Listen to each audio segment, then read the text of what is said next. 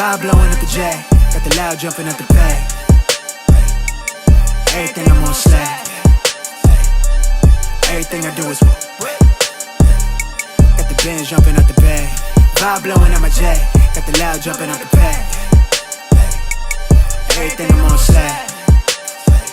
Maybe with the Brazilian, this would be the first. They wild, I think. I'm innocent. Bro, you hear that guy?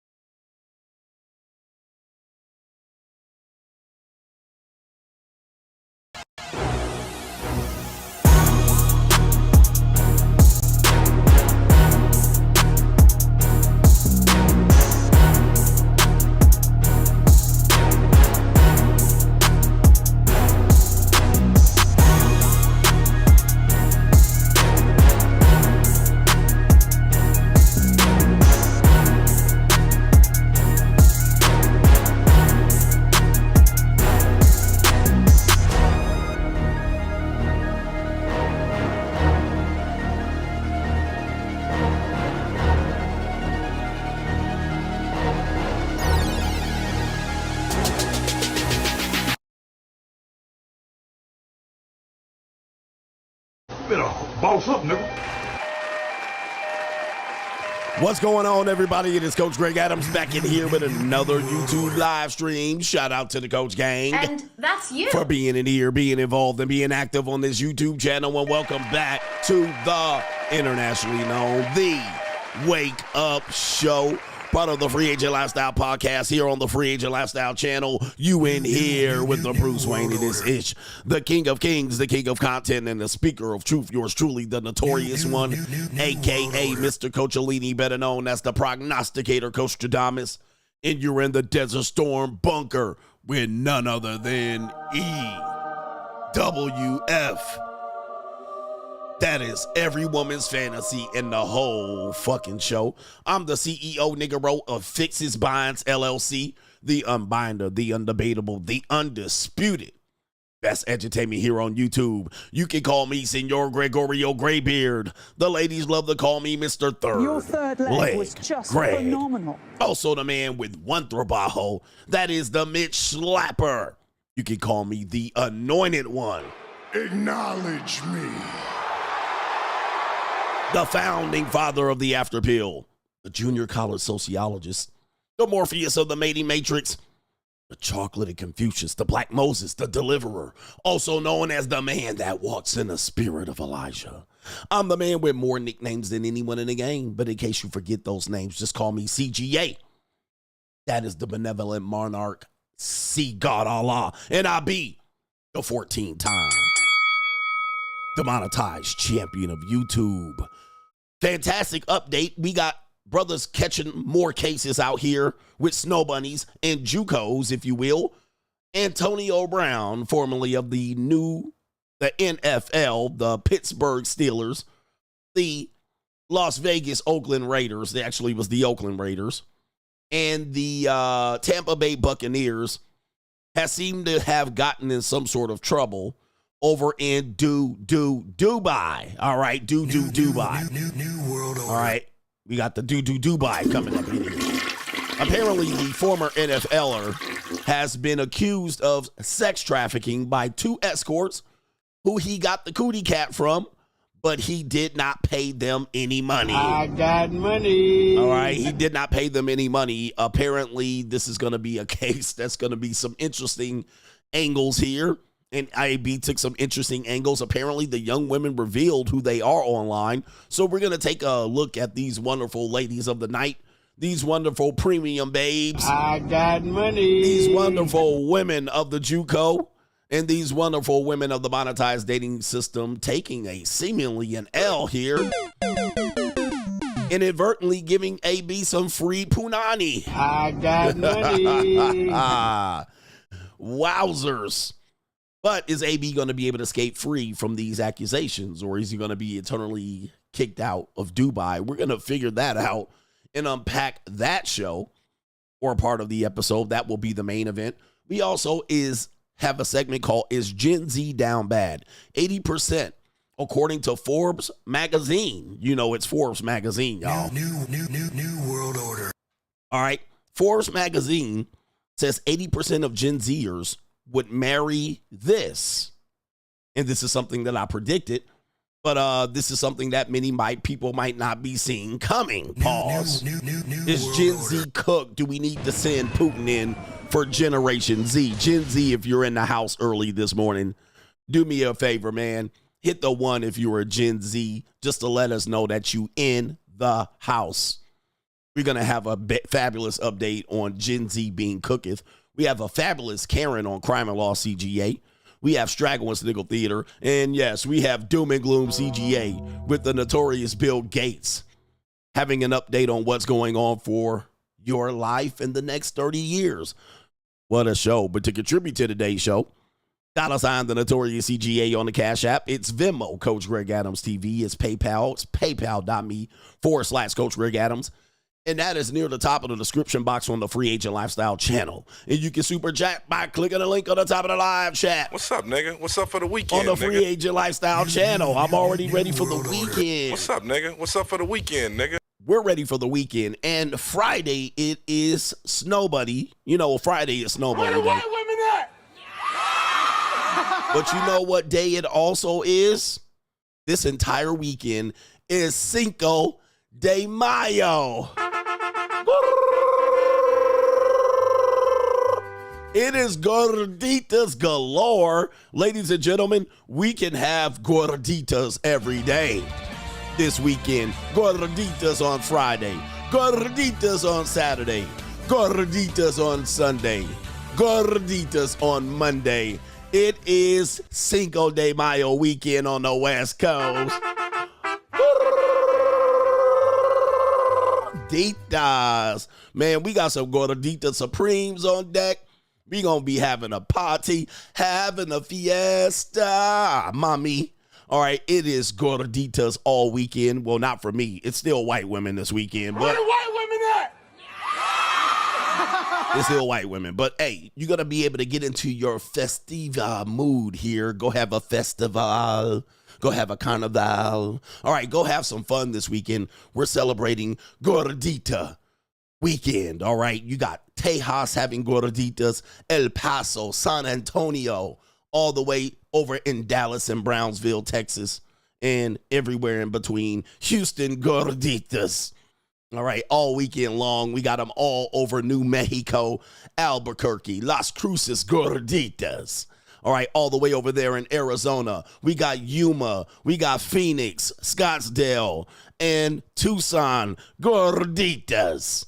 All right, all the way in California, got gorditas in San Diego, Imperial Valley, Fresno, Bakersfield, gorditas, East Los gorditas. We got everywhere on the West Coast. We celebrating.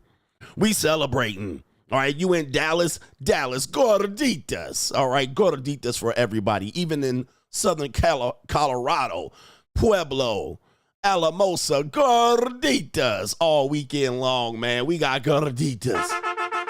All right, the gorditas gonna be delicious with their Chalupa Fupas. Chalupa Fupas over in Corona, the IE, the Inland Empire, all the way over to Riverside. All right, Rancho Cucamonga, gorditas. All right, we got gorditas all over the place. In Denver, gorditas. All right, tacos and burrito supreme. I got a gordita that I need to show you. I forgot to pull her up, but I got a fantastic. Hold on. We're going to do it live, gentlemen. That's what we're going to do. We'll do it live. Okay. No. We'll do it live. Do it live. I'll write it and we'll do it live. Wait till you see this gordita. All right, this the gordita I'll be looking for. I'm going to pull her up over here. I should have had her set up over here already. But this is one of the best gorditas I've seen in a long time. All right, let me see if I can get her. Oh, yeah, I pulled her right up. All right, I pulled her right on up. All right, because it's Cinco de Mayo weekend. All right, any Mexicans boxing this weekend? All right, any Mexicans boxing? All right, here we go right here. We're going to have to get this gordita up for Cinco de Mayo. Everybody in Mexico say, Viva la raza. All right, Viva la raza. Everybody say, Viva la raza. All right, and you might be able to say something like, Si se puede. I believe I said it right. All right, si se puede. All right, so here we go right here. Ooh-wee. Hello, mamacita. Senorita, look at this gordita. She's got her booty on. Oh. Hey. Canelo this weekend. Oh. Hey. Hey. Look at that gordita right there. That is something special. Fupa Chalupa. Hello. Yes, indeed. Mexicans gonna be drunk off the cervezas. We got Canelo fighting this weekend. Ryan Garcia fighting this weekend. And look at that. Hello. That's my kind of woman right there. I need a woman like that in my life. I need a woman like that in my life that wear her booty in the front. She got her booty in the front. Ooh-wee. All right. Hey, I ain't never had a woman with a booty in the front. All right. That's what I'm talking about. Front booty.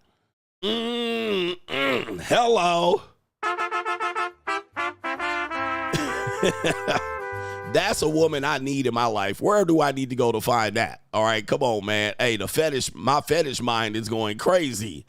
Yeah. Saddlebags and all kind of shit, bruh. I bet you that bitch can cook. She can cook. And look at her face. She got a face of a woman that weighs 180 pounds. Well, she weighs 320 pounds, though. All right, her face ain't that bad. She's not a butter face. She's got a butt in the front, though. Hello, give it to me, ladies. Come on.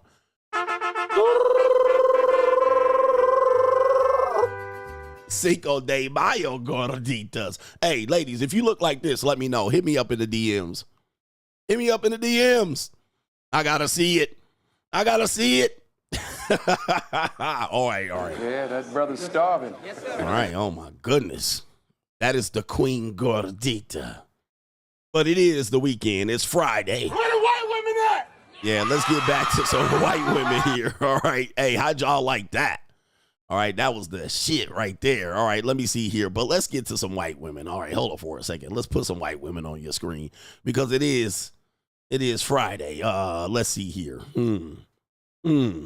All right, here we go. Oh, woo, that's what I said. But hey, you know what day it is. Okay, here we go. Water. Where the white women at? Yeah. Oh yeah, let's go. Snow bunny heaven. Oh my goodness. Hey, where are the white women at? Man, this is one of these days. It's the weekend.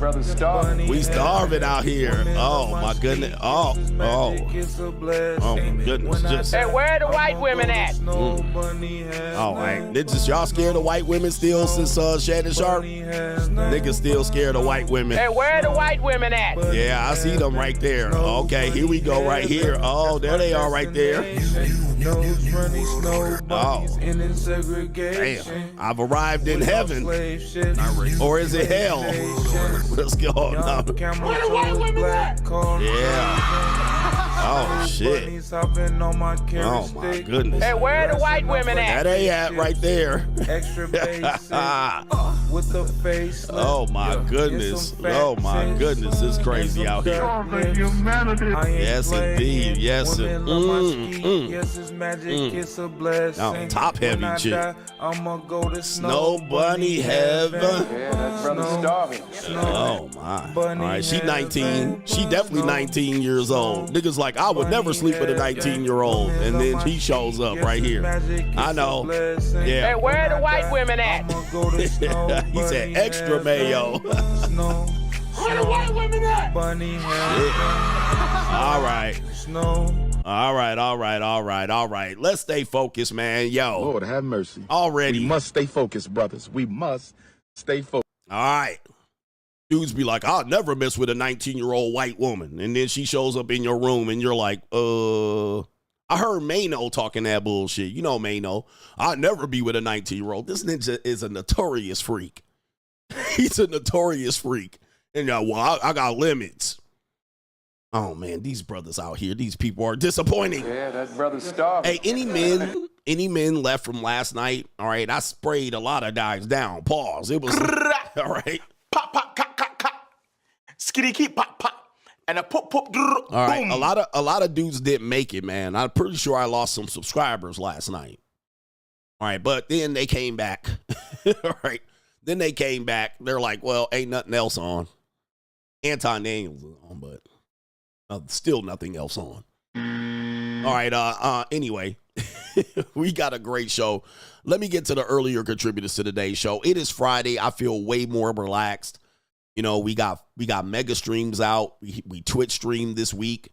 All right. It's been a busy week. It's been a busy week, but we're here and I'm in good spirits. My voice is still alive. We got some flatbacks on the plane. All right. I feel like takeoff right now. All right. Flatbacks on the plane, arriving, delivering from Europe. Hold on for a second.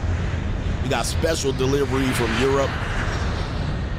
And it's on like Donkey Kong for the weekend, Cinco de Mayo weekend. And maybe I have to get to the fight this weekend. All right. But Mitch's got Purge last weekend. And man, please stop telling me to stop paying attention to Mitch's. All right. But I went in on some Mitch's yesterday. Skitty, keep, pop, pop. And a pop, pop, boom. And you know what's funny? If it was any other content creator, there would be people chopping up their tape. Right? You know what I mean? Chopping up, clipping it, making CGA went on men. All right. What's going on with my sign? Rosalinda done fucked up my sign. All right. Hey, goddamn Rosalinda. All right. I told her not to come in my damn office. Pause. All right. Look at that shit. Rosalinda and her two maid friends came over and fucked up my sign. They had my audio all messed up. I was like, I had to fix my audio. I said, I always tell Rosalinda, do not come in this office. Only time you come in this office is if I'm spanking that ass. All right, but here she is right here. All right, but yesterday, the Mitches, man. Hey, look, if any other content creator went in, let's just say Myron started talking about dudes, all right? Everybody would be in their feelings, all right, chopping it up. CGA, but CGA can keep it real. Somebody said it, man. Hey, we keep it real. So everybody knows I'm speaking facts. I'm speaking reality. So I'm not just on some YouTube. I'm just trying to trip on some YouTube trip. All right, but anyway. Yeah, she tried to put it back and be like, Rosalinda tried to make sense of this sign. She was like, no speaking English. All right, so free. That's especially how Rosalinda probably pronounces free agent right there. All right, anyway. Oh, my goodness. She says, let me fix it. Let me fix it, Poppy. All right, no, Poppy. No, Mommy. That's not the sign. All right, anyway. Oh, man. All right, what are we doing? Who got deleted? All right, I think Eric got deleted. Well, it was too many caps. Shout out to Jeremy Spoken class today. Jeremy says, I just closed on my first duplex. I will be house hacking. That's a term that was mentioned in the money mindset. If you aren't in the money mindset, you are falling behind. Shout out to the coach gang. Shout out to Jeremy E. We talked about house hacking, and I think that was one of the mortgage, the real estate streams that we did. And the money mindset is legitimate. We will be here for the money mindset on Sunday. I'm excited for the episodes that we're putting out. And shout out to you for closing on your first duplex. That's some winners. Winner, winner, chicken dinner. Money mindset. Money mindset for life, man. Shout out to y'all brothers over on Patreon for people who want to know. It's the money mindset. You can find us over on Patreon on Sundays. Put in that money mindset inspiration. We're changing mindsets and we're creating winners. Winners. Shout out to No Government Name. I had an idea for a new rule for the free chat. Mitch's. Any man that disagrees with CGA, put your bank account balance in the same statement or get banned. They won't do it.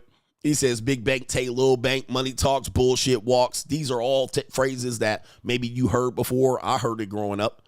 But big bank, take little bank. Money talks, bullshit walks. That's what we talk about over here. This a man show. We a grown man show. MC Hamster gave my girl the best 2 minutes of her life this morning.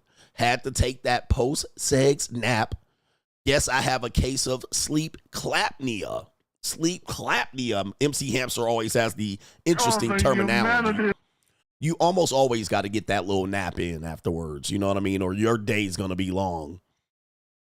All right, Derek Year says, hey, coach, 23-year-old coach gang member, appreciate the going hard on the Mitches on the stream last night. Enough with the mediocre life. It's Boss Up 2025. Boss up, nigga. All right. You guys know and aware that we are trying to tell men you're going to get priced out of life if you don't boss up. Like the window is closing. And I'm not trying to even tell you fear tactics. I show you data that demonstrates you guys are getting eaten alive right now in terms of your ability to support yourself. Like you used to be able to support a family of 5. Now you can barely support a family of 3, like wife, husband, and child. Now people can't even. Now what happens is you probably, if you get married and have children, you're more likely to have a split household. Now you have to support 2 households and children that live in 2 households. And now it's even getting harder to support yourself. So if you guys haven't noticed over the last 40 years, you getting eaten alive slowly. So what's going to happen in the next 25 years, right? If you can barely support yourself today, what's going to happen in the next 25 years? Well, Bill Gates is going to tell us coming up soon in a minute here. We're not trying to scare you. New world order. But this is where we at.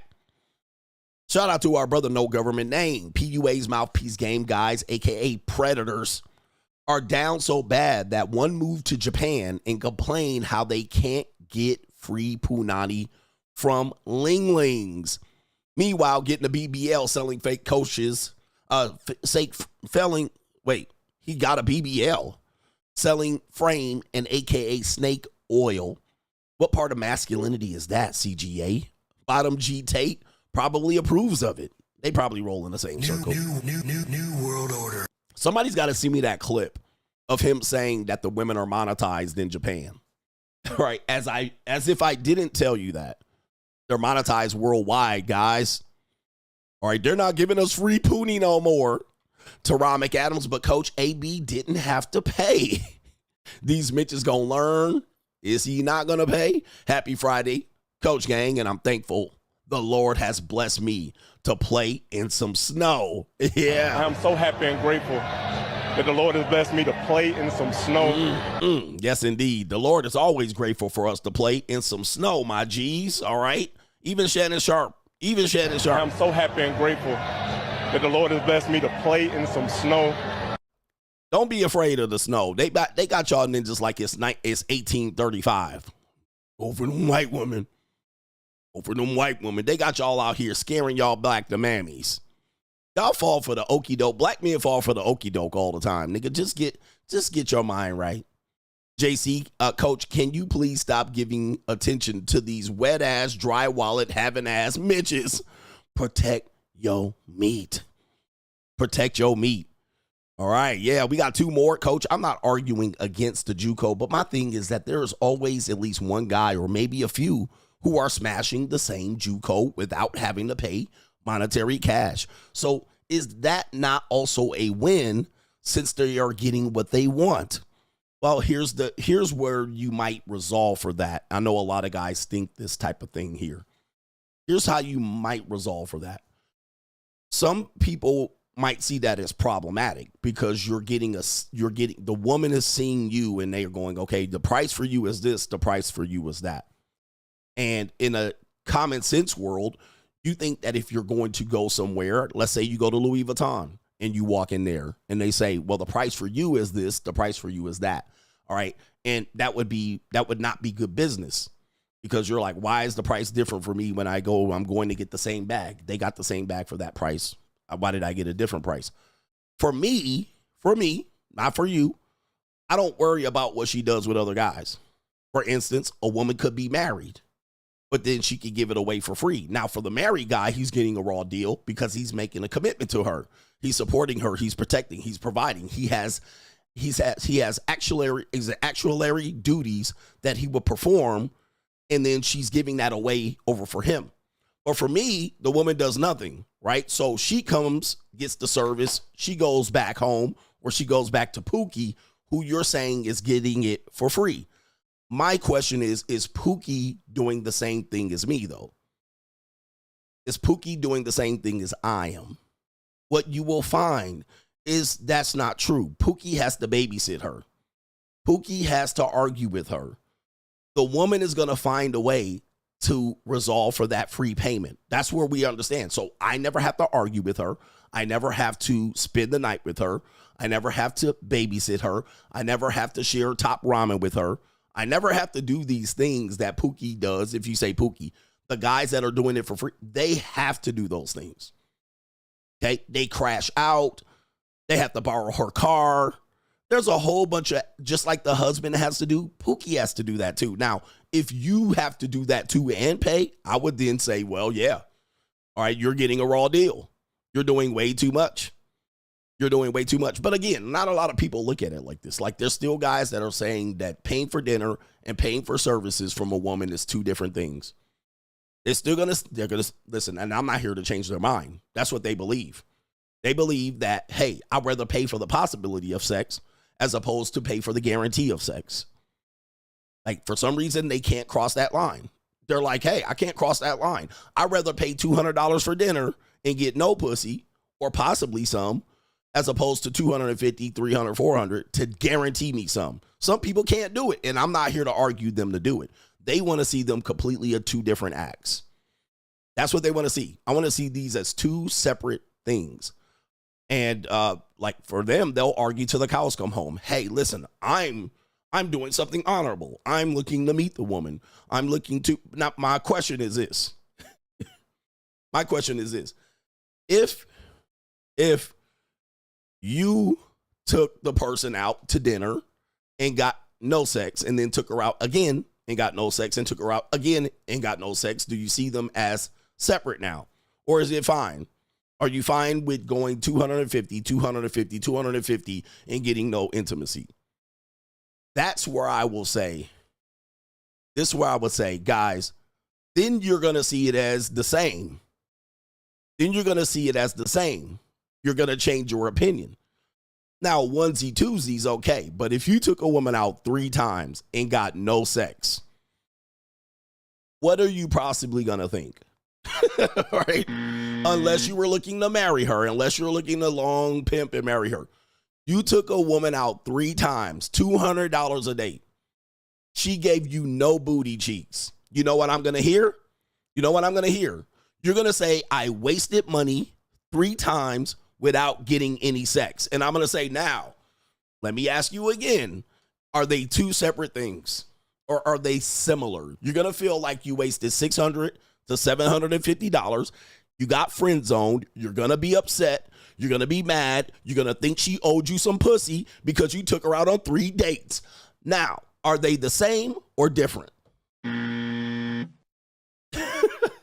then you're going to say she foodie called you, she friend zoned you, she led you on, she strung you along. Now, are they the same or different? Okay. Like, you know what I mean? Men just want to be seen as honorable. You're going to be like, you owe me some pussy. Why? 1 date, 2 date, 3. I thought it was different, sir. I thought it was different. I thought you weren't paying for pussy.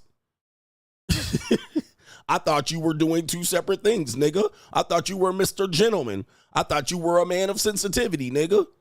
All right, but now all of a sudden she owe you pussy after date number 2. Why would you think she owed you pussy, sir? Because you spent money.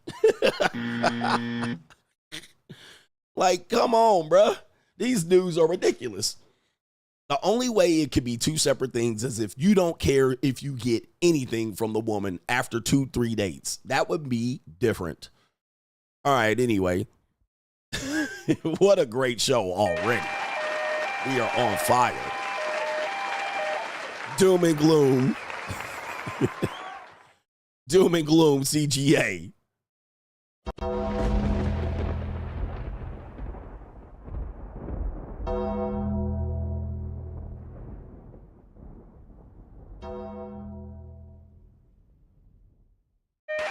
Doom and Gloom CGA brought to you by the New World Order.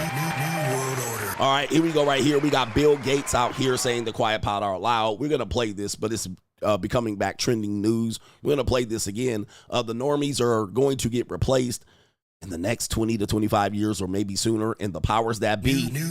Bill Gates is telling you this right now. Here we go. People are like, wow, this is a bit scary. It's completely new territory. I mean, will we still need humans? Not for most things. We'll decide. I mean, all right, not for most things, including relationships. You're going to hear that here coming up here in a bit. But he said, we'll decide. Yeah, your old boy Bill Gates up to his old his old regular tricks here. Still need humans? Not for most things. We'll decide. Yeah. I mean, will we still need humans? Not for most things. We'll decide. Yeah. New world. And look at that. Is that Jimmy Kimmel? All right. Jimmy Kimmel's like, what? Oh, the humanity. Well, Jimmy Kimmel, is that Jimmy Kimmel? All right. You're in the New World Order too. You already kissed a nanny goat yourself, I'm pretty sure. All right, so you already on the inside, sir. You knew this information. New world. We'll decide what humans we need. All right, but you guys took that pokey poke too, didn't you? New world order. Or is that Jimmy Fallon? Who did I say? I said somebody else's name. All right, I don't even remember whose name I said. All right, but anyway, we'll decide. New world order. All right, who did I say his name it was? I can't even remember what I said. All right, maybe. I mean, will we still need humans?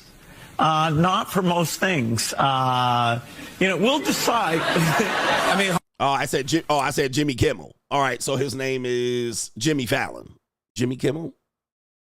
All right, whatever. All these niggas is New World Order. New world order. All right, but anyway, there's a white woman right there stretching. But of course, it says Bill Gates predicts 2-day work week as AI set to replace humans for most job within a decade. New world order. All right, this was reported yesterday or this past week. It says Bill Gates predicts a dynamic shift in the work week, but the normies ain't gonna see it, guys. The normies aren't gonna see it. They're gonna just hear, oh, work-life balance. Oh, we get to work less days per week, but they don't realize in that they're being replaced. So sort of like during the what did they call it? They said stay home 2 weeks to stop the spread, but then they extended it to 6 weeks and then 6 months and then a year, and then they were like essential human beings, non-essential human beings. Like that's what they're gonna do in the next 10 years. You're essential, you're non-essential. All right, just they already got you programmed. All right, you're an essential, you're a non-essential human. All right, and so just like they did during that, they basically then the corporations figured out we could trim the fat and get rid of these jackasses real quick. All right. And what do? They say you can work 2 days home remote and 3 days in the office, or vice versa, 4 days at home, 1 day in the work. All right. They've already got you trained for the slippery slope down to replacement. Yes, they do. New All right. And then they already got you guys wanting to quiet quit and work less and 4 days work week. They already got you programmed. So it's going to be easy to just slide you in right to the next slot of doom. Right. And Bill Gates says, yeah, bruh. He says right here, within the next decade, due to AI advances, 2-day work week as AI takes over most human tasks. New world order. It says Gates foresees a world with enhanced work-life balance. However, concerns around job displacement, ethical control of AI, and wealth inequities continue to raise crucial questions about this evolving future. We're evolving. I don't know if he'll be around in 10 years. New world order. All right, but yeah, man. Yeah. A future of full weekends, 3-day weeks, and the depth of the classic 9 to 5 may not be as far as it sounds. But don't say, listen, I know people are like, this is conspiracy theory, coach. All right, but I already told you we were headed this way. We're headed this way. Now, the people who are good in advancing in tech and learning, you'll be fine. You'll be able to find ways to employ yourself. Most of the people are not essential, though. All right, your jobs are going to be wiped out. And anybody that doesn't understand this, I don't know what to tell you guys. I believe the better part of 65% plus jobs today were not even jobs 25 years ago. The jobs we have today weren't even considered jobs 25 years ago. In fact, even YouTubers and streamers, oh, that's not a real job. And these are the mega millionaires of today. These people make hundreds of thousands of dollars a day, a month, and a year, all right, to jump on your internet screen and use the tool of the internet in these social media platforms. In fact, interesting enough, the most popular apps that we spend the most of our time on weren't even around 20 years ago. Like everything we do, everything you look at, everything you do on your phone, technology didn't exist 20 years ago. Damn near 15 years ago, it didn't even exist.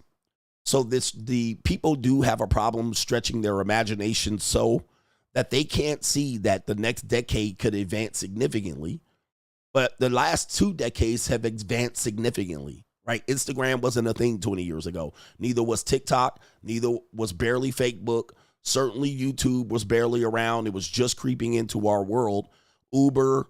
I mean, there's just so many classic examples of things that didn't exist. Now, because we have these new things, people have found ways to work themselves into employment. And this is the same thing. People are going to find themselves adapting and adjusting to the new world that is going to be there. However, some people are still stuck on stupid.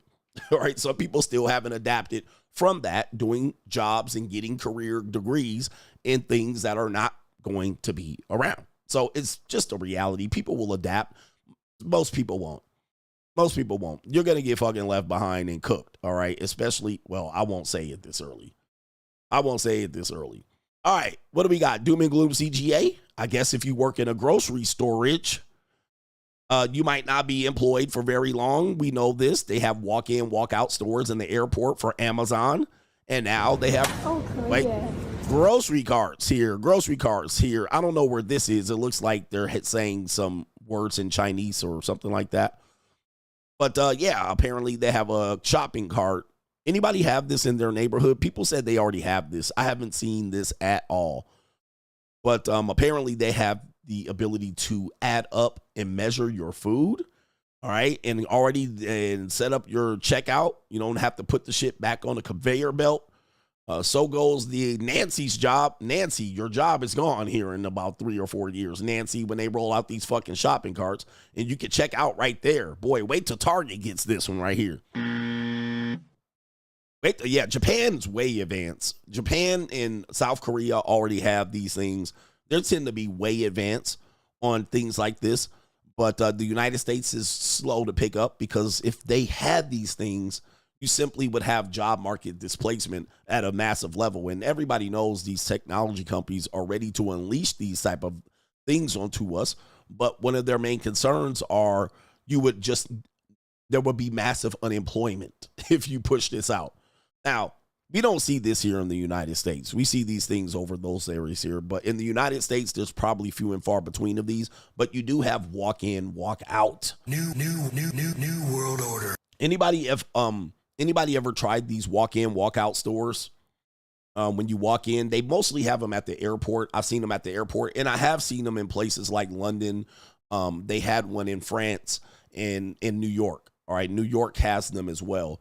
But you go in there already, right? You go in there. You have to have an account, I believe, with Amazon. And you go in there, you scan your little Amazon, you walk up in that motherfucker, and then you pick up your stuff and you just dip. All right?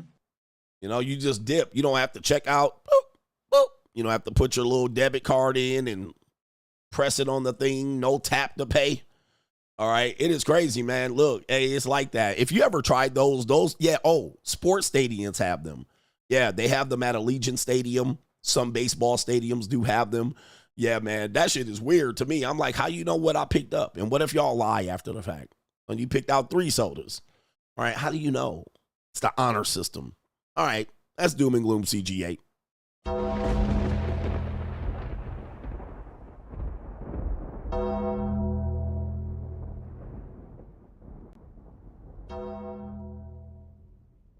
I believe many of these stores, they say they can decrease theft.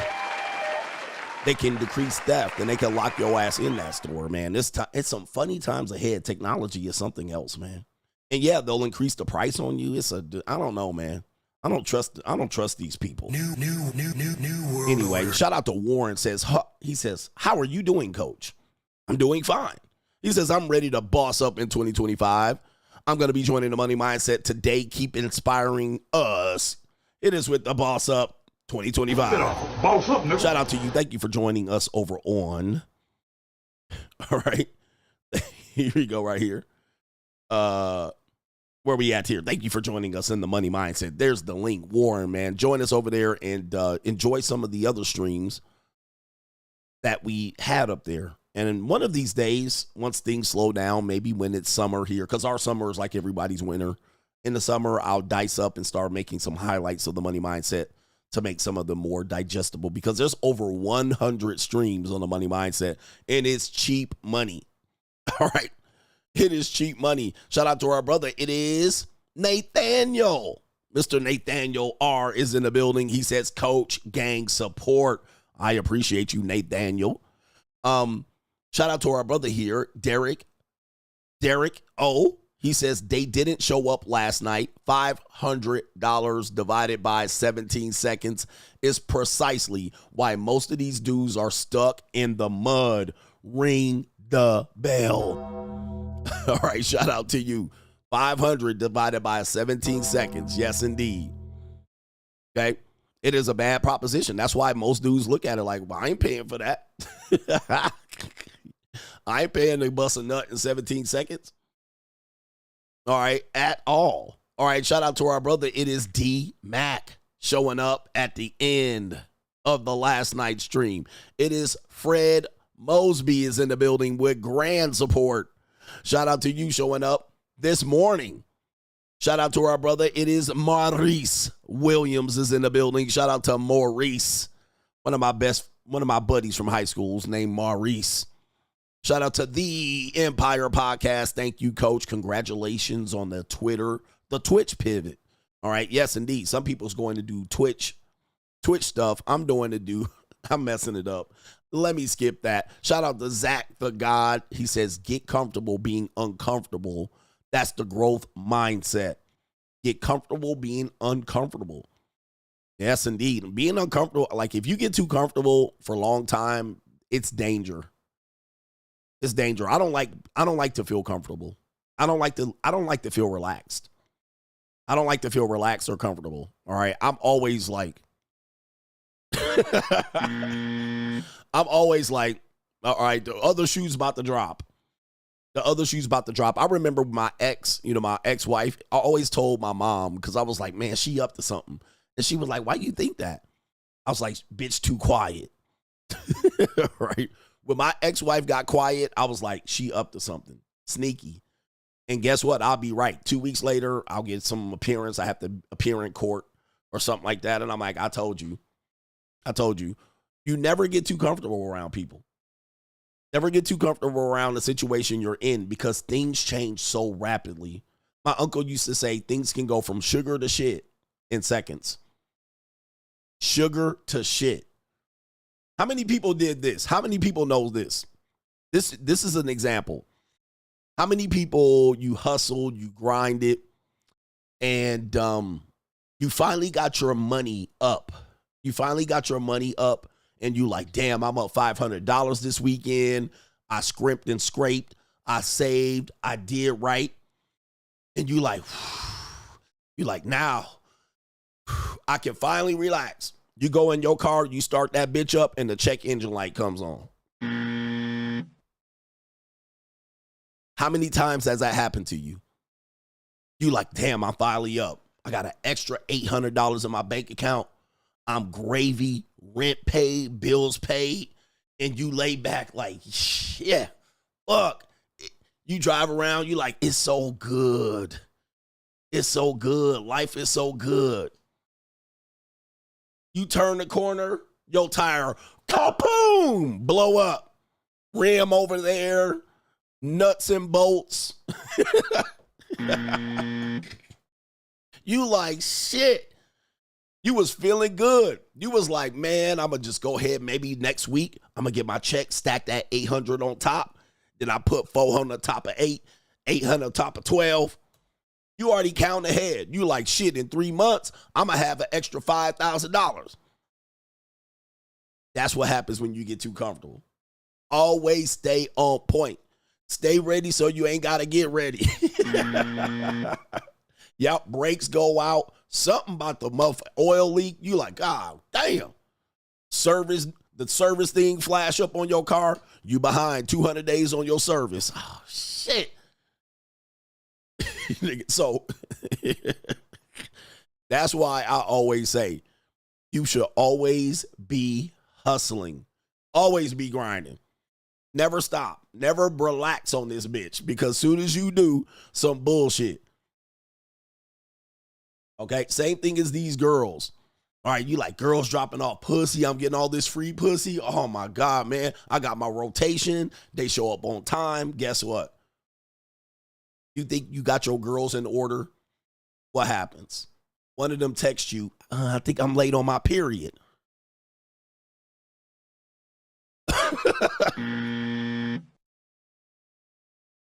Now that rotation that you had that was working like a well-owned precision machine, well-oiled precision machine, that rotation looking fucked up right now. Now all that pussy that was getting dropped off looking mad crazy and shit. And you like, bitch, you late on your oh, nigga, not the, okay, shit, I hope she just late. How late, bitch? How late you is? I'm about 5 days late. Life over, cook. So don't ever get too comfortable. Okay, as Future said, bitch, don't get too comfortable around here, because life will wake your ass up. Life will life on your ass real quick. So you be like, Coach, why you still be on it? All right, I be on it. Shout out to our brother H every day. Being a successful black man with options is going to cost you if you want the best out of life in America. I chose to go monk mode to get my life in order and declutter BS from my life. Don't call me to come chill if it ain't about a big money plan. No, I don't want to go out and touch grass or cold approach females. Stop thinking it ain't gonna cost you. Stop thinking that you can get it for free. Yeah, I mean, guys will do that. I'm like, dude, we ain't even making no money while we're doing what we're doing. You're like, it's for free though. All out in the middle of the night. All right, Triggerverse says, did you hear about the Real ID, Coach? Be sure to get the Real ID with the star if you want to travel anywhere. Shout out to the NWO bag and tag team. Yes, indeed. But yeah, people should have got you should have got the Real ID 3 years ago. They've been warning you to get the Real ID, but now it's like deadline time and people are getting caught again. I tell you, normies, they've been telling you about the Real ID for a minute. All right, like for quite a long time. Niggas are still out here. Up. All right, hold on for a second. Okay. Oh shit. Somebody, here we go, right here. Here we go. Damn. We got a problem here. as I said, okay, here we go right here. Oh, man. Let me see. All right, we have a mad problem right now. Okay. All right, but anyway, what was I talking about? Nah, Ling Ling ain't pregnant. Ling Ling ain't pregnant. Yeah, we were talking about something else. I don't know what we were talking about. I had an issue. Oh, by the way, we were talking about getting on a plane. I just had this issue right now. But guys, the real ID, guys, if you have a passport, you're good. So get your passport, you'll be fine. But if you didn't get the real ID 3 years ago, like you were supposed to, and they said, oh, you don't need it, what'll happen is you guys will be stuck. So you guys got to go get your IDs. All right, get your real ID. It needs to have a star in the corner. It needs to have a star in the corner.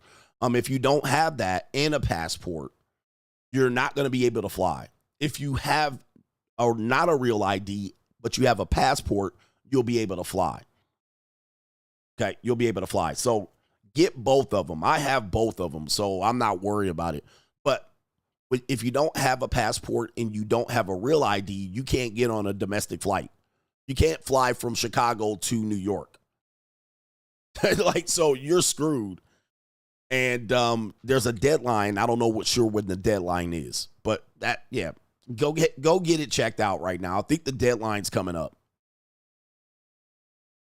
All right, shout out to H every day. These people are trained to see you as less than. You can be Michael Jordan and you think he still has to impress his snow bunny with stuff and promises. They all are looking for a sturdy ledge to perch and be seen from. It's all good. Just know what you're dealing with. Take risks, but take the right risk, not unnecessary meat. That's the problem I see guys having. Guys still haven't adjusted to what the reality is. All right, they haven't adjusted to what the reality is. And Muhammad says, comedian Earthquake has a joke that he saw a boxer get hit so hard that his TV shook. His own TV shook. In that spirit, I had to turn on my air conditioner for that high-powered heat. You put Mr. I am already rich on, laughing my ass off. That nigga, man. I'm already rich, all right? And you're jumping on YouTube to announce it. Okay, last one. H every day. Hope it's short. He said, just witness society in shift. Saw some dude playing basketball on the court and was about to fight because his teammate slapped him on the butt and said, good game. Meanwhile, I'm watching the news showing WNBA highlights and women are slapping ass and high-fiving. America is cooked. All right, yep, we are watching society shift in front of us. For sure. All right, but with that being said, let me go ahead and get to this one. He saying some crazy. It is Straggle and Sniggle Theater. You already heard them. Let's get it. Like, ride with me if you ride with me. You can slide with me if you feel like 550 on the 5 sticky. Come get high with me. That's a deal, right? Straggle and Sniggle Theater. May 7th is the deadline for the Real ID. Wow. Real ID deadline, May 7th. Normies again go normie. Goodness. Normies go normie, man. Normies are going to fucking normie. Guys, the Real ID deadline, the Real ID, it was 4 years ago. When did they tell you to get the Real ID? It had to be in 2020. Now it's a week to go and niggas can't even get on a flight. Just okay. Straggle and Sniggle Theater. Have you ever wanted to get inside the mind of a Pookie? Because a lot of guys be like, Pookie gets it for free. Pookie gets it for free, but you don't really know what Pookie is. You know what I mean? You just seeing him busting down whores and busting down the girls and the skeezers you want. But we never really got the true insight of the Pookie. Well, guess what? We're going to give you the insight inside the Pookie. Guys, this is the guys. These are the broke guys with the air mattress that you wish and aspire to be. We're going to hear what a Pookie thinks like, though, and why women like Pookies. All right, and we're going to start with this guy. I don't know who he is. You might know who he is. All right, but here's a Pookie right here, and don't tell me he's not a Pookie. We got Just for Men beard. We got we got dreadlocks, dreadnoughts. We got a step it and fetch it hat. We got a gold chain, gold tee, fried chicken and biscuits. We have a Gucci t-shirt that he got from an outlet mall. And we have a tattoo on the neck. I mean, listen, you can have one or two of these and not be a Pookie, but he got all of them, you know? I mean, he's got all of them combined. Fake ass chain. All right. Fake ass tangled up chain. Cheap ass Gucci t-shirt. Who wears this? Nobody ever wears a Gucci shirt like this, but broke niggas from outlet centers. I mean, this is a certified 100% Pookie nigga, and he looks like he's high. He looks like he's high. So this is a Pookie. Let's get inside the mind of a Pookie and how he thinks about sex and why strags like Pookies. It definitely controls everything. The sex part of things is like that tickling feeling that come out the tube of that dick when I finna nut. That motherfucker control my brain. My brain be fucked up, man. See, what happens is guys think that if broke Pookie can get pussy, that if you stay broke, you can get pussy too. But the problem is you don't let your mind get controlled by an orgasm. I mean, certainly it's good, but you're not this dumb. You know what I mean? You're not this stupid. Okay. So you see, being broke is not why he gets pussy. He gets pussy because he's easily to be manipulated by a strag. All right. And so let's go ahead and pull it why this guy does nothing all his life. And this is the one thing that literally he leads his life right here. It definitely controls everything. The sex part of things is like that tickling feeling that come out the tube of that dick when I finna nut.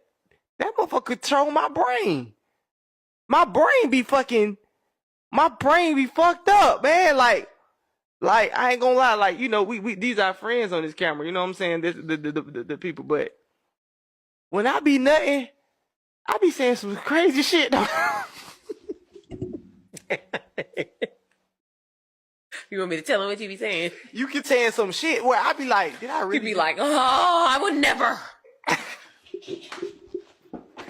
I would never fuck with another bitch ever. You are my wife. Like, oh, I love you. You the baddest bitch in the world. See, this is the stuff you don't know about Pookie.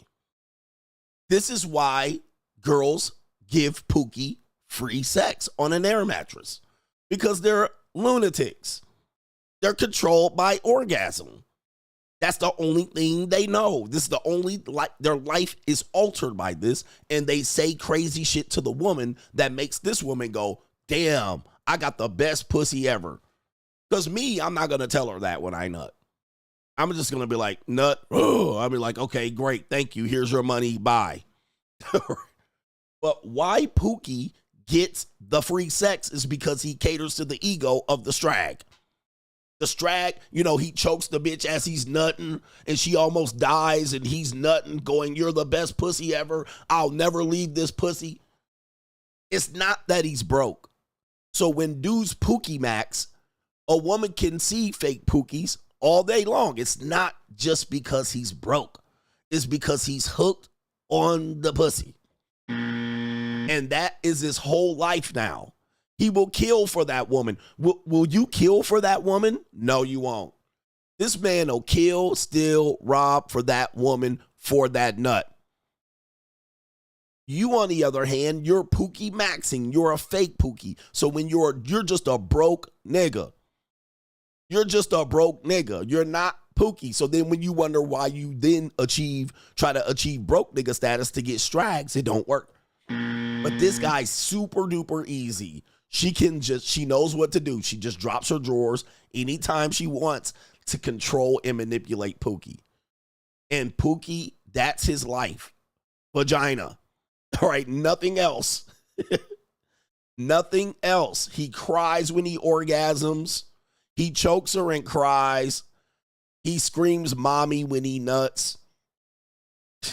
Right? This is crazy, man. It definitely controls everything. The sex part of things is like that tickling feeling that Yeah. come out the tube of that dick when I finna nut, that motherfucker control my brain. Controls my brain. And look at her right here. Look at her. She's like, Oh, the humanity.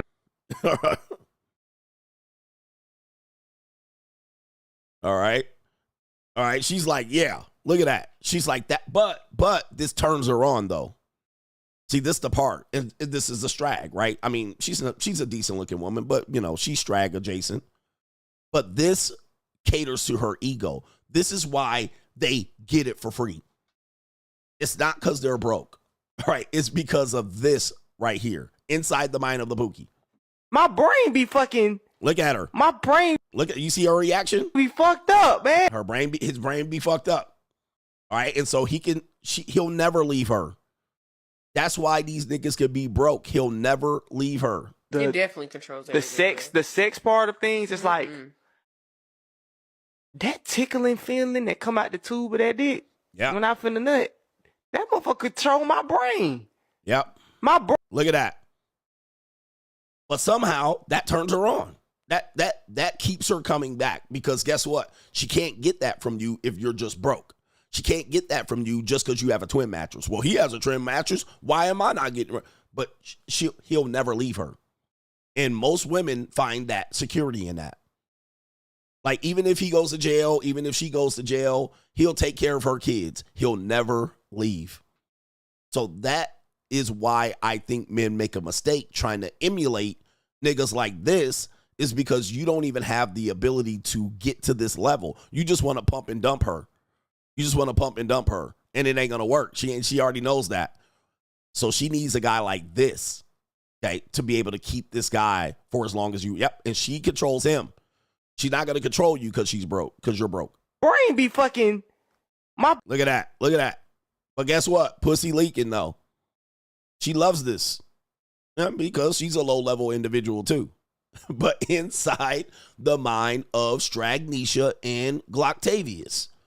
So, guys, when guys Pookie Max or guys make an excuse about not achieving in life because they see this guy, he's not a non-achiever.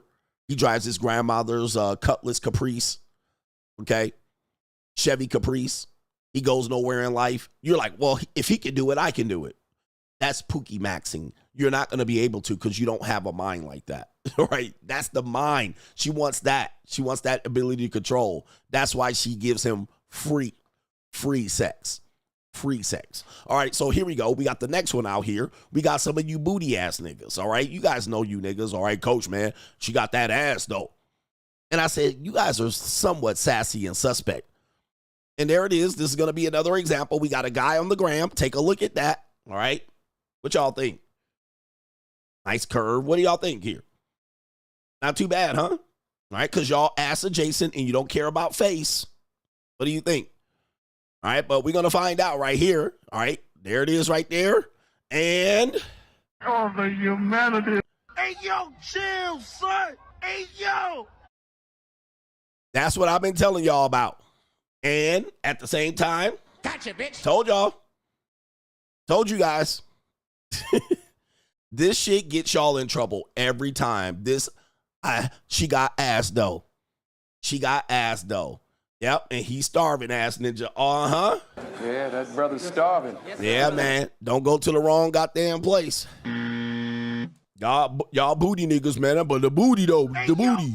And I'm like, what about the face? And this is why I told y'all, them booty niggas, ass. Y'all would fuck anything with an ass. And even if it was attached to a man. Yes, you would. Hey, yo, chill, son. Hey, yo. All right, and yes. Mm-hmm. Word is, y'all be out there with them T-boys. Y'all be out there with them, what do they call them in Thailand? They call them something. Lady boys. They said black dudes be with them lady boys over in Thailand. I heard that. Hey, yo, chill, son. They don't care. The niggas be coming over there for the lady boys. Yeah, I told you them booty ass niggas. All right, anyway. We got a couple that apparently, of course, again, people will say, well, they're in a relationship, coach. He found love. Well, this couple says the husband invited his best friend into having a relationship sexually with his wife. But then it goes left. Let's play the video. My husband is gay and I'm pregnant by his best friend all in one day. So let's just get into the story time. My husband and I decided that we wanted to get a little frisky in the bedroom. And I thought he meant with another woman. And I was like, sir, I don't want to share you. And he goes, no. I want to share you. He ends up telling me that his best friend has made comments about me being very attractive and he wanted a piece of that ass. And it started to turn him on. So he decided that he wanted to open up our bedroom with his best friend. This took a lot of convincing and a lot of drinks in me, but eventually I gave in. I was like, fuck it. You know what? Let's get a little frisky. We've never done this before. So his best friend comes over. We have a few drinks in us and then we head to the bedroom and we do the damn thing. And I'm not gonna lie, it was actually pretty exhilarating. That was until the protection broke. And my husband just didn't even wear one, obviously. And I'm not gonna lie, I did think it was a little weird because they started like touching on each other, but I was really intoxicated and so were they. And at the moment, I didn't even really think twice about it. I just saw it and I was like, no, don't watch that. Let's just focus on what's going on with me. Fast forward 5 weeks and yep, you guessed it, my period's late. So obviously I go and I take a test and whoop, there it is. 2 fucking lines. Fast forward another few months and the DNA test comes back and guess what? It is not my husband's. It's his fucking best friend. So we invite his best friend over and we all sit down and this is where we end up telling him, hey, you got my wife pregnant. I thought it was me and my husband going to be spilling the secrets, but boy was I fucking wrong. Because his little ass gets up and goes and sits next to his best friend. And I'm over here like, why the fuck are you consoling him? I'm a fucking mess right now too. And then he fucking holds his best friend's hand. I start replaying the goddamn images in my head of them from that night. Before the words even fucking left their mouth, I knew. They look at me and tell me that they actually have been seeing each other. And that night just solidified that they knew that they were in love with each other. And they want him to join our marriage because his best friend also had an amazing time with me. My pregnancy hormones did not help this. Hey, yo, chill, son. Hey, yo. Men are the new women coming up in 2025. All right. What more can I say about this? What more can I say about this? How about this, gentlemen? You know, men complicating things. You're always worried about what another guy's doing to a woman that you're defiling. Well, another guy, he got it for free. I paid for this. You know, guys are always worried about this shit. And I'm like, why are you worried about it, man? Just have fun with the woman. She right there. All right. All right. We have this on Straggle Single Theater. We have a white woman here. Since it's White Woman Friday, I saved this for you. We have a flat back Kaylee. She's more like a very skinny Kaylee. Where the white women at? And not only that, she looks like a 19-year-old Kaylee. She said, my Tinder date made me a goodie bag for the Uber ride home. All right? This is AKA Aftercare that we tell young men that you need to wake up. All right. Well, she don't deserve nothing from me ass niggas. All right. This is an Aftercare bag. Let's see how this plays out. What did you do? Oh, I fixed you a goodie bag. Yeah. Fixed me a goodie bag? There's some candy in there for the Uber ride home, some Nutella. Yeah. There's a pregnancy test in here and a UTI test. Yep, just in case. But yeah, that was a lot of fun. But yeah, your Uber's right there. It's a white Camry. So thank you. See you later. Bye. My one-night stand gave me a goodie bag. That is so sweet. Hi, for Chelsea. I'm sorry. All right, Chelsea. Where the white women at? All right. Now, again, this is definitely a skit type of thing here that they put together. But as you can see, she definitely got somebody just fucked me here going on right there. The makeup's not smeared enough, or he's Mr. 17 Seconds. But what guys don't understand when they talk about Pookie, Chad, Ray, Tyrone, all these guys, they think these guys just like, use them and then toss them to the side. They don't know that behind the scenes, these guys are cuddling, snuggling. They're doing things that they don't tell you they do. And you're like, damn, how these niggas keep winning? Well, they'll do things like this, aftercare. They'll never tell you they aftercare. They never tell you that they gave her an ounce of weed and some potato chips and a Gatorade bottle, a refresher, and paid for the Uber. They never tell you that part. They'll just be like, man, I'm hooking up with all these girls. All right. And then you try to do the old, I'm going to just pump and dump these broads, and then you fail. And then you get mad, friend zoned, and then you wonder why. But I'm telling you, a lot of guys do this. There's even a funnier skit where a guy is like this Tyrone, and then And then and these are skits, but then they'll leave and come back. Oh, I forgot my keys, and the dude all cuddled up. They've even caught guys in real moments. Girls have even caught guys in real moments. They look like Tyrones or Chads, but then they'll record them snuggling and doing wild shit and saying, "Mommy, can I take the nipple?" They'll have them doing that cuddle shit. And then guess what? Then the dude will find out she's recording and they'll get mad. They'll be like, "Man, why are you recording me?" Because they're trying to hold masculine frame. But I'm going to tell you, behind the scenes, they're not doing that. They're simping, they're cuddling, they're doing all these things, goodie bag, paying for Ubers, they're even paying for dates. They're doing all these things that they're not telling you they're doing. And then they got you out here thinking that oh, they just out here, the girls just showing up and they pumping them for free. Same thing as the Tyrone earlier. The Tyrone, right, over here, or Pookie. Pookie. Oh, Pookie gets it for free. All right, but they don't tell you all that simping he does when he's telling you, "You got the best pussy in the world. I'll never leave your pussy." Right? They don't tell you about that. They don't tell you about that. So then they have you out here trying to Pookie Max and Chad Max, and they have you out here trying to do all this other shit and emulate them, but they don't tell you the shit behind the scenes. They don't tell you when they cry in these girls' laps, because they do. They have moments and they cry, break down in tears in these girls' laps like DMX, and these girls' pussies get wet. Right? Yes, they do. They don't tell you that. They don't tell you that she plays with his dookie hole. They don't tell you that they give her goodie bags when they leave. They don't tell you this shit. And then you come out here just completely, yeah, my Michelle, my Michelle. They don't tell you that. So I'm trying to make Goose aware that you guys are being misled and wondering why you're not getting the results. And then they're not telling you this part of the game. What did you do? Oh, I fixed you a goodie bag. Yeah. Fixed me a goodie bag? Yeah, there's some candy in there for the Uber ride home, some Nutella. Yeah. There's a pregnancy test in here and a UTI test. Yep, just in case. But yeah, that was a lot of fun. But yeah, your Uber's right there. It's a white Camry. So thank you. See you later. Bye. All right, and she gonna show up, and you wonder why they keep showing up for the so-called free sex. Because they're getting treated pretty good. All right, and she'd be like, and look at that. She shows up wide mouth like this again, and I'll be feeding it in her mouth, feeding it in her mouth, feeding it in her mouth out there, and she'd be over there like, she'd be over there just tearing it up. She like, "You the best, daddy." She come back happy as a motherfucker. When I tell her it's multiple women, she don't care. All right, because then they deal with you, and then y'all trying to play extra masculine. And then they like, "Okay, nah, I'll deal with CGA." All right, and she be coming over happy as a motherfucker right there. Where the white women at? All right. She come back like, "Hey, where are the white women at?" All right, right there and there, right down the bottom of the esophagus, just like that. Here we go, right here.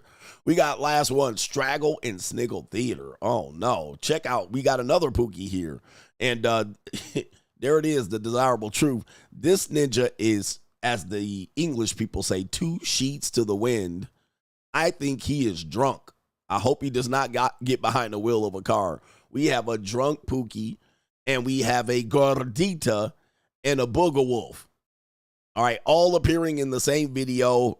This is life. You care about a woman's body count? I don't care about a woman's body count. I got a whole lot of body count, so man or woman, that doesn't really matter, brother. So what's yours? I would say over 100. Over 100. Come here, come here. What are you doing? You got 100 bodies? No, I never said that. He got 100 bodies? That's what he just told me. 100? 100. All right, so we got a Pookie. We got a small sawed-off gordita here, 5'1". Look at the inner thighs on this woman. Yikes. There's a lot of stank in there, bruh. And look at that fupa tucked in them shorts.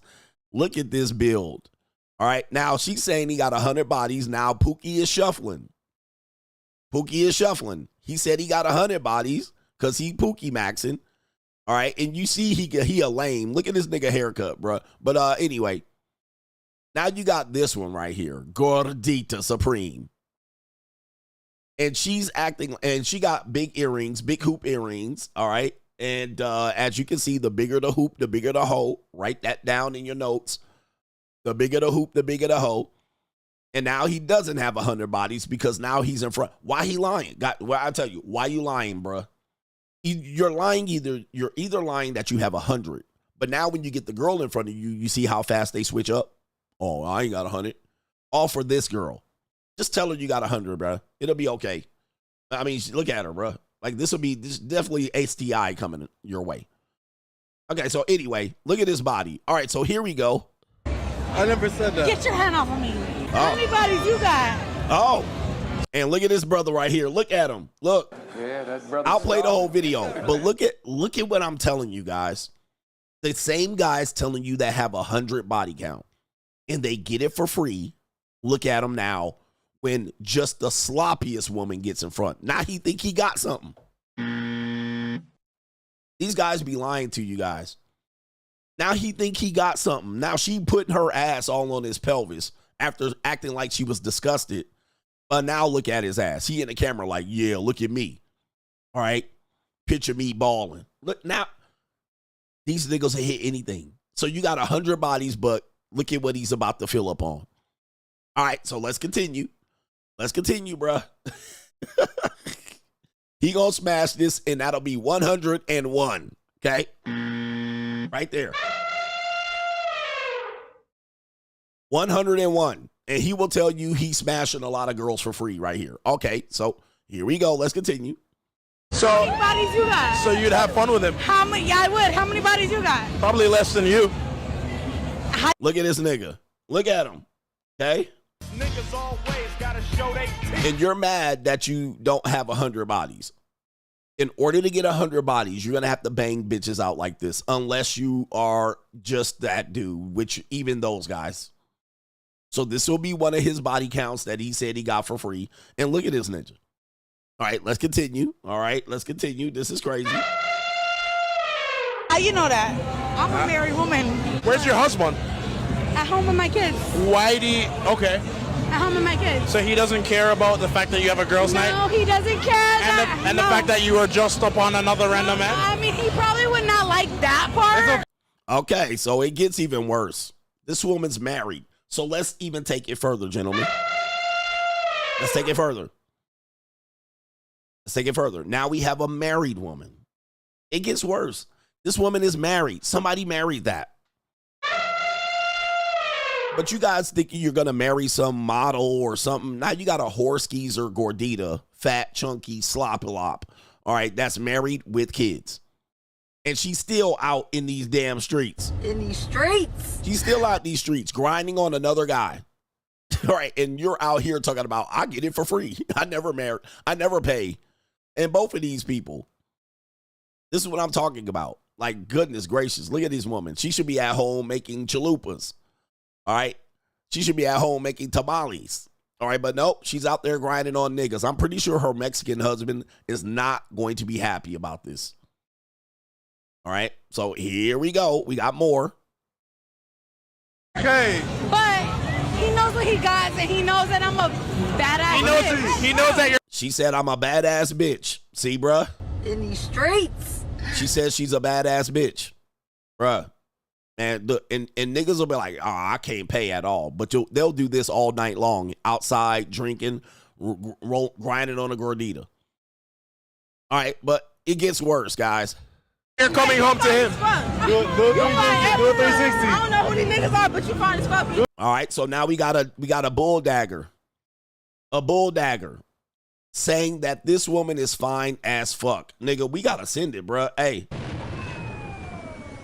We had a bull dagger strag come in to interrupt and say that gordita is fine as fuck. Hey man, I'm out. I'm out of the conversation. We just have too many irrational people. We have too many people's of opinions we cannot trust. We have too many people that don't know how the world goes around, and then they're out here wondering why they're struggling. But meanwhile, these are the people bragging about bad, she bad, I get pussy for free, I bang bad bitches, I got 100 body count. Like, what the fuck? And you want me to go out with these idiots to go out and cold approach those girls? All right, that's what you want me to go outside? Go outside, touch grass. That's what you want men to go outside to go get? This is what you want men to do in Louisville? This is what you want men to do in Orlando? This is what you want men to do in Paducah, Kentucky. This is what you want people to do in Cincinnati. This is what you want people to do in Cleveland. I mean, come on, bro. This is what's outside in Cleveland. Oh, yes, sir. What if that was your wife? I would be very disappointed. Do you care about a woman's body count? I don't care about a woman's body count.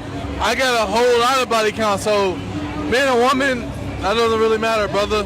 So what's yours? I would say over 100. Over 100. Come here. What are you doing? You got 100 bodies? No, I never said that. He got 100 bodies? That's what he just told me. 100? I never said that. Get your hand off of me. How many bodies you got? So, how many bodies you got? So you'd have fun with him? How many? Yeah, I would. How many bodies you got? Probably less than you. How you know that?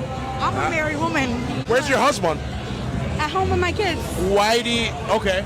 At home with my kids. So he doesn't care about the fact that you have a girls' night? No, he doesn't care. And the fact that you were just up on another random man? I mean, he probably would not like that part. It's okay. But he knows what he got, and he knows that I'm a badass. He knows that you're coming home to him. Do a 360. I don't know who these niggas are, but you fine as fuck. You might get you a nigga tonight. She said, you might get you a nigga tonight. And he twirling this bitch around. And look at this ninja, man. Yeah, that brother's starving.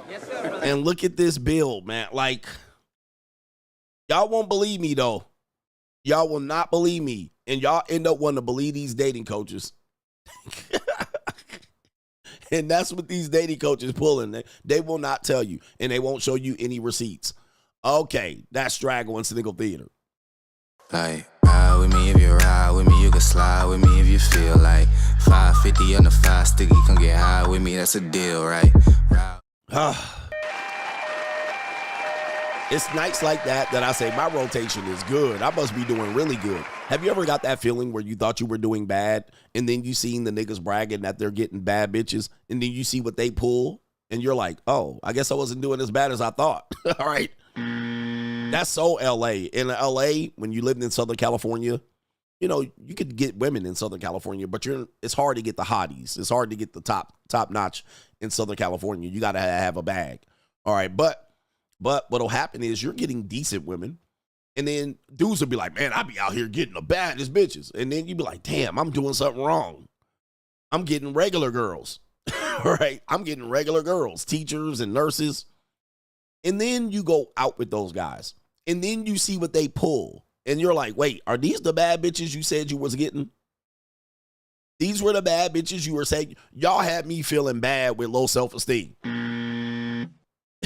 Right? You had me thinking y'all was getting models. Y'all niggas ain't getting models. Y'all getting Freddie Jackson. All right. And so then you have to go back and I have to regroup. Like, I guess I was doing pretty good. I have to go back to the regular plain Janes I went. I'm like, I guess I should have appreciated you a little bit more. Yeah, dudes in Houston, man, they be a lot of 10s in Houston. Then I go to Houston and see what they pull, and I'm like, these are the 10s you're talking about. These are the 10s you were talking about. Nigga, I know you lying. I know you lying. You had me thinking I was doing something wrong. That's dating coaches for you. I know you lying. It's crazy. Yo, shout out to our brother. Did I get our brother J. Rago says, replace the batteries on your smoke alarms. Whole black family passed away from carbon monoxide poisoning last night. The ninja stereotype about the smoke alarm comments are sad but true. Shaking my damn head. All right, damn. Shout out to the... They probably took the battery out because it was chirping. I mean, it's pretty amazing that 9-volt battery causes a lot of people's issues out here. Okay? That 9-volt battery is a problem. You see here. There's 20,000 emergency room visits for carbon monoxide poisoning, 400 deaths per year. I tell you, man, people are stupid. I swear to God, people are stupid. I mean, that's my opinion. 85% of people that take air, steal oxygen, They're dumb. They don't know what to do. All right, that's just my opinion. Shout out to Sparkwater, says, shout out to the Coach Gang. Great show last night. Either boss up or get left behind. The train is leaving the station. Choo-choo, you Mitches out here. Get gobbled up. Sink or swim. No sympathy for you motherfuckers that don't adapt. No sympathy out here.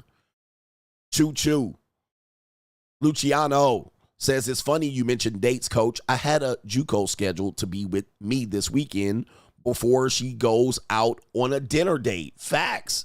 Woo-wee. Men don't know. Men don't know. Men are always worried about what other men are doing with the woman in front of you. If you're younger than 24, 25, or your intention to get married, then I would worry. But if you're just trying to hook up, don't worry. Because if you knew what women were doing and how they schedule life around men now, you would be absolutely flabbergasted. It would be a shame. Like girls that do, and somebody posted this on Twitter. It was a dating coach from Fort Worth. And he said the girl that you just met was fucking her ex last week. That same girl, if you got into a relationship with her, when you break up, she'll be fucking someone else next week. That is a fact, okay? Fact. It's a fact. It's a fact. It's a fact. So guys are, I get it, man, when you're young. You're young. You think about shit like this. But guys, you got to let it go. Girls that you go on a date with, they double book too. Sometimes they go on a date with you and they schedule it in tight. They give you that pat on the head. You're such a good guy. And they go get fucked that night by their ex. Their ex is waiting at the door like this. Where you been, bitch? Because the ex is still fucking. Any woman that's still dating, more than likely the ex has access to her. So she didn't anticipate it. She came home holding her leftovers. She's like, ooh, that was a good night. It's good to get back out here. I thought that was a good date. Ex at the door. Pookie, like, where you been, bitch? Right? You forgot we supposed to meet? She gonna be like, oh, Tyrone, just having a good time on a date. I thought we were broken up. I told you it was the last time. He'd be like, yeah, you told me, bitch, but just go on in the house. He grabbed her by the scruff of the neck like this. She opened the door. All right. She walk in, take off her heels, kick her feet. He just grab her by the scruff of the neck. Get in there. All right, bitch. Here we go real quick. Roar in her. She'd be like, right here. Hit it raw. Nut on her. Nut on the sheets. He'd be like, I'll be back tomorrow. Because when they're in a relationship, there's no intimacy. You don't need a date. You don't need a dinner and a candle and where you see your life going in 5 years. When you're intimate with someone, you don't need a lead up or foreplay. All right, so you can just be like, here, scruffing the neck, bitch, get in there.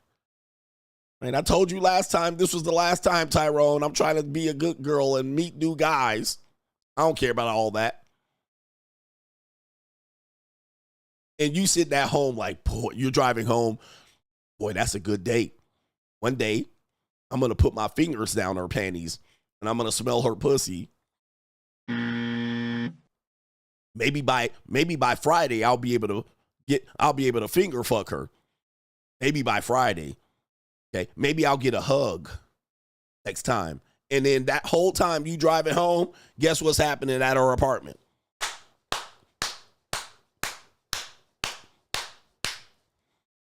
Getting tagged. Next morning, Grand Rising Queen.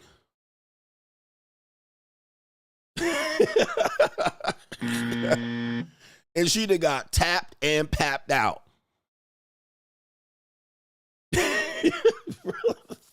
And you worried about you paying her $300, $400 and then another guy hitting it. Bruh, when it comes to these women, I don't get, dude, you gotta flush what they do down the toilet. Stop thinking about what the fuck. I don't care what they bitch is doing. I only care what you doing right in front of me, bruh.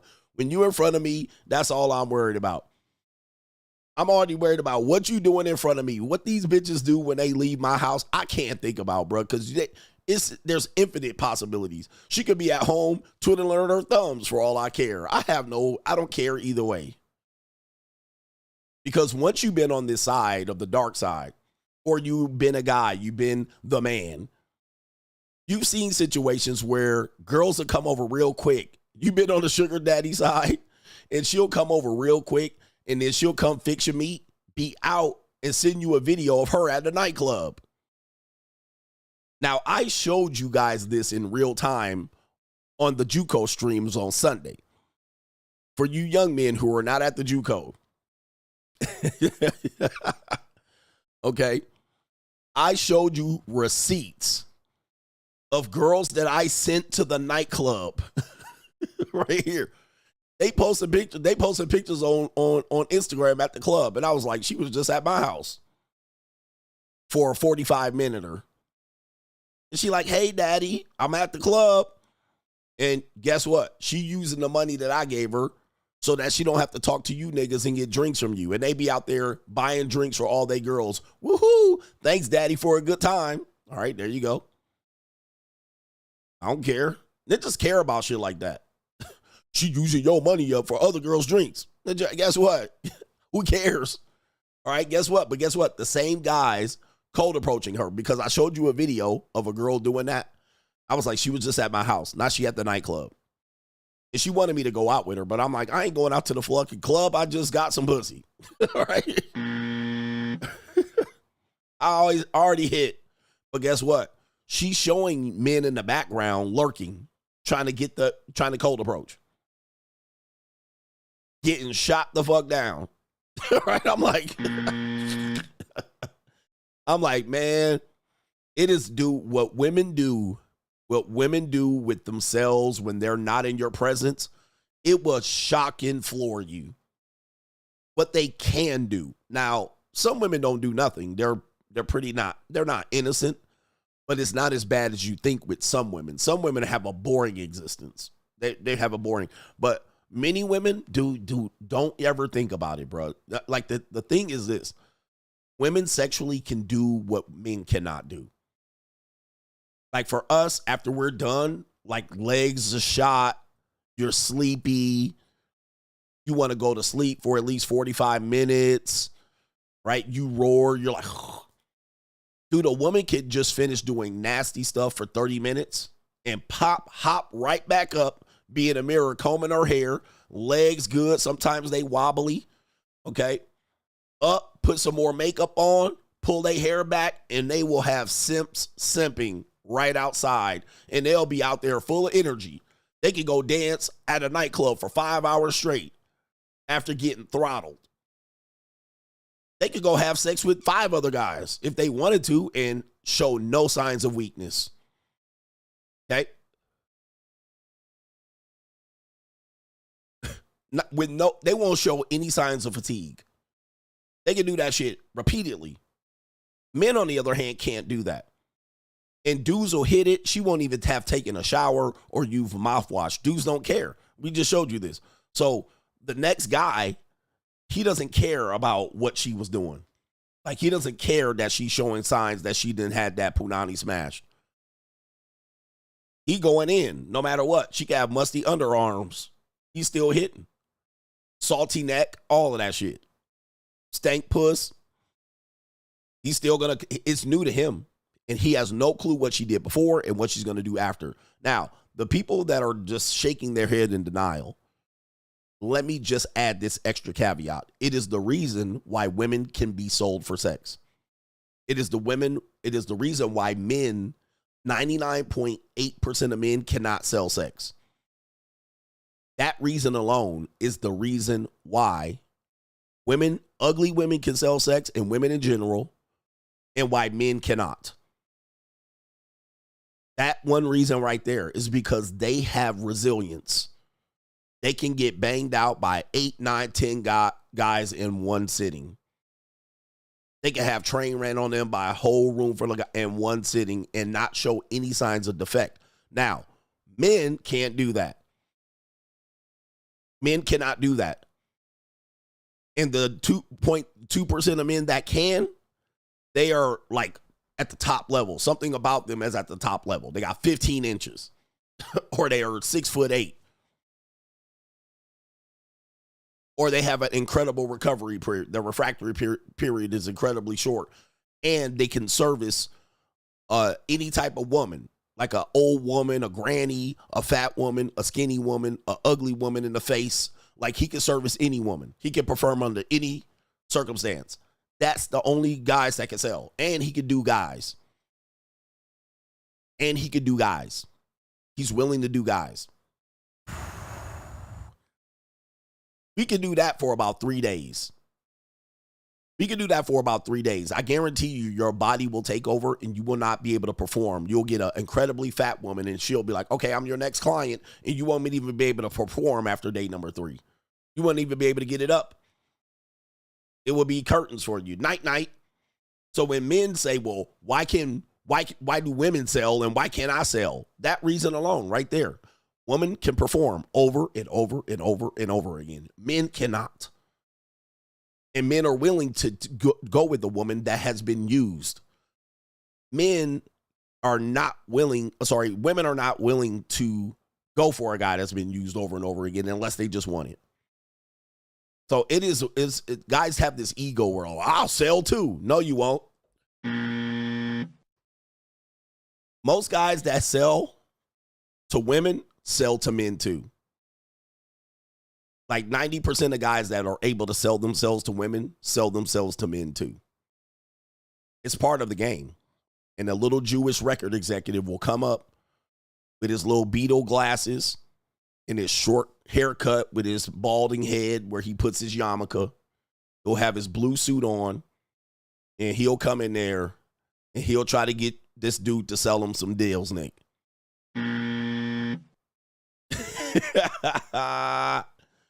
So if you plan on being in the selling dick business, 50% of your clients are gonna be old white men. So there you go, right there. If you really wanted to know, you ain't just gonna be getting young baddies. I'm only wanting young baddies as my client. Nope. I'm telling y'all niggas to wake the hell up. Brown 310, shout out to all the pretty feet white women in these streets. Oh, yes, indeed. Where the white women at? Yes. I love them.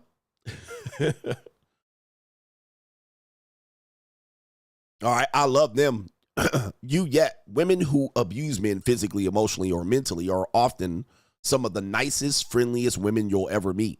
The devil doesn't always come dressed in a red cape and horns. She is disguised as everything you have ever wished for. That is a fact. And some of these women don't think they're abusive. Like some of these, what we call these La Toxica. It'll be a little pretty Hispanic girl, cute, pigtails. She'll be supremely jealous, controlling, manipulative, toxic, abusive woman. Some of the most abusive people you'll find.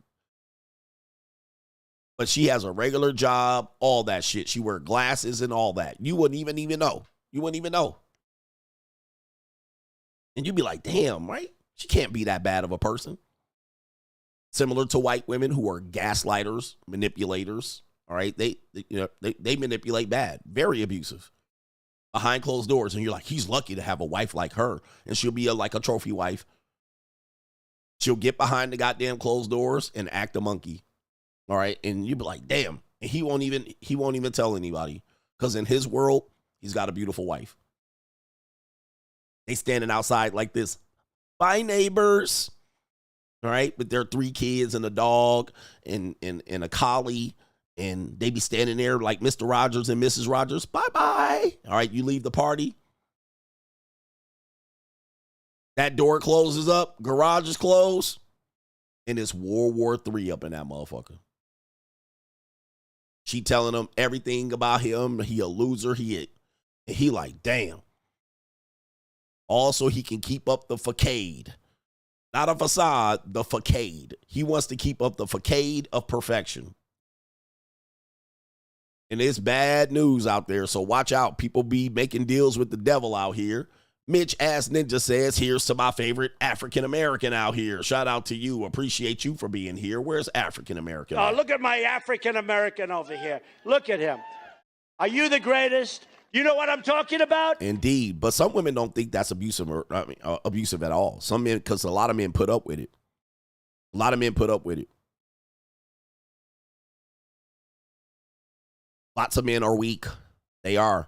No Government Name BH says, I'm surprised you got a real ID. I assume you would have a conspiracy theory against getting it. Well, when it came out, I did. All right.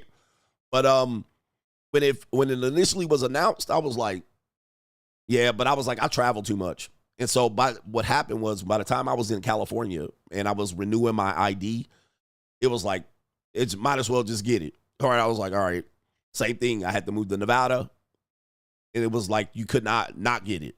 So by the time I was moving all over the country and getting IDs, by the time you go to move to one state to another, it's not like you cannot get the real ID. All right, shout out to our brother here. It is Dimitri. Should have donated a while ago, but this will be the first of many. Salute to you, Coach. Boss Up 2023. Better boss up, nigga. Shout out to you, man. Hey, man, I love it. Thank you for the support. We got Crime and Law CGA coming up.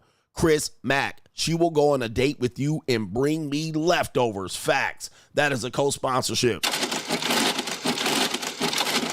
Facts. Chris Mack.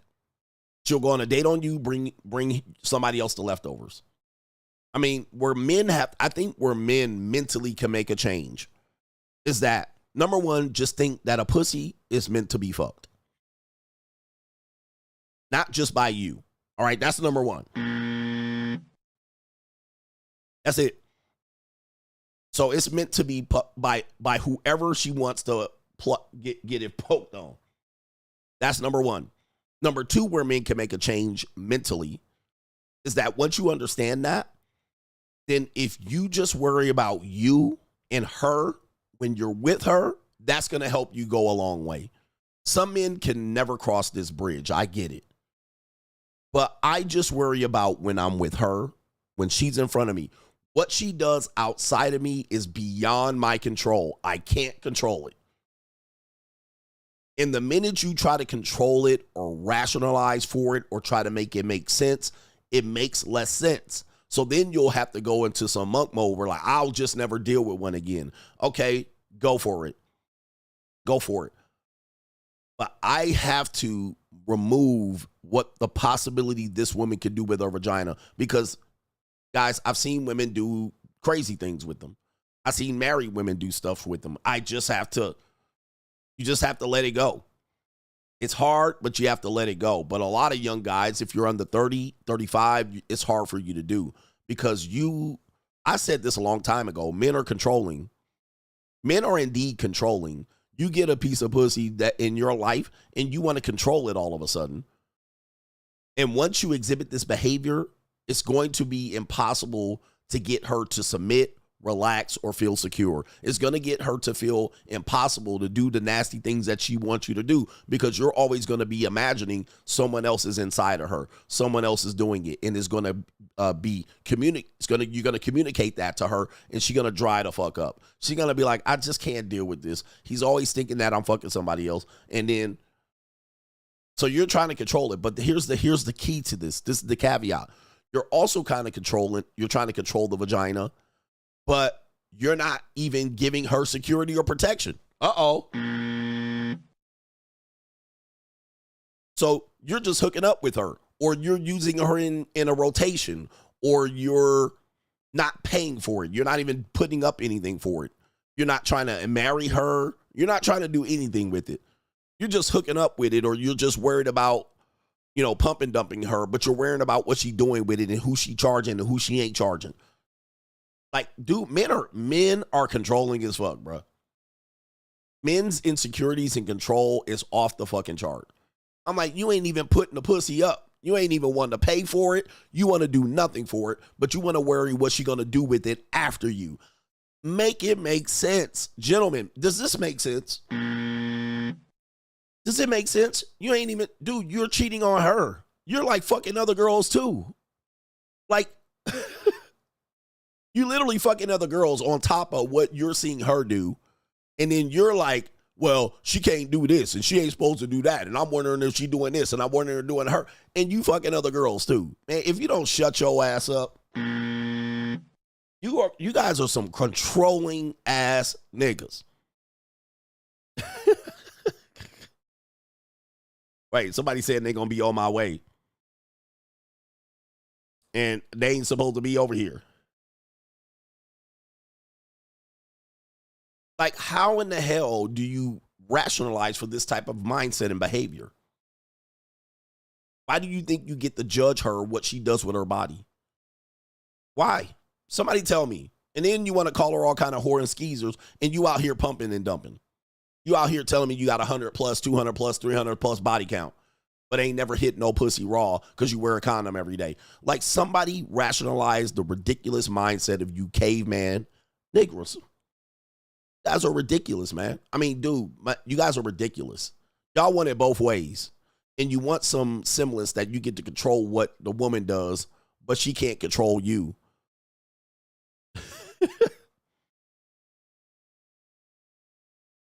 Now, if indeed you get to the point where you provide, protect, secure for it, then you can put more clamps on the punani. Now you can put more clamps on it. Then you can say, well, you know, since I'm doing that, then you can't do X, Y, and Z. And if you catch her, you just remove the security. All right? That's all you do. You be like, hey, listen, you can't do this. You can't talk to a waiter. You can't flirt with the bartender. You can't go to girls' nights out. You can't go to, now you can put clamps on it. Then if she decides, I'm going to do it anyway, you just remove the protection. You be like, okay, whatever. All right, I see I gave you a good ass deal, but you wanted to fucking still be out here. All right, no, thank you. You just remove that. That way, then you can control it. But you can't control it if you're not providing and supporting for it. Then you can't say, well, he got it for free, I shouldn't pay for the date. Like, you guys think way too much about what other guys and other people are doing with their things. And then at the same time, you're not even doing right by your own body.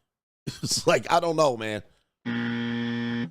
It definitely is a young man's perspective. Once you get older, it will make sense that you're putting too much emphasis on, you're thinking about what she's doing when she's outside of your presence way too much.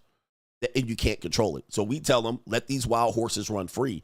So for me, I can say to a woman, I don't care what you do when you're not with me. And then that way, she can't do the same to me. She has to somewhat be like, oh, wow, this is a good deal. But she can't then turn around and say, I know you be with these other bitches, and you can't do that. She can't turn around and do that to me either, which is ideal for me.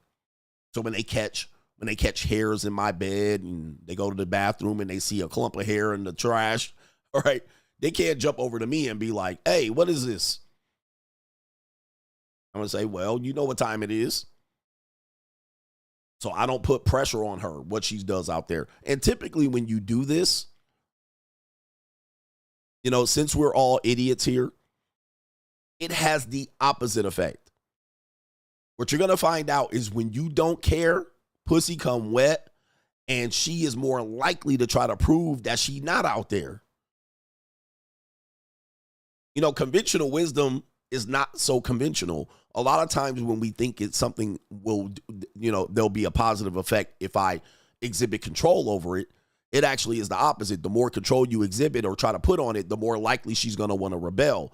But if you never even bring it up, that's more likely that she'll try to not be out there recklessly with her body. Because she'll be like, he don't even care. Right? So it'll have an opposite effect. She'll go about trying to prove that she's not out there. It's a little, give it a try and see what happens. Give it a try and see what happens. All right? The more I like, if you don't care about a woman's past, the more likely she'll open up and be a crazy ass freak with you. She'll be a crazy ass freak. But the more you be like, I bet you do this with other guys. And I bet you was doing it with this another guy last night. And I bet you did this 100 times. The less likely she's going to open up and jump up and down on your dick like a pogo stick. all right, the less likely she's going to lick underneath your ball sack. Because then she thinks you're going to judge her for doing it. And the next thing you're going to say is, I bet you was doing this with another nigga last night. All right, then she's less likely going to do stuff like that. It's kind of like when you crash out on women. They say they got, they hooked up a little bit in college. Oh, you a whore 304.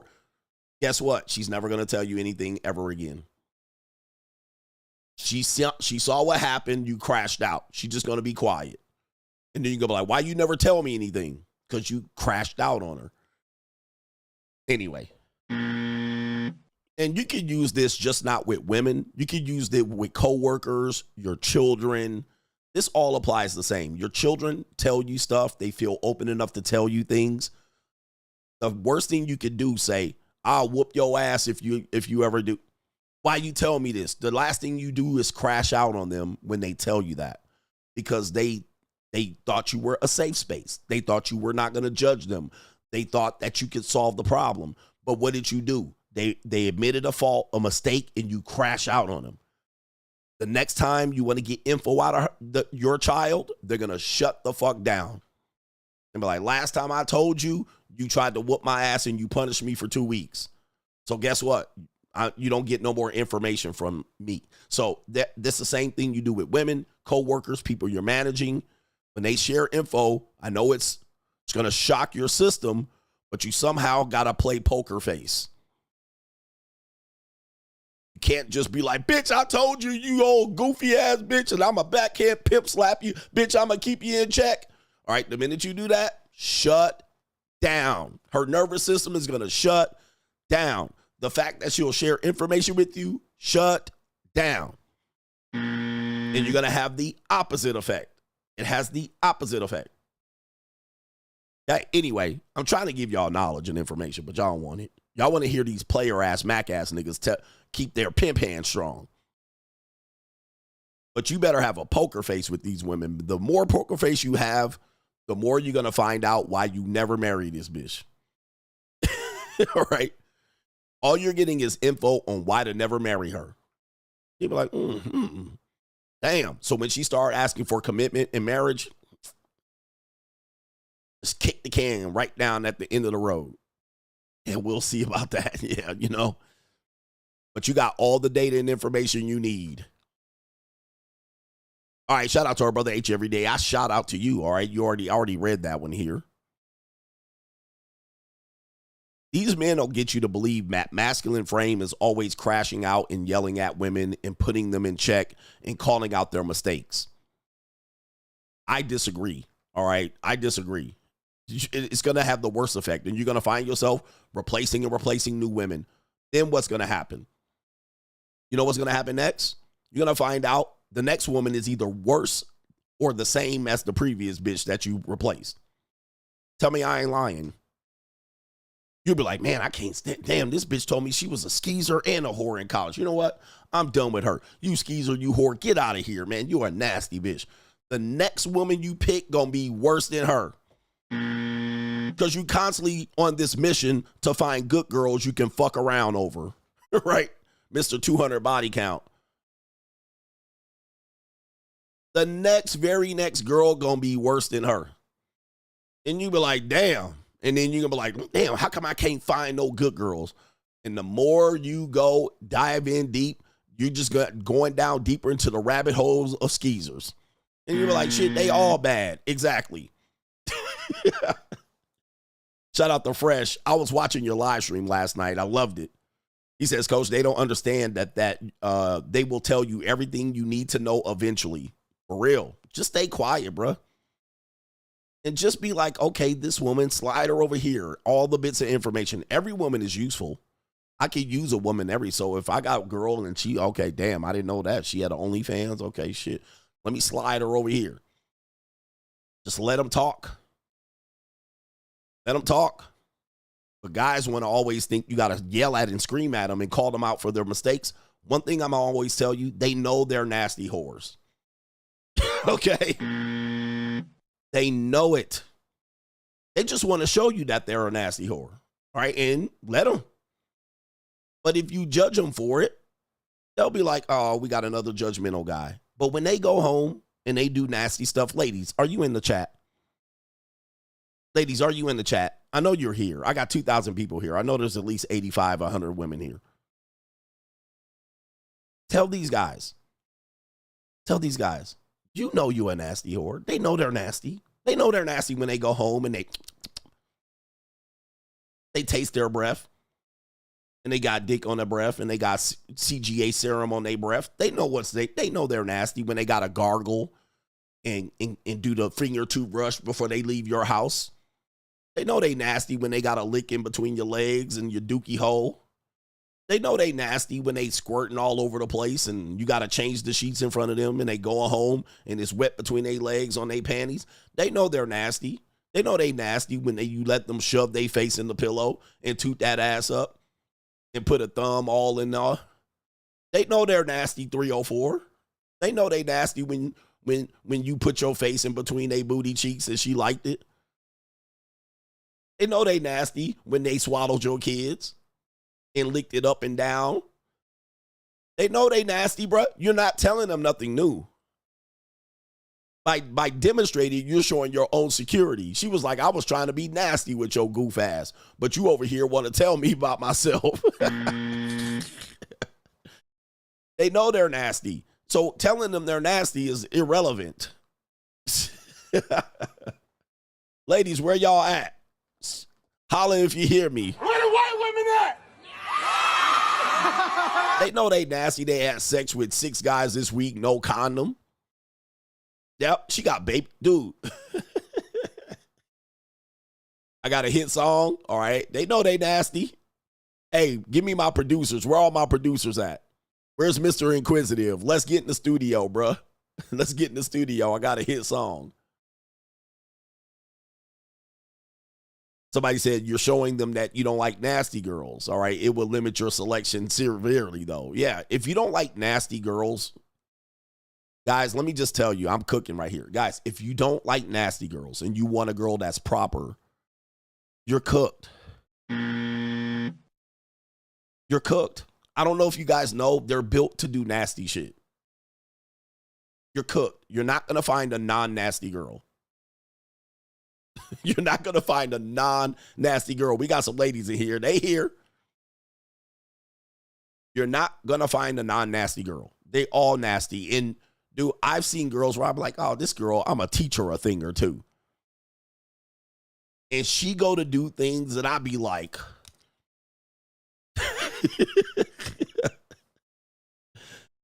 I'll be like, wow. And this girl looked like I plucked her from the library.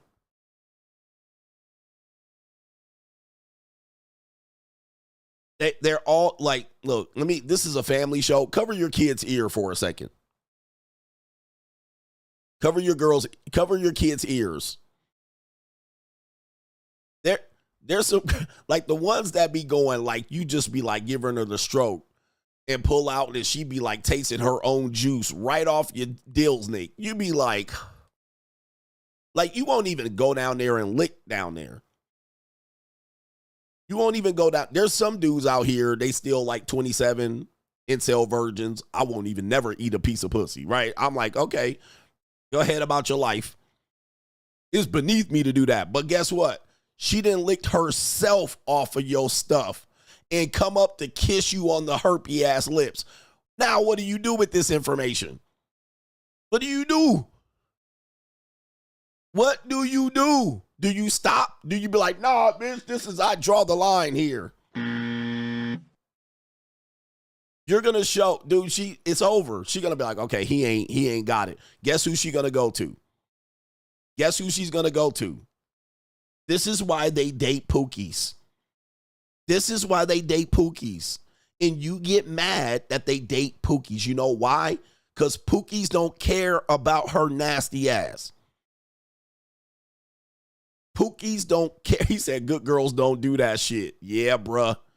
Yeah. Pookies don't care, brothers. But you care, and guess what's going to happen? She going to shut it down on you. Friend zone, not drop off the vagina, make you pay extra, make you take her on 3 and 4 dates, because she knows. That's why she goes back to Pookie. This is why, right here. Brain be fucked up, man. Like I ain't gonna lie. Like, you know, we these are friends on this camera. You know what I'm saying? This the people. But when I be nutting, I be saying some crazy shit. Yep. This is why he gets it for free and you don't. This is why he's broke and he gets it and you don't. Like, guys, this is why. Because y'all have all these limitations in the bedroom. I want a good girl. I want a good girl. I don't want her to be super nasty. Okay, guess what? Women want to be nasty at some point in their life. Now, she might not be nasty now. She might not know about it. She might fantasize about it. She might not have done it. She might not do it anymore. She might want to go back to doing it. But they nasty. They all nasty. They all have the capacity and capability to do the nastiest, most outrageous shit you ever seen, especially if they're under 30, because they all watch pornography. They watch the same porn that we watch. So the first thing they want to do is find a guy that they can do these things with. This is why they're out here, man. That's why they're out here. But a lot of guys are like, I'm going to just find the one that ain't. You can go to the Church of Jesus Christ of Latter-day Saints, and there's some nasty women in there. That's why they got 5 and 6 kids. How do you think that happens? I like to taste it on him, though. Yeah, like you have to think that's a woman saying that, which is, hey, listen, I'm not a woman. I don't understand it. I'm not saying I won't let you do it. What I'm saying is I wouldn't do it. But as soon as it's not on her, but it's on my body, she wants to lick herself off of my body. Hey, listen, all women have the capability of doing that, bro. Not very many women it's going to not do that. All right, so you're going to go. Okay. It's what it is. And guys are out here trying to pick a needle from a haystack to trying to find the ones that ain't like it. All right. But shout out to our sister over here, Kai. Kai want to be up in here. Kai telling y'all, but y'all ain't got it. Do you have the stomach? Shout out to Mr. Travolta, fire stream coach. He says the guy complaining about having to pay at the JUCO, the men getting it for free are paying in other ways. Peace leave is never free. All men pay one way or another. Free agents pay for convenience and guaranteed outcomes. Normies pay for possibility with no guaranteed outcome. Pick your poison, in which they have to trade energy, attention, and time. Some men find that to be quite valuable. And then they think no money is going to come out of their bank account, which is weird to me. I'm like, how? Like, you're not going to get any food? Niggas act like they ain't going to Wingstop at some point. You're going to go to Wingstop at some point, bro. Right? You're going to get her a 6-pack of wings. She might split it. You might pay some of it. You might pay for the drink. She might pay for the ranch. At some point, Uber Eats is going to be called. At some point, somebody's going to need a ride. At some point, you're going to need some gas. The whole process requires that there's going to be money spent at some point. Somebody going to need to buy some fucking chicken fettuccine, liquor, alcohol, drinks, Henny, weed. Somebody going to have to buy some weed. Right? So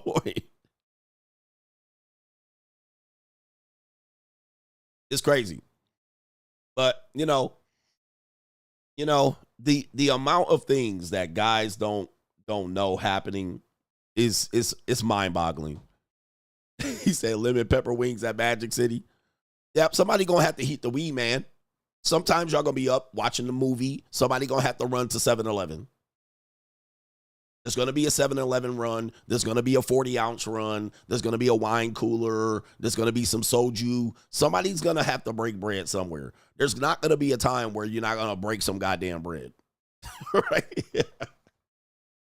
At some point, you're going to have to hit the dispensary on the way back home, right? You're 2 a.m, just got some free pussy. All right, I'm out already. Let me stop at 7-Eleven. I got the munchies, weed dispensary up. I'm on my way home. There goes $150.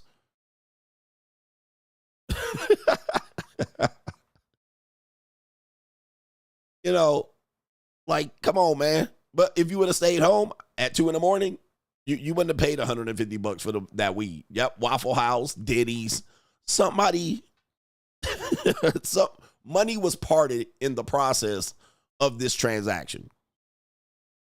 All right, come on, man. I don't see how people, who's still arguing against this? Kaylin said, what's up, coach? He said, you told us to take our egos out of things that women will say and do, and I agree. Do you wish women could take their egos out of things that us as men do and not wanting to be monogamous and wanting to sleep with other women? If she's getting the relationship and what comes with it, men should do what they want as well, which deep down would be to clap multiple cheeks. But I think the man has to broach that subject. The man has to bring that subject up. Okay? Right here. You have to bring that up. That's your negotiation. What men fail to do is negotiate with women. And trust me, I had to learn over years and years of this. When you're in a position of leverage, you can negotiate that. You'll be shocked. And I want you guys to ever get into leverage position. And if you want to have non-monogamy, you can literally negotiate that up front, gentlemen, up front. Like the first couple of times you're with the woman, you can be like, hey, pick two of these 4 boxes. We got security, we got entertainment, we have exclusivity, we have marriage. Right up front. Because what'll happen is she'll see how good it is and she'll be like, I want this. And then you say, okay, let's negotiate this. Security, entertainment, exclusivity, marriage. Then you can say, listen, out of these 4 things, I'm going to take marriage off the table. So there's no possibility we're getting married. So now you're stuck with security, entertainment, exclusivity. Now, what do women want? Number one thing they typically want is security. If they're looking for a relationship, which most women are eventually, they're looking for the security. Then you have women that want also to be entertained. Dates, shows, events, nights out, dinners, spoiling, shopping sprees, this type of thing. That's in the entertainment box. Then the exclusivity box is you being monogamous and faithful to her. Some women want all 4. Now, when you negotiate with them and you take marriage off, some of them going to walk. You have to let women walk. You have to let women walk. Soon as you say, here's my 4 boxes, I'm taking this off. She's going to be like, nah, I want to get married one day. Okay, bye. Okay. But what men will do is they'll keep negotiating with her. Okay, well, maybe in the future, and you never know. And maybe if you do this, maybe you do that. You didn't take it off the box. You didn't take it off the table. So now she thinks it's a possibility. And now you got to lie to her. You got to lie to her. And that's where men get in trouble. Because you didn't lead it. Now, watch this. You take marriage off. And she only has SEE. And she says, okay, I don't care about getting married. Now you got a good negotiation. Now you have 3 boxes. Then you can tell her, now it's your turn. I took one off the table. You take one off the table. Or you can say, okay, out of these 3 now, I'm only going to offer 2 of the 3. So this is all a part of just being honest and upfront. You're negotiating the power up front. You can't give her all 4 and then say you want to fuck other bitches. She's not going to go for it. She's going to be like, that's not what I agreed to. So then you got 3 boxes. Pick 2 of the 3. Or you can tell her, take one off the table. It's the same decision making. You're giving her the power to decide how you're going to deal with her and she's going to deal with you. All right, so if you want security and protection, okay, I know that's a cost to me. And she wants to be wine and dined and 69. Okay, you want to be shopped on and tricked on. Okay, she picked those 2. You then could decide, no, I don't want to do that. The exclusivity, she might pick that box. But then you have to say, which one do you want here? Now, if you want protection and security and exclusivity, you ain't about to get tricked on. No nights out, no shopping sprees, no spoiling, no, we split the bills 50-50. Bills are split 50-50. right? I'm not going to pay extra for you. I'm not going to pay for trips and vacations and all that shit. We're splitting it right down the middle because she picked exclusivity and security. So everything financially is 50-50. Now, let's say she picked security and entertainment. She wants to be tricked on and spoiled, and she wants protection and security, pay rent, whatever it is. Guess what? No exclusivity. I can have as many bitches that I want out here, and you're going to have to deal with it. Some women will take that deal. You might even add, you're exclusive to me, but I'm not exclusive to you. You might be able to add that. Some women will take that deal. Some women will run. You're only going to deal with a small amount of women at that point. You're not going to deal with a small amount of women, all right? And those women might not be the one that look like the ones you want. Maybe they are. They might not live next to you. You might have to fly them in. There's a whole bunch of varieties here. But what guys do is they cast a wide net, and then they don't negotiate in their favor, and then they get into problems and turmoil. They get into problems and turmoil, and then they wonder why the bitch trips out. Most women trip out because of how you negotiate and lead. Your failure to lead and your failure to negotiate, meaning that you're a weasel, you try to trick them behind their back, you make them look like shit, you embarrass them, that's why they flip out. Less likely the woman won't flip out if you got her to decide what she wanted in a relationship. But sometimes they're going to come, okay, maybe they're a little bit more damaged. Maybe they got daddy issues. They all got issues anyway. But most dudes are just out here. You guys don't have leverage, so you can't negotiate. Like, say, for instance, you don't mind this part of the stream, do you? Say, for instance, you can't provide her security. Guess what? You can't even put that on the table. You can't even put that on the table. You can't pay her rent. You don't have a place for her to live. You live with your mama. So now you've eliminated that as an option or a chip to negotiate. Now all you got is entertainment, exclusivity, and marriage. Let's say you don't have enough money. You want to split the bills 50-50. You took that chip off the table to negotiate. So now you can't even do that. So all you got is exclusivity and marriage. That's all you got, because that's all the free shit. So now that's all you can offer a bitch. And now when you want to go cheat on her, now guess what? You blew up the whole goddamn table. Right? That was the one thing she said, well, you ain't got nothing else to offer but these two chips. I'll take it. And now you pay with energy, attention, and time. And now guess what? As soon as you want to go say, well, I want other bitches, you ain't got no leverage, no leg to stand on, no negotiating chips. You ain't got no chips to bet. Now you down there reaching in your sock. You taking your socks off. You taking your shoes off. You taking your watch off to put it on the table. So this is all about leverage and options. And the men that don't have leverage and options are always trying to convince the men that have leverage and options to negotiate with a horrible hand. Nigga, I got aces and eights. You sitting over there with a whole busted hand, and you want me to play the busted hand. You want me to play my aces and eights like your busted hand. I got aces and eights.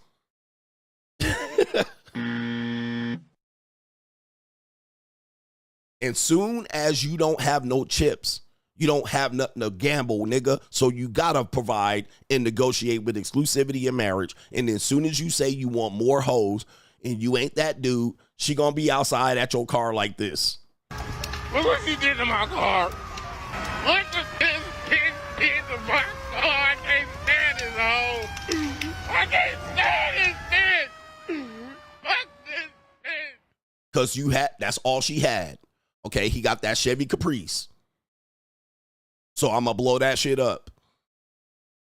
Right here. As soon as you want more hoes, you're going to be like, I'm sorry, what? Nigga, nah, man, I've been paying 50-50 out here. I've been splitting rent.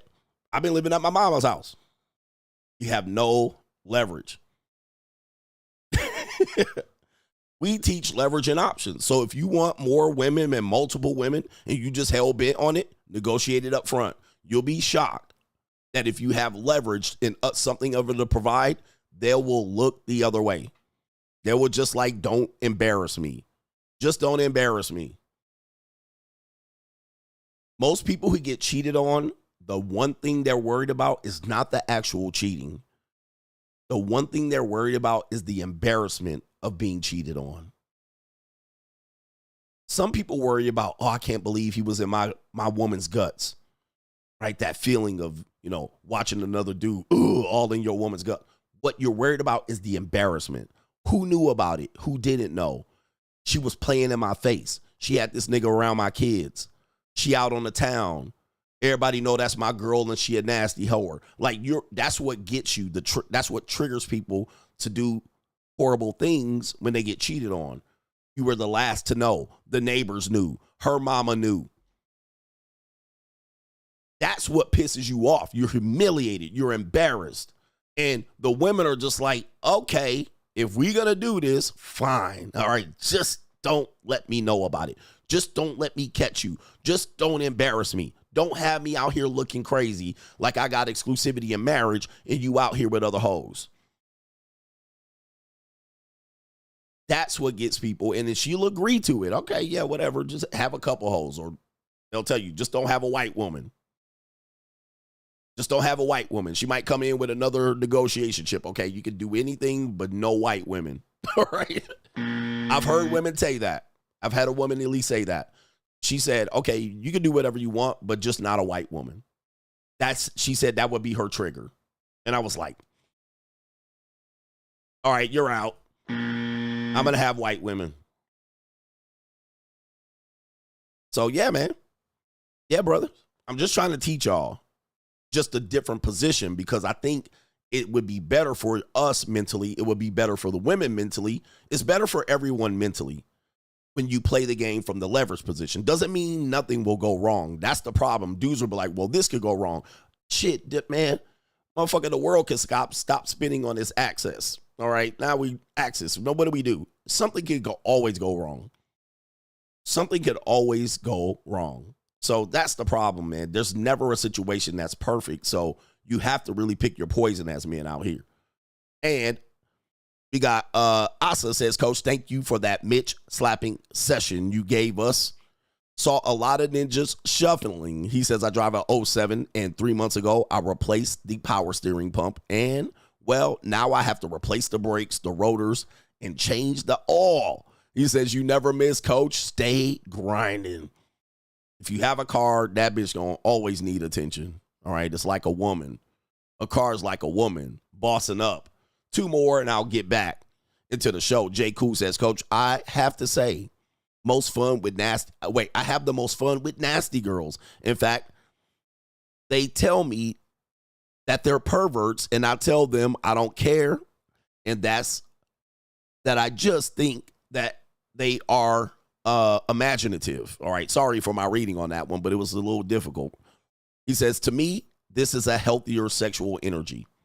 Yep, it's a healthy sexual energy. And I think the same for women too, to men. Let's say for men. So men, let's switch gears and talk about nasty men. Let's just all agree that all of us are nasty. Like, all of us are nasty as hell. But most of us are kind of scared to tell the woman we're with how nasty we are. For instance, let me just say this. If you're with a woman and you want to do something with a woman and a woman says, I don't do that, guess what? What are you going to do? You'll finish up with her. Are you going to call her back? Let's say a woman says, nah, I don't duck sick. I don't put duck in my mouth. I don't lick this. Don't put it there. That's an exit only. The minute she starts doing these, I don't do this, I don't do that, guess what? You start pushing her farther away. You'll be like, okay. Same thing. It's the same thing. You're going to be like, okay, what is the phrase? What one woman won't do, another woman will. So what are you going to do? You're going to be like, okay, I'll find a woman that'll duck my sick. Okay. And then soon as she says that, you turned off. That's the similar. It's the same flip. Soon as the woman wants to do a nasty thing and you say, oh, hell no. Guess what? She out of there. She gone. She going to think less of you. She's going to be like, okay, he ain't open-minded as I thought. You won't open up her nastiness because that ain't even the furthest she'll go. I mean, you just got to give her a little encouragement and support, and she'll go even further.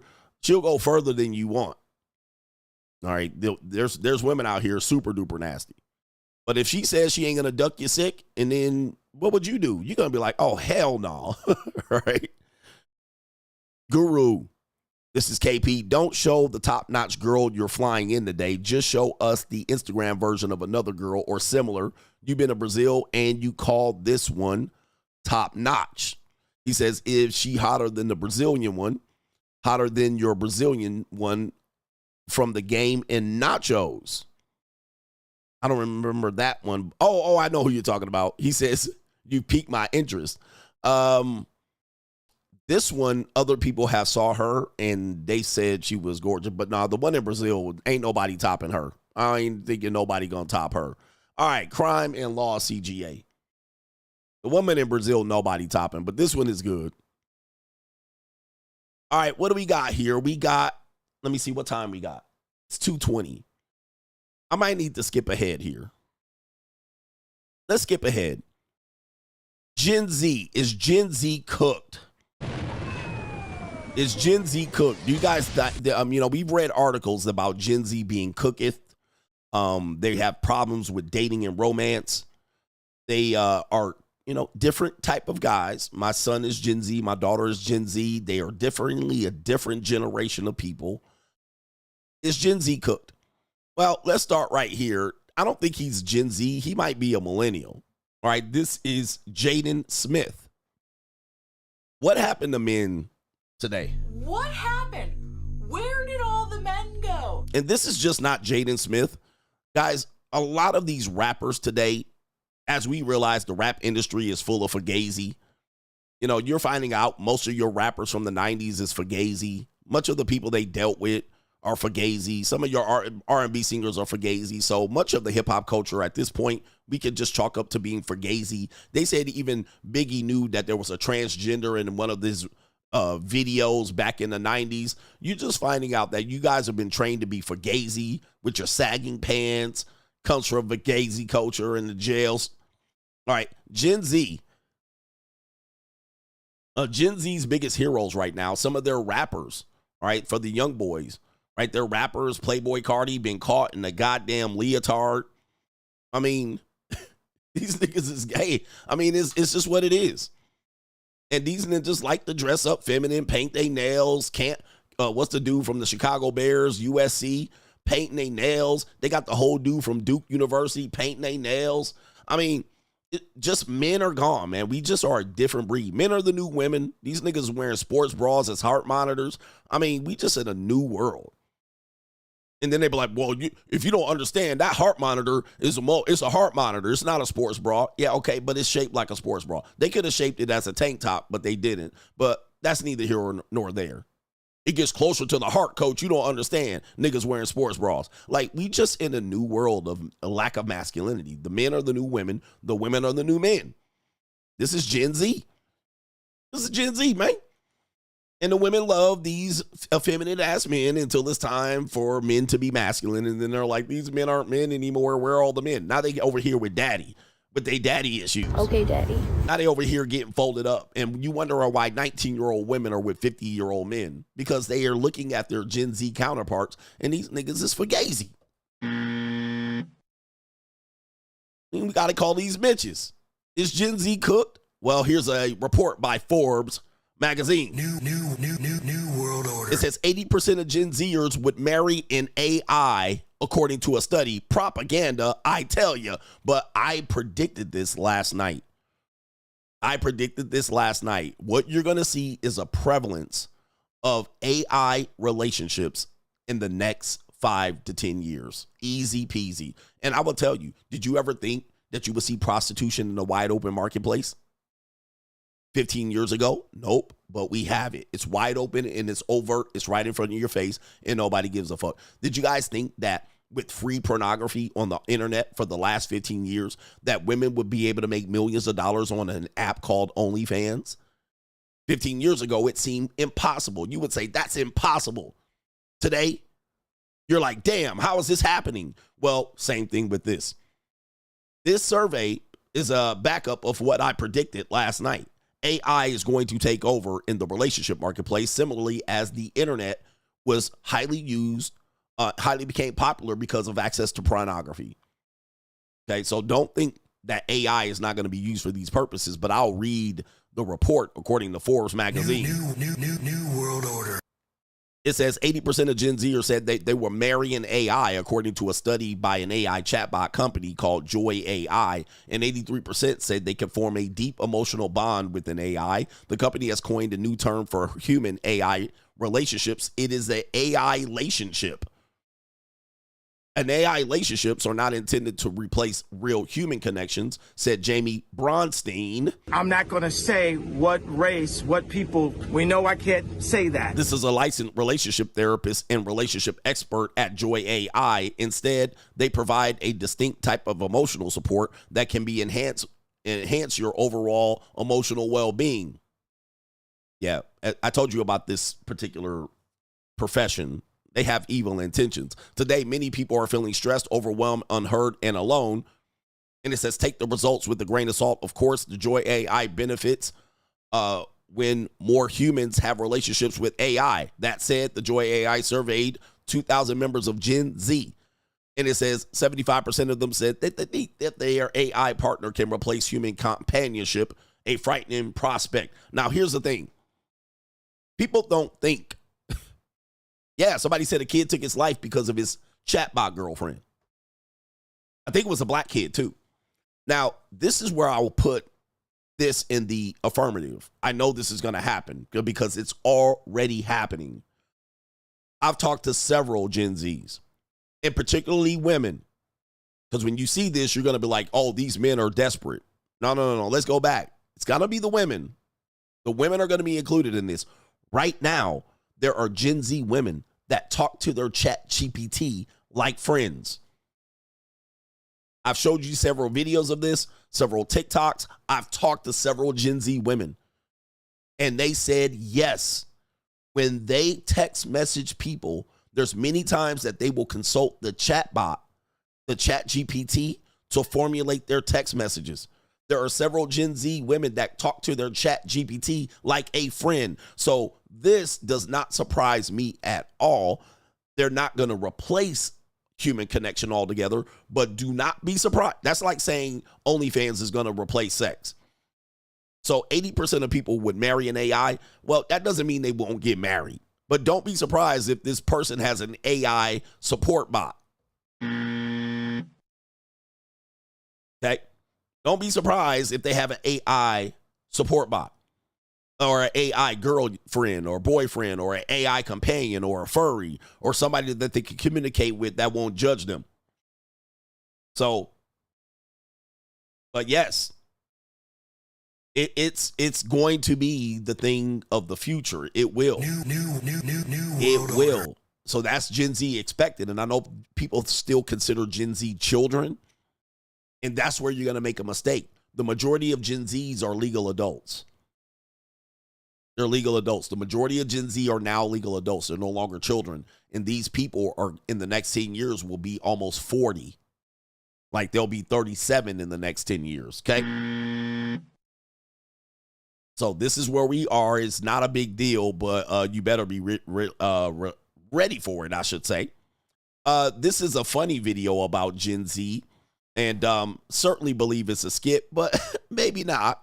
This is my roommate does this with this girlfriend for like 20 minutes every day before work. Let's see this video right here. No phone, no social media. Stupid Papa, I don't want you to go to work. I miss you already. I have to go back into battle at Wendy's. But I missed you already and I want to watch anime. Oh, the humanity. How else could I shower you in gifts if I don't get the devil's paycheck? You're right. I miss you. You too. Hate to see you in pain. Stop. Stop! Stop! Stop! I don't want to see you like this. I don't want to see you in pain. I can't see you in pain. Then don't see me at all and go to your stupid Papa work. Oh! You had to capture my heart. Give it back! I swear. But I wouldn't trade this for anything.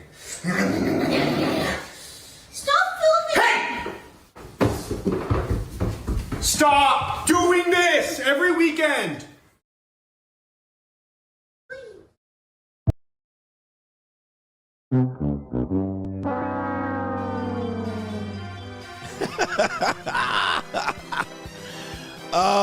Merp. My name is Princess Mr. Waffles McSquirrel. Yes, indeed. Princess Waffles McSquirrel. We're going to have to find that woman here. This is Gen Z in a nutshell with all of that antidepressant medication they be taking, all of that bullshit.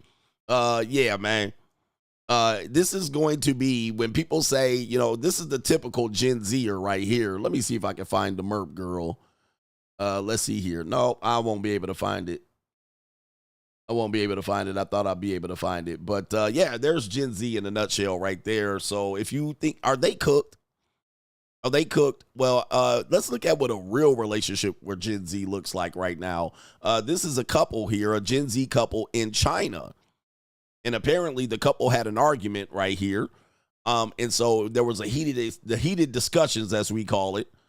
And it says this man decided to take actions into his own hand. Is Gen Z cooked? All right, let's take a look here. All right, and what is it? What is he doing? All right, what is going on here? She's wrestling. Oh, what the hell? Oh my God! No way! Yeah, it happened that fast. All right, damn. All right, let's see here. It's getting kind of hectic. I think both of them probably have an AI bot as friends. I don't think he's going anywhere anytime soon. Some women are so insufferable. My man jumped out of the window during heated discussions with his girlfriend out here. Is it that bad, sir? I don't think it's that bad. All right, he tried to. Oh no. Oh, sir, get it. Hey, don't get it. Hey, man, Ling Ling ain't that bad, is she? Oh, my goodness. He got up out of there. All right. That's a hey, the door was open over here, sir. The door was open over there. There he goes. Oh, Jesus. The door is open behind you, sir. All right, listen, man. Women will make you want to do wild shit. That's for sure. Like, damn. All right, I thought he was going down 158 floors in China. Luckily, it's only right there, but he's gone. Yeah, he picked up his sandal, too. All right. Oh, he left the shoes. All right, Linglings will make you do this. What kind of fuck you give me? Linglings are incredibly passive-aggressive and somewhat abusive. So American people ain't kind of fuck. All right, he's going back to his AI bot friend over there, his girlfriend on the bot.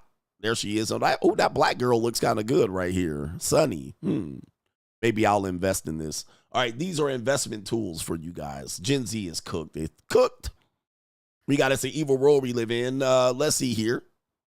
It's an evil world we live in. It's an evil world we live in. All right, we got conversations where this is why men shouldn't share information with women. This is also men going above and beyond in the Call of Duty here. We have two strags. All right, any woman that has baby hair is officially a strag. All right, I'm just letting you know. There's no getting around it. Let's see what's happening here. One more time. I said, I am trying to have my first child with you, and I promise you we can get married first, then we can have a child, and I'll treat you right. Oh, okay. So do we got a deal or not? We'll see. That's what we're gonna see. You already that one more time?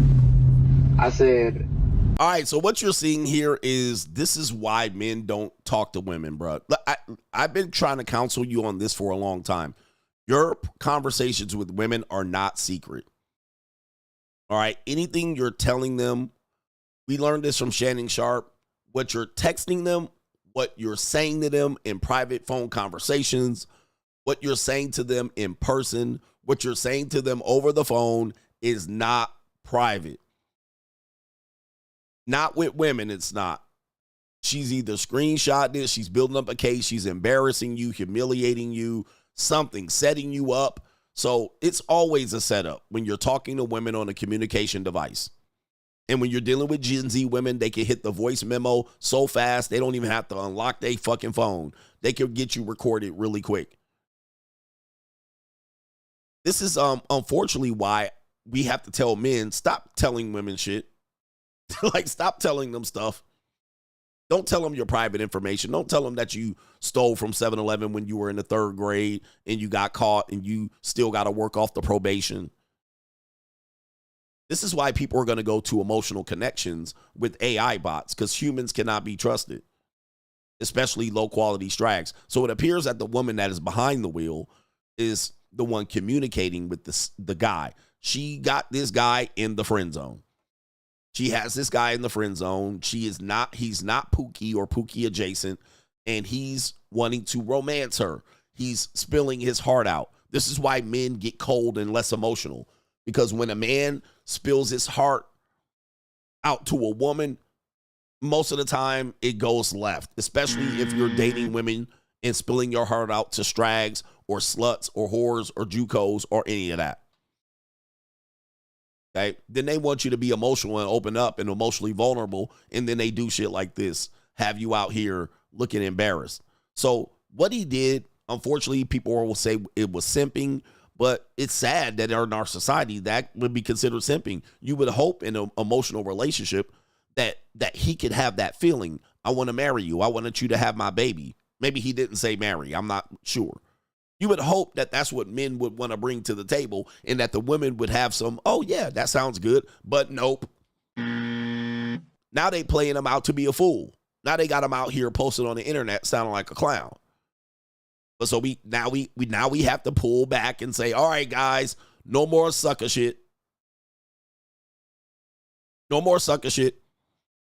And then when a woman comes around, why these guys ain't being sucker for love? Well, this is why. Some of these women are doing shit like this early on in their lives. Early on. He said marriage. Let's see what he said. Because I think he did said, I want to marry you, protect you, provide for you, and give you my babies. Holy mackerel. I mean, that's what women say they want. But let's see how they do them. One more time. I said, I am trying to have my first child with you. And I promise you, we can get married first, then we can have a child, yeah. And I'll treat you right. Wow. And look at that. She more gangster than you. Yep. Now, again, context is not here, but why is this a bad thing? In a realistic society, why would this be bad? But unfortunately, in our relationships, this is bad. And you got her who, of course, after she gets, 3 baby daddies, she's going to come back to him like he's Boyz Watkins. So now she's going to have to Boyz Watkins him, and she's going to be 42. And I'm going to be with a 19-year-old. So we got to play that game where she's going to regret it and, say she fumbled good men and she never had a good man in her life. And then later on, after she gets played out here and she's 42, now she wants to come back to you. Hey, it looks like you got your life together. Like, it's sad, but this is why men have to take a hardcore approach when dealing with modern women, if you will. They're just clowning him for this. Now, again, I don't have the context of who the guy is. But that's sad, man. That's sad. Many of us learned this at like 22. Or you learned this in a divorce. Right. All right. All that shit women don't appreciate when they got it. When they lose it, they seem to be somewhat more understanding of it. But when they got it, they don't appreciate it. The majority of them. Oh, okay. So do we got a deal or not? We'll see. We'll see. Friend zone. And look at her friend looking at her. Nigga. But guess who she's going to want to be with? This guy. So, yeah, this guy's going to say, broke guys get it for free all the time. So they'll take this guy right here. The sex part of things is like that tickling feeling that come out the tube of that dick when I finna nut. That motherfucker control my brain. My brain be fucked up, man. Like I ain't gonna lie. Like, we these are friends on this camera. You know what I'm saying? This, the people, but when I be nutting, I be saying some crazy shit. You want me to tell him what you be saying? You can saying some shit where I be like, did I really? You be like, oh, I would never fuck with another bitch ever. You are my wife. Like, All right. All while choking her, by the way. All while choking her. All right. All while choking her. Meanwhile, you done poured your heart out. Here I lay all alone. Tossing, turning, yearning for some of your tender love. And they looking at you like this. They looking at you like this, like this. Wait a minute. Who are you? But she want Pookie to choke her and smoke her out right there and hotbox her and beg and plead for that punani. All right. That's an evil world out here, man. It's an evil world we live in. How many more evil worlds we got before we get to this goddamn main event? We got one more. You guys think this is true? This website, this site always does very gaslighting posts, so I don't know if it's true. Somebody turned me on to this. But it says almost 70% of couples split rent 50-50. Your rent's due, motherfucker. All right, and this is a stock image photo. I've used that couple for quite a bit on my stock image. So we'll just focus on this. And we'll put a poll up. We'll put a poll up. Do you think this is true? Do you think, because they don't have a reference here. I think actually they do have a reference. Do you think this is true? Girl, you know it's true. Almost 70% of couples split rent. All right. Do you think this is true? Do you believe it? All right. Now, of course, with dating relationship advice, YouTube, Instagram, the red pill, sprinkle, and all of these philosophies coming out, you would think that this is untrue. You would think that all of these women are running around here getting their rent, hair did, nails, makeup, esthetician, facials, vagina wax. You would think this isn't true. But today, when you look at how marriages are organized, it's probably more true than it is false. Unfortunately, you have all the single people still negotiating this, especially in the black community. All right, the black community, seemingly, you guys are convinced that, especially the women are convinced that they can get a guy that will pay all the bills. And then in particularly, the guys are really threatened by this, proposition.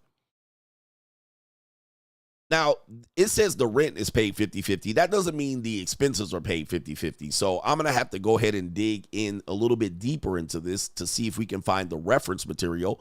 Like I said, I've seen posts from this particular Instagram page, and it's almost always some wild shit. It's almost always some wild shit. It's almost always something that you cannot confirm. Now, when you consider all of the other expenses, is it always 50-50? I would say probably not. This is why you have the discussion of chores, where the guy has to do more, all right? So it seems like it might be 50-50 or close to it, but if it's close to it, then that woman is saying, well, since I'm doing half of this, he needs to do half of that. He has to do half of that.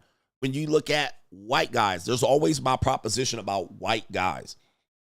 White guys typically can get away with this, all right? Because those guys are the women see them as something they want to attain, especially Latinas, Asians, and white women. There's people always competing for that group of people.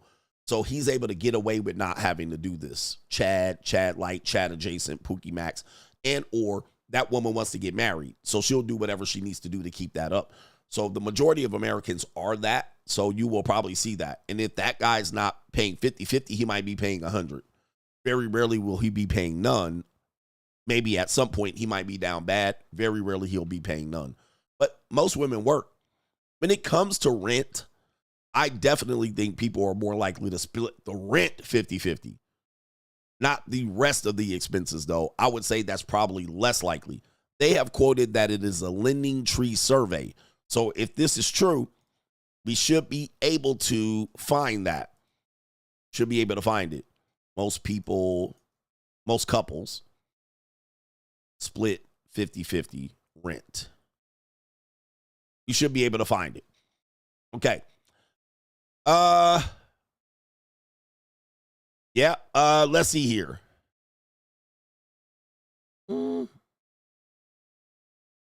See, as I expected. As I expected, just a quick survey. I don't find anyone else reporting that.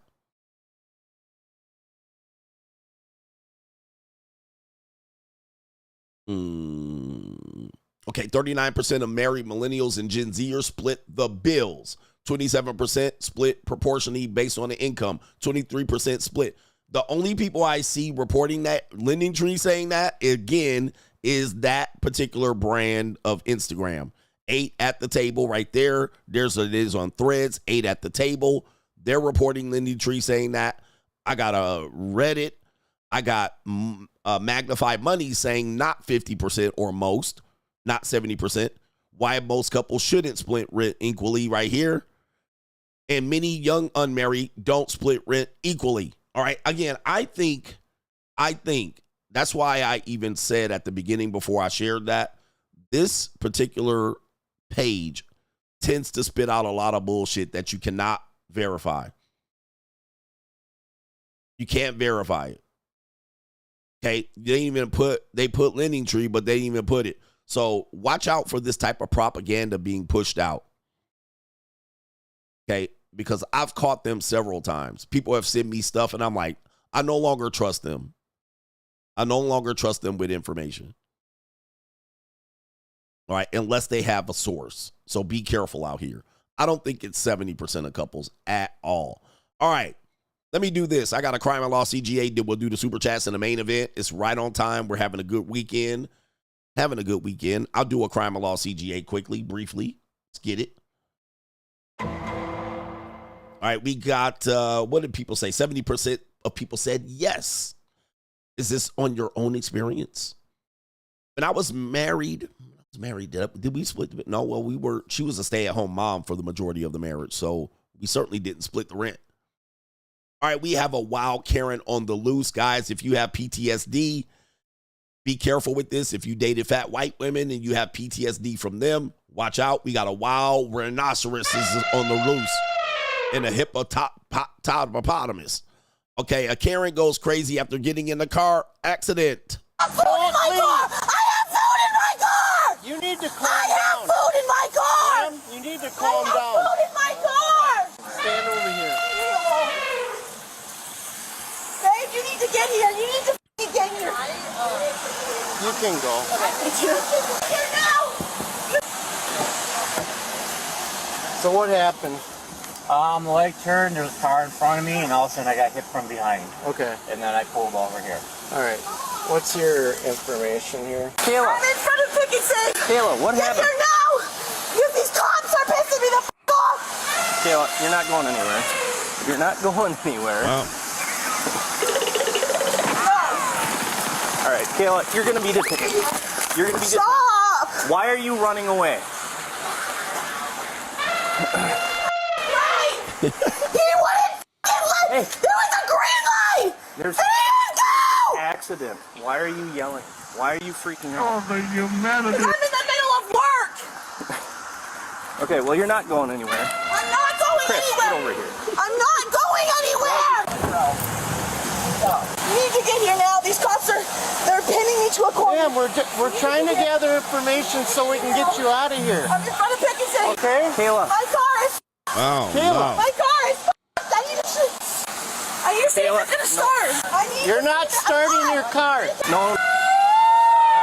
Oh, my goodness gracious. Oh, the humanity. All right, she is flipping out, bruh. And I don't know why they didn't put a tranquilizer dart in that hippopotamus. All right, put a tranquilizer dart in this bitch. Right in her big fat butt cheek. All right, goodness gracious. All right, man, take that bitch down. Somebody said, oh, she driving Uber, losing the Uber money. All right, yeah, if her car's messed up, she's going to lose her ability to do Uber. So, yeah, okay. All right, I can see that. Yeah, that would crash out right there. Man, take this bitch down. All right, crazy. Why Let's did just you gather go? up the information. Oh, my goodness. Get out of here. It was great! Kayla. You have to do an accident investigation. Jesus. Oh no! Kayla. Oh no! Calm down. Please, can you see if it starts for me? Kayla, Please, we can see if it starts. Yeah, we can do that. Oh, I just got into a car accident. My car's fucked. Where's the car? It's okay. It's okay. Oh my goodness, man. This woman. Oh, the humanity. Hey, man, this is what happens when you, white girls can do this on you, bro. I'm just letting you guys know. If you looking to date a white girl, and she could be a fine ass white girl, all right, they all turn to Karens. You know what I mean? Kaylee's turned to Karens. All right, when you met her, she was like this. Hi, my name is Haley. I'm a blonde. I have no tits. I make boys fall in love with me. They always throwing fits. I like being single. No, I've never been cuffed. Yeah. These boys want a relationship, but I'm just trying to fuck. Oh my goodness, that's what she looked like when you met her. All right, and then now she like this right here. All right, she out here. Wait, wrong sound effect right there. All right, now they turn to Karens, all right? And so black men, I'm warning you ninjas, they turn into Karens at this point. Do you ran into the right folks? What's your type? You like black, white? I like white girls more better. Okay. Yeah. Especially the thick time. That's what I'm talking Word. about. Snow bunny. Yeah. In other words, pog. Pod. That's what I like. Yeah. Hey, say that bit again. Say it one more time, but say it slow. Pog. P-A-W-G. Fat ass white girls. That's what I'm talking about. What you like, bro? Yeah. I like fat ass white girls, the thick time. Ooh, the curvy yeah. types. Yeah. Those are my favorite. Okay. Yo, that's what I'm talking about. Okay. She's fall, fat ass white girl. Fat ass white girl. Shit, I got, but I know. No, I'm talking about. Yeah. Kaylee's turned to Karens, guys, so be careful. All right, you were warned. Is it leaking anything? Hey, Kayla, do you have insurance? Off! Okay. My car is fucked. I'm fucked. Yeah. This car is perfectly f***ing fine now! Kayla, it's okay. Oh my god! Where's the car? I want to see the car. No, it doesn't matter. My car is ruined. Oh, goodness. Cameraman, you got one job, bruh. It looks drivable, Kayla. It looks drivable. Oh, I see it. Okay, there's the car right there. All right, there it is. Right. Oh man, that's just a little body work. That about $1,000. Take it to Mr. Hernandez. All right, hey, Hector can work that den out for about $250 and a 6-pack of Modelos. All right, you're good. And it's Cinco de Mayo. You might be able to catch him slipping with a 12-pack of Modelos. All right, Hector can work that out, bro. All right, she crashing out for no reason right there. Give me a hammer. All right. Actually, give me a mallet. Give me a mallet. All right, I can get that out right there easily. Easy peasy. I mean, you really only have, that's not a lot of front end damage there. You can actually go get 3 quotes for $5,000, give it to your insurance, and it can be knocked out for $500. All right, I can get that. That's easy. I can get that. That's easy. All right, anyway, she had a problem there. That was Crime Law CGA. Let's do the super chats. We got the main event coming up. Apparently a former NFL player is in the pay-for-play game, except he don't pay. He's hiring escorts, but not paying them. We're going to talk about that. If he's going to pay in the back end as well. Antonio Brown hiring escorts and not paying the bitches. Is this a smart thing to do? Is this a smart thing to do? All right, shout out to our brother H every day. Told myself never again after child support. Love what? Yeah, man, when you pay the cost, when you get raked over the coals in family court, you'll never fall in love again. Or maybe you will. Men do get lonely. Gigolos get lonely too.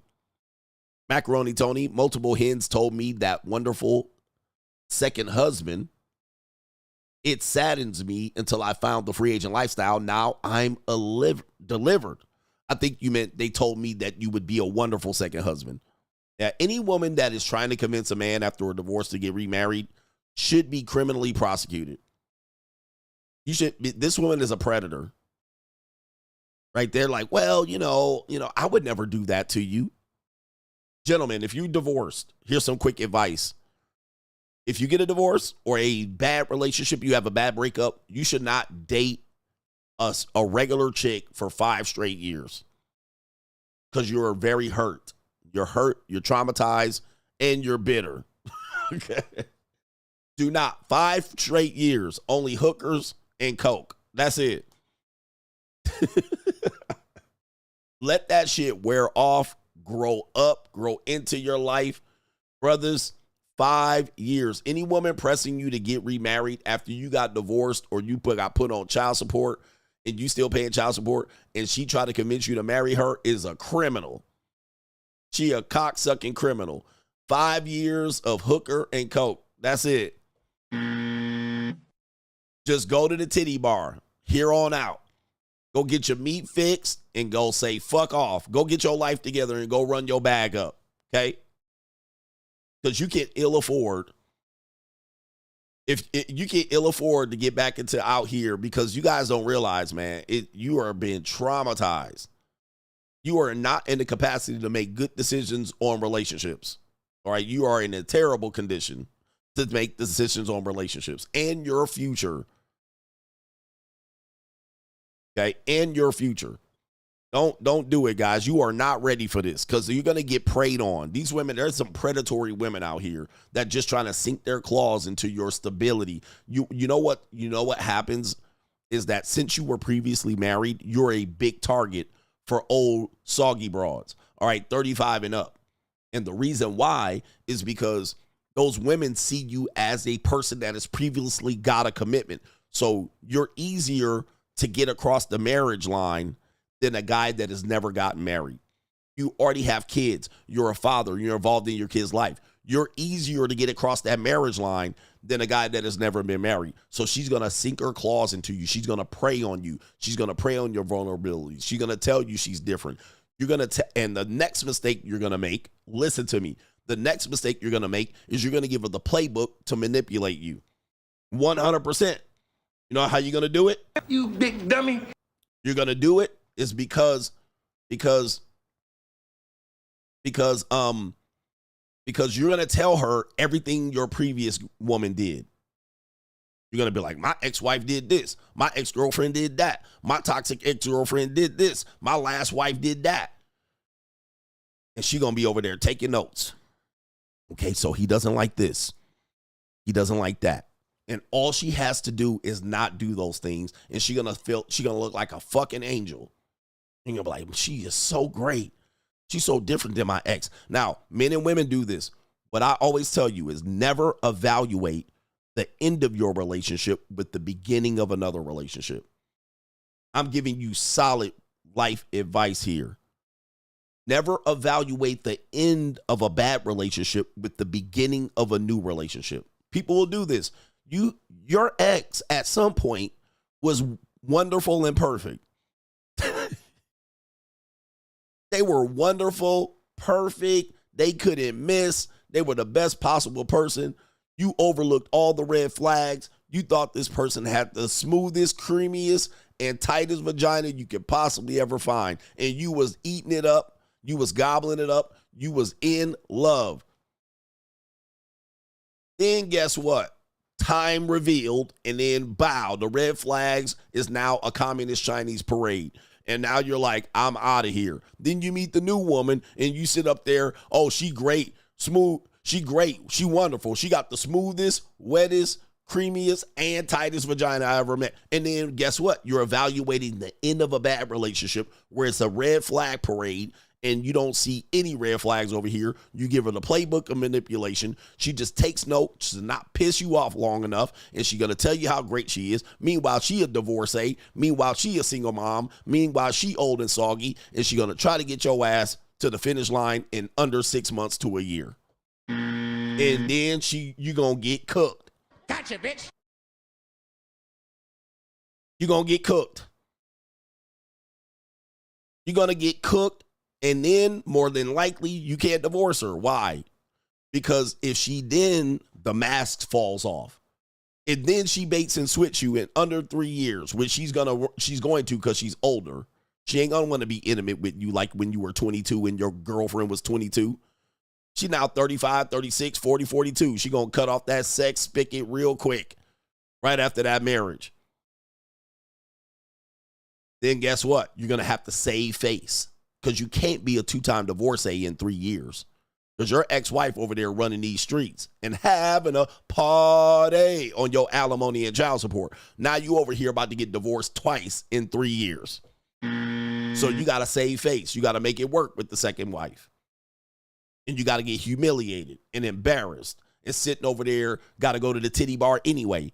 Like I told you, just go to the titty bar. Don't take your ass over there with that fat old woman. Right here. Because time going to reveal over there and just going to be another woman then got your ass in a bind, in a pickle, twist it up like a pretzel. All right, now you stuck with her and you could have been at the titty bar with titties in your face and BBL grinding on your pelvis. You could have been in and out back home in time to watch the kickoff of the football game. All right? And you still in the titty bar with a 2-time divorce coming up. Go have fun, bruh. Go have fun, man. If you get married and divorced in 5 years of hooker and coke, that's it. Don't be out here trying to prove what men will do and women will do is they'll try to prove that they can have a successful relationship after a disastrous one. So what you'll do is you'll be like, damn, it didn't work out. But you got to save face. You got to make it sure that it was the other person. So you'll try to find another person quick to replace the other piece of shit that you lost. And you'll be like, see, I got a girlfriend now. I got a girlfriend. I got a good woman. See? And you're trying to compete with the other person. They trying to find a piece of shit male too.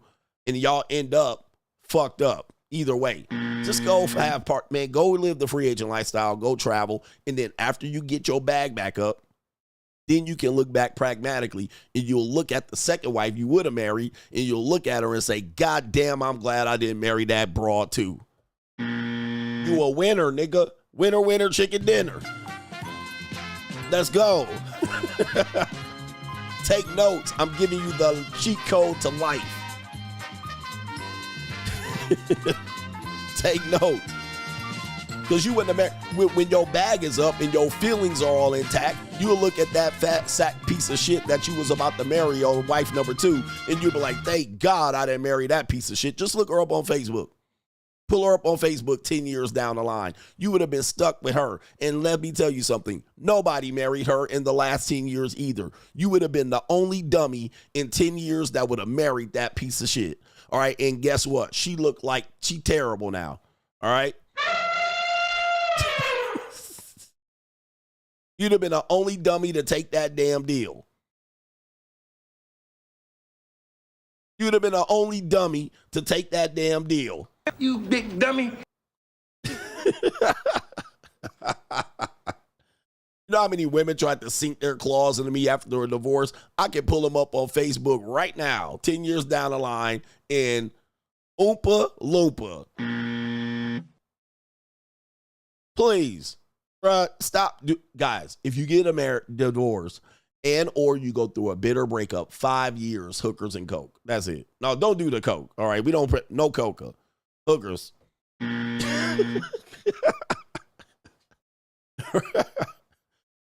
right. No coca. All right. We don't do drugs over here. Shout out to Josh Finley says, shout out to you, brother. I can't tell you how many times I've seen your teachings come true. I had a meeting with one of my staff a few weeks ago, pointing out issues I wanted to see corrected. Of course, some of the women staff were acting like I didn't know what I was talking about. And they knew exactly what I was talking about, but they were playing dumb. He says, I didn't argue with them and play the game. He says, there was no accountability whatsoever on your side, on their end, just manipulation. Yeah, man. You'll see people's true colors when you try to start telling them what they need to do. They'll be like, huh? What? Just play dumb.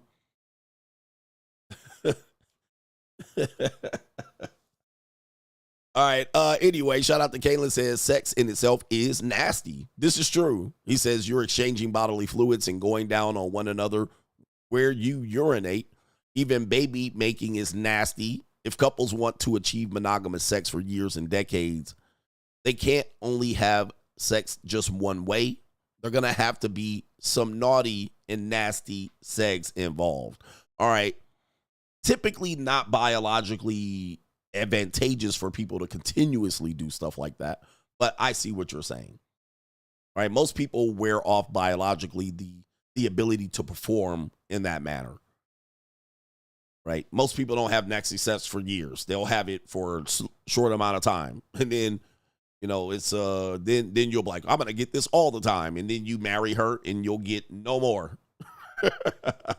You'll get no more. All right. It's just how it works. It's just how it works. It's the trick of nature. It's the trick of nature. All right. First 6 weeks, you know a person, y'all going at it like jackrabbits. Every day. 2 times, 3 times a day. You move into it, you get your first apartment with a girl. Or you get your first apartment. You've been dating a girl, you live at your mama's house. You get the first apartment, first 2-3 months, crazy. Crazy. No break.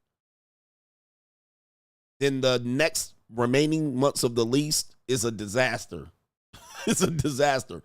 And the reason why is they're biologically programmed to sell. Sell. They're biologically programmed to leverage this particular act. Thus, a woman immediately will say, why am I giving this person all this free access to me? So she'll start looking at where she's losing. So he gets to just walk in the house and take me at will. She's not trained to be that way. All her life, she's trained to leverage that and keep it as a bargaining chip and make dudes perform and tap dance and pay for stuff for it and dinners and vacations. Now, all of a sudden, just because she lives with you, you get to just grab her and just push her over the edge of the couch. She's going to be like, nah. She'll start looking for things. He don't cook. He don't clean. He don't help with the dishes. He don't help with this. He don't take me out no more. He don't do the things he used to do to get me. She going to start saying, wait, I'm getting a raw deal. This is inherent, by the way, somewhat subconscious. People don't think of it the way I'm thinking of it. I'm explaining subconscious behavior and biology in a logical, pragmatic way. That's why, you know, people might say that's not true, but subconsciously that's what's happening. She's like, dude, I'm losing this deal. This is a loser deal, especially then after you do it, you just pop on the PS5. You don't go buy her flowers, give her a gift, trick on her, wash her feet. Nothing. You just leave her there laying in a wet spot, and then you pop on the PS5. Thank you. She gonna be like, wait a minute. You're like, hold up. And she gonna tell her friends. She gonna talk to her mama. She gonna talk to her granny. She gonna be like, whoa, girl, you getting played. You getting played. And so she gonna start pulling back naturally. So yeah, man. That's typically what happens. And she'll make you chase it. What she'll do is say, oh, I got a work thing. I got a work function, or my friends are going out, girls' nights out, or we're having brunch, or she'll overschedule things. She'll say, well, we got my niece's quinceañera, my 1-year-old nephew's birthday party. Now all of a sudden she's putting things on the calendar in between you just grabbing her by the scruff of the neck and taking her to the woodshed. And date nights and outings with other couples. And now all of a sudden shit is on the calendar to prevent you to just stop telling her ass up. Right? Her period. She's sick. She got the runs, diarrhea, she sniffles, headaches. See what I mean? Now all of a sudden she gonna make you work for it a little bit more. So all men pay. Work for it a little bit more. I think I'm pregnant. I had a bad day at work. I had to stay longer at work. So now, instead of her just standing there on Saturday, we need to go to Target, Costco, Walmart, in between a kid's birthday party. Now, all of a sudden, you out from 9 a.m. all the way until 7:30 p.m. I got to jump in the shower, right? I got to jump in the shower. I don't feel clean. I don't feel seen. You don't do the things. We need to talk. The dog I got to take the dog now the dog got a splinter in its paw. Now you got to go to the vet.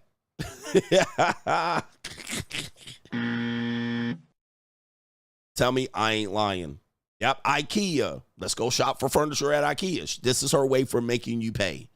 All right, I'm going to make you pay with money, energy, attention, or time. We got to go to IKEA. You going up and down the aisle. Stop and looking at this cheap-ass particle board furniture that you can't move once you put it together. All right, but now y'all got to walk up and down the aisle.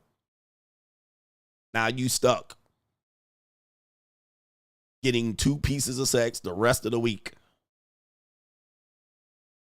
Who thinks I'm lying about this? Who thinks I'm lying about this? This is natural. I'm telling you the playbook. And for those who don't believe me, just go ahead and do it and tell me I'm not lying. You pay either way, man. You're going to pay one way or another. A woman going to find a way to make you pay. And if you don't, she can't find a way, she going to dip. She going to be gone. She'll be like, okay, there's no way. There's nothing here. I'm out. Shout out to our brother H every day. If I can't use you, what good are you? Men are the prize because women break their necks to use a man. Even a broke ninja gets used. Coach, what you say? I think we're all being used, to be honest with you. I don't think anybody's not engaging in usury in any form of relationship. So when it comes to it, it's just like, how do you want to get used? Right?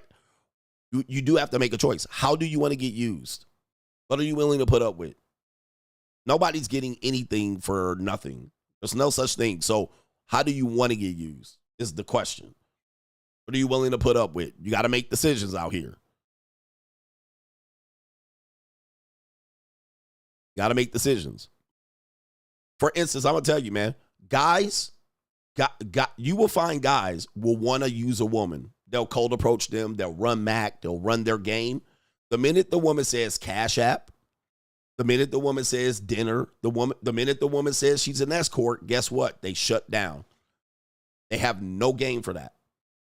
They're supposed to have game. You should be able to overcome that. But what you will find, they're engaging in usury. And then the minute the woman puts a price on it, a charge, or a major obstacle that they know they can't overcome because they're broke or not willing to pay, they stop. That's usury. That's usury, because if they weren't playing usury, they would say, okay, how much? Aren't they trying to get laid? How much? They would negotiate the price. They will whittle it down. Okay, right now, let's go. They're trying to get laid, but what they're trying to do is play usury. They're not trying to get laid. They're trying to use women. Those are two different things. If you're trying to get laid, there shouldn't be anything in front of you to prevent that unless you're engaging in usury. If you're engaging in usury, those obstacles will stop you. All right, you'd be like, okay, yeah, I ain't going to do it. So it's all how you want to get used. Some women are willing to get used by giving you a Cash App link. They give you a Cash App link, you can use them. That's what the woman's saying. I run up to you. Well, you can't get nothing from me unless you Cash App me. Cha-ching. It's like this. Soon as she says that, you'd be like, well, all right. All right, where are we going? And see what she says. So she's willing to engage in being used. That much, that fast. All right. Follow me. Now, that's an example of what I'm saying. Everybody's being used. Everybody's engaging in some sort of usury. So what are you willing to be used? How are you willing to be used is the question.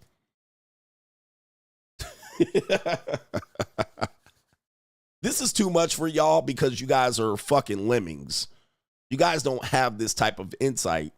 You guys are operating on a goddamn autopilot. All right, but that's what time it is out here. Shout out to our brother. If I had Coach's teachings at 16, I would have beaten Elon to Mars with all the time and energy saved, not worrying about women. It's easier than easy. It's easier than too easy for them. That's MC Hamster. Okay. Shout out to you, man. MC Hamster said he would have beat Elon to Mars. Okay. Most men have wasted so much time and energy on women It's ridiculous. And money. We've wasted, this is what pisses off men, the amount of money and time and energy we've wasted on women. And what we could have accomplished with that time. What we could have accomplished with that money. We could have accomplished great things. But instead, we were trying to, we never had the right answer. We never had the right way to get access to them. So we did all of these tricks, right? And then you say, well, this guy's getting tricked by paying money. Nah, bruh, you got tricked. You got tricked. You wasted 25 goddamn years of your life. Some men are in prison for the way they tried to operate with women. Prison. Wasting 25 years splitting bricks. Some men are dead because of the way they wanted to deal with women. They were trying to figure it out and they, oops, wrong fucking door. Boom. Some men are dead as a goddamn doorknob trying to deal with women. Some men have not accomplished anything. They have no retirement. Some men got divorced, grape the kingdom come. Talking about they didn't pay. Some men said it's cheaper to keep her and he's getting humiliated and cucked in his marriage. Just wasting time. Just wasting time. Some men get thrown in jail because they think they're going to get $40 pussy in a Florida motel and it's a police thing. And their whole life is ruined. Remember that one guy? He was in the SRT and he pulled up to that bikini bar and he had his little weenie out. And then he got caught because the girl recorded him and put him on the internet and he killed himself and he had a wife and children. See, this is what I'm talking about. This is what I'm talking about. Most men are making horrible decisions and it costs them their life and they say they don't pay. You guys pay in so many miserable ways and then it only takes you to wake up and go, wow. You'll throw your life away. Trying to avoid payment, trying to go at it directly. You'll throw your life away trying to get it for free or burning desire. You'll waste years and degrees and you'll waste, look at Shannon Sharp, $100 million.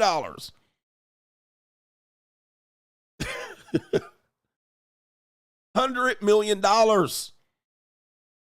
So you might not break bread, but oh boy, look at what happens later. It's false allegations. It's just, and then we'll jump up here all day long. I'm like, man, decide how you want to get used, decide how you want to pay. And just call it a goddamn day, bro. Call it a day. Chalk it up to the game. We're going to talk about that with AB. NGN, I never understood how guys over 24 aspire to sell Johnson or view being good at sex as something to brag about, but will say money isn't important while trying to look rich to impress women and others while living paycheck to paycheck. Interesting mindset. It's interesting how PUAs, mouthpiece guys, dehumanize and prey on women, but they say they don't pay, yet they're mad and hate it, and they hate women. Meanwhile, guys on the dark side treat women as human beings and give them a fair deal on both sides and truly accept women for who they are. And Snaptech Fix says breaking up isn't the last time you smashed. He says, I've never had an ex that cut off sex cold turkey. Even if it is bad blood, 6 to 1 years later, they can still text or link up, even though they've been out there dating men. This is the last time had me dying. LOL, CGA dropping real game. And this is the free agent lifestyle if you didn't know. For life. Okay. I never really go back to exes for sex, but I've had exes offer me sex and they were dating other guys. So then you have to think that when you were dating that woman, did she still mess with her ex? Yeah. I mean, I had a woman that said she was going to dinner meeting with her ex. So it's a fact. All right. So when the woman's dating, she always has possibilities of intimacy with an ex. The ex never really gets cold turkey. I actually messed with this woman. She was getting a divorce. She moved in an apartment next to me. We started hooking up. I never suggest that people do this. It's a disaster, but we started hooking up a few weeks after she moved in. what happened was her ex used to come by all the time, and they still were intimate together. But then when she started being intimate with me, she cut the ex off. And the ex said, and this girl was a nympho, all right? So this girl was not going without sex. Like some of these women, I could go without sex for months. This girl was not one of them, all right? She was the one who can't go without a day. She was 6 rounds in the evening. So the ex knew it, and the ex knew that she had officially cut him off. And he said, you must be sleeping with someone because you're the type that can never go without. So that was an example of what this guy's talking about. They were divorcing, they were separating, but she moved out of his house into an apartment, and he was still coming over there beating it up until I showed up. And then when I showed up, she started having less access and time and interest in him. And he used to pull up. I remember he used to pull up. I never even talked to him, but yeah, he probably saw me. And she was a white woman, just so you know. Where the white women at? All right. And he was a white guy, and he used to pull up. I don't think she ever told him it was me, but based on the location, I guarantee you he knew. He was like, all right. He was like, aha. So here's the thing, man, and I have to say this here. Your third leg was just a lot of us talk phenomenal. about our failures in relationships with women, but many times we were the other dude. We were his story, right? We got hypergamy used against us, but sometimes we were the man that hypergamy benefited us. See, we don't never think about that. We never think about that. People always think we out here just losing, and then we never won it with women. Sometimes we were the guy that we're the story of the nigga she hypergamously monkey branch to. We're the story of the other guy who took the red pill. It's a Venn diagram. It's a Venn diagram when it comes to intimacy and relationships. So we often talk about when women did us bad, when women did us bad, when women did us bad. But sometimes we were the ones that did women bad, or we were the ones that the monkey branch happened. We were the level up. We were the next stage up. He says tables always turn. So we don't just get traumatized. We also traumatize. We don't just get traumatized. We traumatize. And we have to understand that there's nobody that's good out here. There's nobody that's good, men or women. There's somebody that has a story about you where you were the biggest human piece of dung ever, and you made them realize that they shouldn't trust men or women. You were the one. I was the one. Shout out to Cesar Quintana, our legendary one. He says salute, and that's a sponsorship. That's the sponsorship, Cesar Quintana with the sponsorship. Enjoy your weekend, brother, and hopefully all is well with your son. Shout out to our brother, NGN. Do you think a lot of fetishes people come from... Wait, do you think a lot of fetishes come from people getting religious and morality forced onto them, or is it natural? He says, I'm a Gen Z, and Gen Z women with AI husbandos of male anime characters like, I can't pronounce that, Sakuna. Shout out to you. Here's your flowers you don't miss. I think religion has put a cap on people's ability to find themselves into sexual pleasure, right? So I think people have been nasty for a long time. Just look it up, man. People have been doing the nasty for a long time. Religion is the one that's trying to set us straight. And so when we find that people are doing nasty things, people say, well, that's not godly. You'll go to hell for that. So the religion has put a cap on us. Sometimes what will happen is people will try to become religious because they are nasty, or because they have fetishes, because they slept around. They're more likely to have affairs. So then they become religious to take all of that away and wash their sins away. If people are heathens, you will find that they do a whole bunch of wild, nasty shit. If they don't have a if they don't have I can't even think of the name. If they don't have something that's going to tell them this is bad, they're going to do crazy shit out here.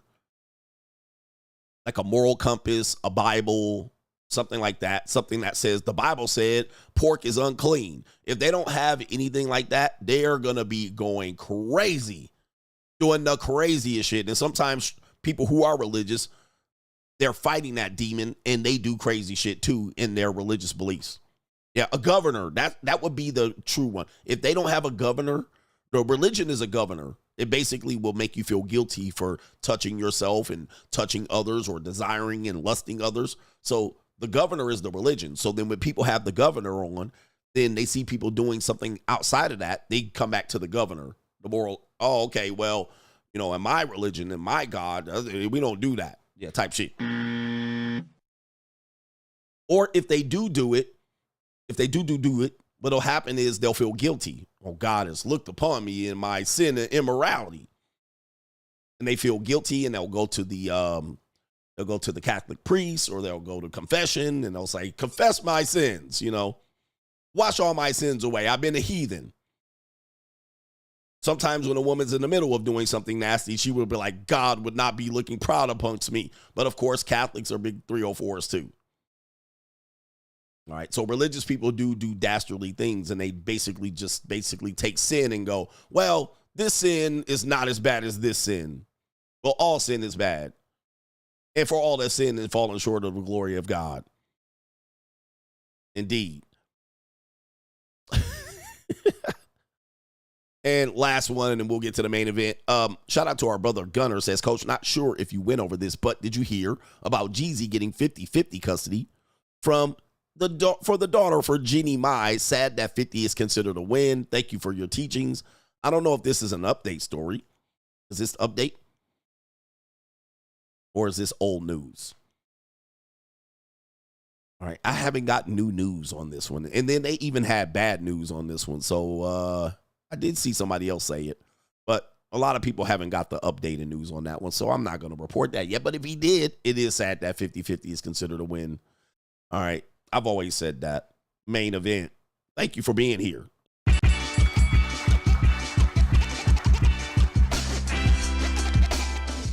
Main event, we got AB, we got Pay for Play, we got Escorts, we got Dubai, we got Doo Dubai, we got Pretty Girls, we got Money, we got Niggas Ain't Trying to Pay Money. I got money. We got False Promises and all of that. AB, you guys know him as Antonio Brown, the former NFL football player who has gone on a really, let me go ahead and pull him up, who's gone on a Twitter tirade after he's been accused of doing a heinous crime, which doesn't seem like a crime at all because it doesn't make sense. But some skeezers are mad at him for pulling the okie doke on him. This is AB, for those who don't know. Yeah, he has a horrible reputation amongst a lot of people. He does seem like he has a lot of emotional problems. And he is, at one point, walked off the NFL field and retired in the middle of a football game. Yes, that guy. Apparently, he believes he's getting extorted by 2 304s. Pay for Play Mahis from Dubai, who says he offered to pay for the cat, but he didn't pay for the cat. Did you eat that cat? After they gave him cat. Who's the victim here? Let's take you to this right here. I don't know if this is true, but we're going to report it. Antonio Brown promised 2 escorts that he'd pay their rent and take them on a shopping spree in Dubai in exchange for the cat. Did you eat that cat? Then he scammed them. And now one is saying that he sexually trafficked them. Did you eat that cat? No, sirree, Bob. All right, apparently, looking at the video, we're just going to assume that's AB right there. We're going to assume that, but here's your skeezers right here. Of course, IG model types. All right, these are the women that y'all be like, I'm going to follow her on IG. She don't sell pussy, coach. She sells skinny tea. She sells waist trainers. She sells, she gets her money from sponsorship ads. All right, she gets her money from selling fitness programs, coach. All right, not all women that are beautiful are monetized. You're just saying that to validate the reason why you're a trick.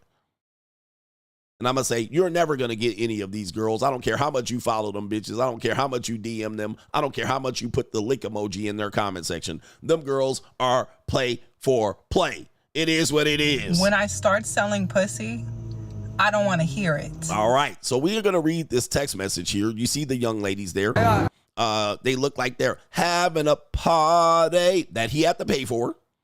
Right? All men pay. All men pay. Even though he says he didn't pay, or they say he didn't pay, all men pay. And they look like they was having fun. Let's read the text messages. It says, why, what up? He told me, let's blow this up here. He told me coming out here that he was going to buy and bring me shopping and pay my rent. And he did neither. Now it's the first of the month and rent is due. Your rent's due, motherfucker. And I'm stuck out here with no room and no clothes and no money. I'm effing pissed. Okay. This is one of the girls allegedly here that said he said I was going to go shopping and he was going to pay my rent, but she don't have no rent paid. Now, let's just first and foremost say this. That's her fault. Gotcha, bitch. Got charged into the game, baby. You the one that believed him. You playing this game in this part of the game. This is part of the game, baby. Now, I don't encourage men to do this, but shit happens. Shit happens to men all the time. They get trick rolled, robbed for their chips, their Rolex. They get their shoes stolen. All of that shit is part of the game. I don't feel bad for these women in this situation here. So if you in a bind and you gave up pussy thinking he was going to pay rent and go over there and take you shopping and then you already ducked the fuck sucked them and all of that shit, that's your problem. That's your problem. Just as you niggas get trick rolled and robbed and scammed and set up, that's your problem. Shannon Sharp, he got that up. He was dealing with a girl that was probably mahi-mahi. Charge it to the game, nigga. It is what it is. You want to play with these women out here, know what you getting into because they going to make you pay one way or another. At the same time, these women, if you don't know how to collect money and you making deals and you entrusting niggas that pay broads, that's your fault. Gotcha, bitch. That's your fault. You didn't get half, a deposit, a down payment, a pay up front. You didn't have a pay up front plan. You didn't have to make that Cash App ring. It is what it is. It is what it is. That's how it is, and you can ask Giz. Gotcha, bitch. It is what it is. That's like women complaining that they got to pay alimony and child support to a man. Gotcha, bitch. It's part of the game, baby. Charge it to the game. And now she's saying she's pissed, but of course, this is the problem that I'm going to have with men who do this. So now, if you're a man that does this, like, I don't like finessing broads. I don't like broads that finesse. Again, I'm like, let's make a deal where we both feel like we got the best deal for each other, and then we can part ways after that. Now, for guys that do this, I think you guys are scumbags. All right, because what you're going to do is you're going to make it harder for everybody across the board, but you're going to definitely make it harder for me because now, especially black men, this is why women don't deal with black men. Okay? Now, black men are more likely to do this, and this is when you're playing the game, especially even dating, this doesn't help across the board. So now these bitches ain't never gonna fuck niggas. Right? Now I gotta pay deposit, fly to I gotta do all kind of crazy shit because of this nigga. All right. And that's how it works. So if you know anything about relationships and dating, black men are at the bottom in consideration of dating, escorting, no matter what relationship field you're in, black men are at the bottom. All right. I know black men think they're at the top. You're at the top of the fetish fucking list. That's it. You're not at the top of the relationship marketplace at all. You're not a part of the escort money transaction relationship at all. You're not a part of the dating marketplace at the top at all. You're at the fucking bottom. And because when people do this, you continue to put us further in the bottom, but I guess you niggas don't care. You got the pussy anyway. All right, so let's hear the rest of this where it then becomes to a position where if he didn't pay, he's going to pay. Does he care? And it says right here, those guys got money spent on y'all that are there at least. Right? This is, remember, people texting. Those guys got money spent on y'all that are there at least. They got bread. Okay? whoever she's talking to, they're saying they got money, so they got the pussy off y'all and you didn't get no money. He better get me a flight home before I go online talking about AB sex trafficked me and my friend to Dubai and left us here. I ain't playing with y'all no more. This some bullshit. Now I want a room and I want my rent paid like I was told. He didn't give me ish. Now he blocked me. She going crazy. Crash out of the century. Gotcha, bitch. I'm going online to talk crazy about it in 10 minutes. Now, ma'am, this is why we have, there's a phrase. Let me go ahead and pull this phrase up. I'm going to pull this phrase up. Let me see here. Okay, so there's a phrase, and I don't know if I can pronounce this, but it's here's the phrase right here. It's Schrodinger's feminists. A woman is simultaneously a victim and empowered until something happens. Then she chooses which state benefits her the most. Right here. Now, ma'am, let's go back. Ma'am, are you empowered? Are you an independent? Are you a renegade? Are you living a fabulous life? Are you only God can judge me? Are you getting a bag? Are you don't nobody can tell me do shit? Are you selling pussy? What's going on? You know what you chose to do. You know what you chose to do. You chose to be empowered. You chose to be free. You chose to be a butterfly. You chose to be out here hoeing. Now you want to say you were victimized by a crime. And now you want to jump out here. Now you want to jump out here and say, oh, I'm a victim. Cassie style. See, this is not Cassie style. No. I disagree with this. I think both of them are wrong for this. But I got to look at it and say, ma'am, you were the empowered one. You chose to sell that punani. You chose to not negotiate in good faith. You chose to try to think you was going to play him like a trick. I'm going to play this trick and I'm going to give him this and that. And you thought he was going to rain on your parade or rain on your neck. But guess what? Now he left you out here hanging. Now you want to jump on Al Gore's internet and now you want to be the victim. Which one is it? Let me go ahead and pull this up. It says a woman is simultaneously a victim and empowered until something happens. Then she chooses which state benefits her the most. Now you wanted to be out here hoeing, but now when they told you not to be out here hoeing, somebody told you not to be out here hoeing. Somebody told you not to go to Dubai. Everybody told you what the game was, and then now you're getting choked. Now you're getting sexually assaulted. Now you're like, hey, I'm the victim here. Please pay attention to me. Please pay attention to me. I'm going to go on the internet. I'm going to put charges on him. I'm going to claim I'm a victim of sex trafficking. Well, you're not a victim of sex trafficking.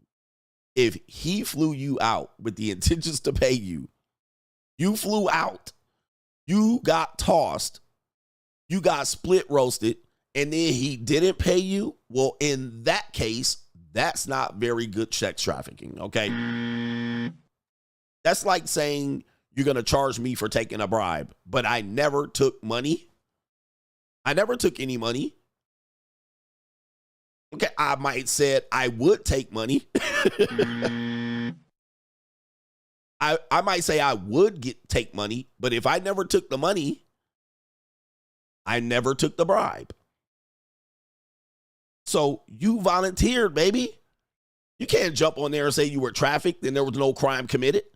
You got played. You got tricked. And that's part of the game. Just like that's why they call it tricks and turning tricks. At some particular point, somebody's going to turn, they're going to trick you. That's just part of the game. You got to go ahead and say that. Now, if you got left, if your ass jumped on the airplane with no clothes,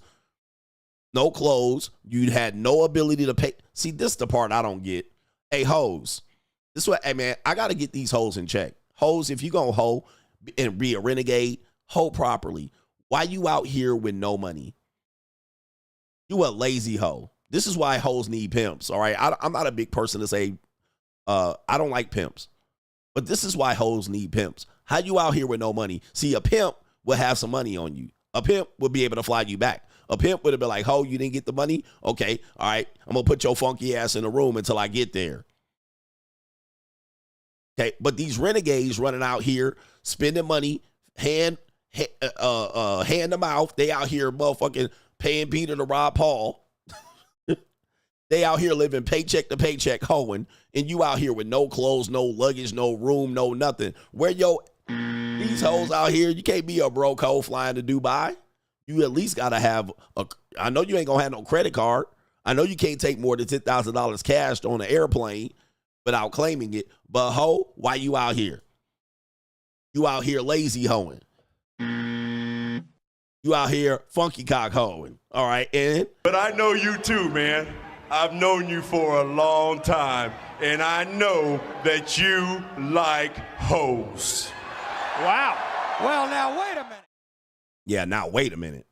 All right, we all like hoes. But she got what she got. She got that. What she did is that's her fault. Now, the problem is, let's just say AB was a responsible man like Shannon Sharp. And AB was not the ignorant individual we know. All right. So AB, this doesn't damage his reputation at all. And this is why I have to tell you guys, a lot of men have no reputation to begin with, and they will counsel you to do things as if you were like them. Okay? Man, don't be scared. Just walk up to 300 women. Well, I got a reputation. You don't. I got responsibility. You don't. I got to pay taxes, and you don't. I got a checking account, and you don't. Well, AB has no reputation to speak of at all. So this, though, could have that's the Gordita. This, though, could damage his reputation if he did have one. Let's say he did have a reputation. Then this could be damaging to him. And what she's trying to do is attack his reputation after she got victimized, so-called victimized. But the problem is, he don't care. First of all, where are you going to file the suit? In Florida or Dubai? Right? Nobody cares about that, ma'am. He probably been doing it. You know how many cases he's got and how many times he's been sued and made to look like a clown, buffoon, monkey. All right. You're just another one. Number two, you don't have no case, but go ahead and file it. Just because you don't have no case don't mean you can't file it. All right, so if she does attempt to file it, or these two attempt to file it, they're going to make me look stupid if they take this shit to court, because you're going to have to explain why AB dookied on you and you didn't collect the money. So I think she's more in the wrong. AB is in the wrong for certainly on this one. I think she's more in the wrong, but to claim you, now you're going to extort him and try to make you pay, because if you can see here in the message, she says he better pay for my flight home. Nah, bruh. Now you got the block ski button. Gotcha, bitch. He better pay for my flight. Blocked. And there's a way you negotiate. This is why there's good hoes and bad hoes. There's good hoes that do good business. And they know to deal with good gentlemen, and they know to charge it to the game if they get fucked over. And they be like, all right, I better make sure I put any buffers in here. All right, same thing as dudes. Gonna play this game, marriage, divorce, relationship, 304ing, all right, pimping, leaning, and fiending, pump and dump. You guys gonna know you gotta charge it to the game when some shit happens. The best thing you can do is go abstinence and go ahead and disappear if you don't want to mess with these people. But not everybody has good intentions for you. So to go online after the fact is ridiculous. But let's just say AB had a reputation he wanted to preserve. This is where he would pay. This is where he then will get to have to pay. Now, let's just say he was a CEO and he did this, and then he would have to go in front of the court, or he would be put in front of the news cameras, and they would be like, I didn't know you were living this type of lifestyle, a la Tiger Woods. Then his reputation's damaged, and then he would pay in the hundreds of millions of dollars. Shannon Sharp, Tiger Woods, Dominique Strauss-Kahn, and a lot of people lose their reputation playing this game. AB in this situation doesn't, but I would just tell you guys, for guys that are looking to do this, please, especially black men, if you're going to do this, don't do this. If you can't afford it, at least give her something, $2, something, a bag of chips. All right, it goes a long way. Because otherwise, then it becomes problematic for you, and then you end up in jail because some silly hoe got into her feelings. Just don't get involved in that. But shout out to AB. These ladies, I don't feel sorry for you at all. You're not a victim, and there was no crime committed at all. No crime whatsoever, according to me. All right, according to me. Again, I'm not a lawyer, so I don't know. Maybe they can find some other crime. But what are you going to say? You going to go to court? All right, he was out there split roasting me, and I thought I was going to get $1,500 and my rent paid. And by the way, there's your girlfriends right there, bro. There's your girlfriends on the dark side. Not only that, she exposed herself. I mean, come on, bro. There's a man out there that thinks that's his girlfriend. There's a man out there think that's his girlfriend, all right, that she was just going to go out there for the weekend. There's some good people that think that. You guys got to know the spectrum. There's a guy that think that that's his girlfriend. There's a guy out there that think that he goes to church with her. There's a guy out there that goes to school with this girl. There's a guy out here that leases his apartment with this woman. And what did it take? Let's just go back to this, guys. This is what I've been telling you.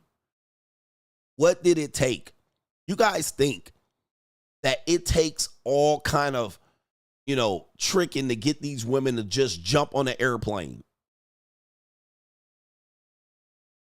All he said was shopping and rent.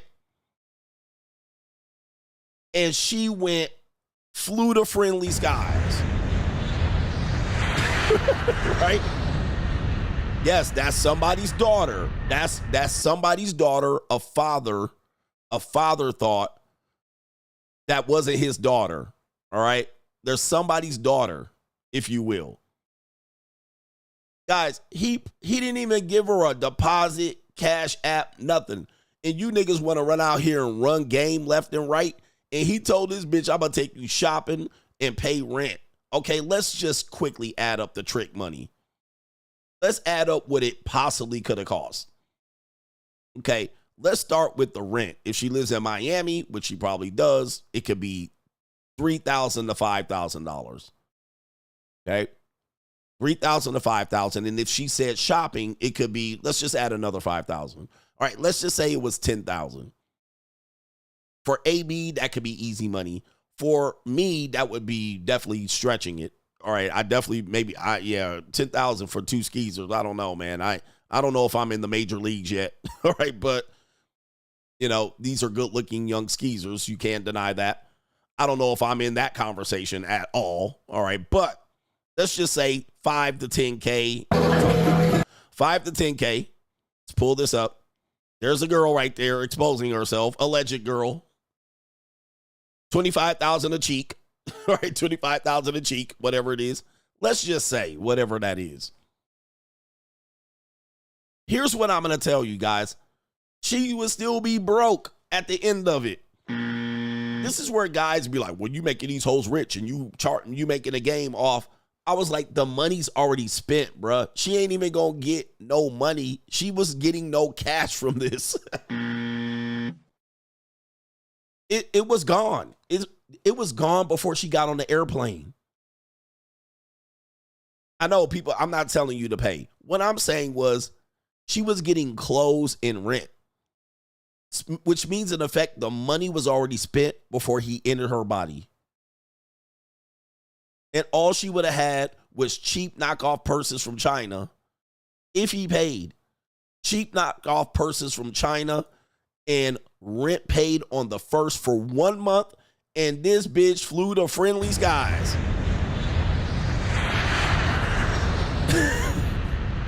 It wouldn't have got invested. She wouldn't have put it in crypto scam and rug pull nobody. She wouldn't have took the money and doubled it, tripled it, flipped it. Nothing. It was gone. It was spent before she bent over. It was spent before she got on the plane. Like, that's where the bar is.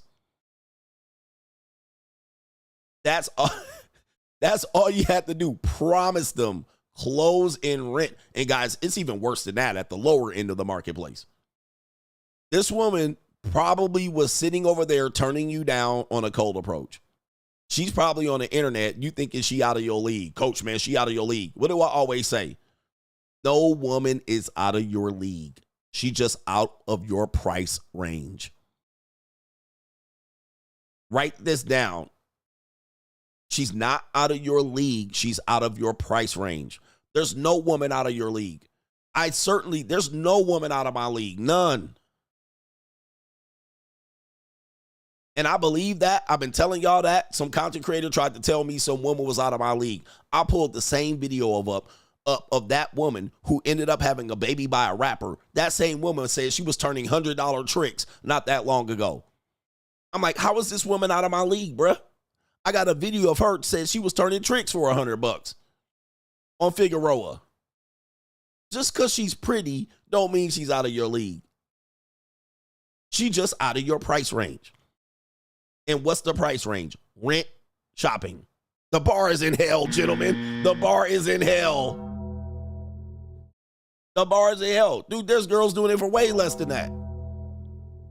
Right? Way less than that. Way less than that. They will show up on your goddamn doorstep. Why? Because we have a monetized dating marketplace with women with no pimps, renegades, and they out here for the low prices. Jumping on airplanes to go international, bruh, for rent and shopping. Like, come on, man. Ladies, listen, I ain't trying to correct your behavior because we know we love this shit. I think this is the best thing since sliced fucking bread. But I know you too, man. I've known you for a long time, and I know that you like hoes. All right. Wow. Well, now, wait a minute. This open, monetized sexual marketplace is the best thing since sliced bread. All right? Ain't nothing gonna get better than this, bruh. I mean, not even $25K a cheek. Is she out there? Look at AB. Oh, my goodness. It's bad out there. Let me get to these super chats. It's been a wonderful show, a wonderful weekend. This is where I tell you. What's up for the weekend, nigga? When I start slapping Mitches, this is not part of the show anymore. All right? Ninja's going to be like, hey, man, don't pay attention to the Mitches. The show is officially over. But we're going to do super chats, and we're going to hang out a little bit. So when I start going in on people in the chat, don't say that I need to focus on the show. The show is over. Everybody understand? So you can pack it up. You can hit your like button. You can send your last few donations. We're going to get ready for the weekend. So if some Mitch-ass niggas start crashing out in the comment section and I start going off on them, don't say I'm wasting my time. I just put in 4 solid hours of the best knowledge you'll ever find on this platform, and I do it every goddamn weekday, twice a day on Monday through Thursday. You ain't get no better than this of life cheat code advice.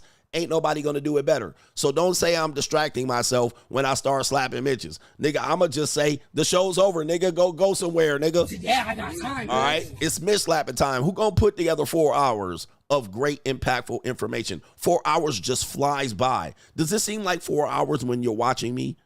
It doesn't seem like 4 hours when you're watching me. You're like, damn, it's been 4 hours. I've been listening to this nigga. And I put it together so seamlessly. The best that anybody can do, entertain and edutain and give you the information. The bitches love me too. Okay, but fair warning, when I start going in on motherfuckers, don't say I'm distracting myself. I put in the 4 hours. The show over, nigga.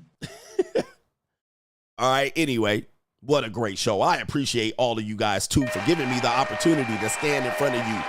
An arena full of people standing in front of you. You're listening to my words, holding on to every single word. Every single word is impactful. Okay, this is life-saving information, and it makes men men. Ladies, you want men out here? You want them listening to CGA. You don't want to listen to these goddamn fairy tale, fairy-ass niggas from Atlanta. These niggas half fugazi. These niggas ain't got no bass in their voice, and these fugazi ass niggas, they feet fly like this when they walk. They light in the pockets and light in the pants ass ninjas. We got real men. We're making real men over here. We done got these goddamn weasels out here trying to pump and dump you, acting like they're men. We already told you these weasels ain't shit. trying to act like they the Mac when they ain't jack shit out here. Right? These young boys ain't got no money trying to talk to a man like me, Big Bank, take Lil Bank. Little niggas, if you open your mouth, nigga, open your wallet first so I can see how much I'm about to pick out of that, because Big Bank, take Lil Bank. Money talk, bullshit, walk over here, nigga. This is a grown man channel. Take your no chest hair having ass, bird chested ass nigga, no beer having ass nigga somewhere else. We don't let niggas just talk over here. It's show and tell over this bitch. It's show and tell. You say you get bitches, show me you with a picture and bitches. You say you get it for free, show me the bitches you getting it for free from, with you in the picture, with her leg hiked up. Show me that fat squealing pig that you banging on. You say you split 50-50 rent, show me that fat pig you sharing rent with. You say you rich, you got my Instagram, you got my DMs, you got my email. Take a screenshot with your goofy ass face next to a picture with 6 figures in it, nigga. Let me see it. We doing real shit around here, bruh. We creating men of men with the King of Kings. Show me. Show me, bruh. We don't listen to these niggas talking over here, bruh. Niggas selling wolf tickets around here. All right, anyway. Also, Amazing says, have you ever met a woman with a genuine sense of humor that's given you a true gut laugh? No, women are not funny. I haven't met a funny woman in my damn life. All right, now, have I seen a couple on TV? Yeah, but most of them corny. So I don't look for women in humor. Women don't be funny to me. Be seen, not heard. I'd rather you not say a damn thing than try to be funny and be goofy as fuck. Women's sense of humor, their timing is all off. You know, I don't know what happens in a woman's brain in the world, but your timing is off like a motherfucker. Hey, listen, ladies, don't be funny. Funny also always, for women, being sassy and quirky is funny. All right, bro, I don't need no sassy and quirky bullshit. I don't need no passive aggressive digs. I don't need no sassiness. I don't need quirky bullshit. Nah, bro. All right, I don't need it. I'm not interested in funny women. And I ain't never laughed at no woman unless she said something stupid. So with that being said, and if a woman is funny, she probably a lesbian. I mean, I just don't need funny women. All right, I want silent women. I like women that's seen and not heard. I like them bitches like Minnie Mouse. That's funny to me. I like y'all cute as hell, cutesy pigtails and shit. All right, that's what I like. Fix your hairband and shit. All right, that's what I like. I like women that play with their hair and shit. Yeah, sarcasm. I don't like sarcastic women. Sarcastic women think sarcasm is funny. That shit ain't funny to me. That shit is passive aggressive behavior to me. Women in here mad as hell are here, but that's just me. All right, women start talking and trying to be funny. I'll be like, silence, you fool. Yeah, bruh, nah. You're not here to be funny and tell jokes. I'm here to make you laugh. Just laugh and giggle at my corny ass jokes and lift the leg up. I ain't got no time for this shit. Silence, you fool. All right, anyway. All right, and most of the time when they funny, it'd be the worst possible timing you can ever have. You like, this is not the time to tell that joke. That joke would have been funny 15 minutes ago. Shout out to our brother Jerome. Well, that's what we'll call you. All right. Thanks for always coming up with a definition for the things I've been thinking about since in my 20s. I'm in my 40s now. That's what I do. I basically can clarify something, right? And give you an example. And you're thinking about something. I can put the words to what you're thinking because I know how men and women think. All right. Yeah. Laughing at women and laughing to what they say are two different things. I can laugh at what women do, right? Because they goofy, right? Women are goofy and it's funny and endearing. I like goofy women. I don't like women to get up there and tell me what you gonna put my face in their butt cheeks. I don't like, that's not funny to me. But I like a goofy woman. A goofy broad is worth their weight in gold. Like, I'll keep a goofy broad around. Like, if she just silly and goofy, you can stick around. Right? I'm like, you so damn silly. You so damn goofy. I'll laugh at her. You know what I mean? I like goofy broads. All right? And silly broads and dizzy broads and ditzy broads. I'll keep them around. They'll make me laugh all day long. But a bitch try to come up in here and grab the mic and tell me some shit, I'm like, nah, man, I ain't trying to see all that, bro. Yeah, this bitch over here. Y'all want to see a silly bitch that I'll keep around? Not for very long, though, because I think she gonna give me a fucking headache. All right, but this woman right here. Let me see if we can do it. This girl right here, she funny, but I think she would annoy me and shit. This girl right here. Here we go. Hi, Liz. My name? I go by Her Highness Princess Waffles Neck Squirrel. But on Tuesdays, you can call me Boris. I'm also fluent in cat. It means, can I has hug? Oh, the humanity. Boxies! I'm annoyed. I is Zoe. Oh, the humanity. Are you in a relationship? No? I am. With Pita! He says he's jealous of you. That he forgives you. If you nuzzle or glump him. Oh, the humanity. I would be like, it'd be cool for like one day. Like one day. All right. But after day 2, I'm going to be like, Silence, you fool. Hi, Liz. My name? I go by Her Highness Princess Waffles Neck Squirrel. yeah, man, it would be, all I'm going to have to hear after that is this right here.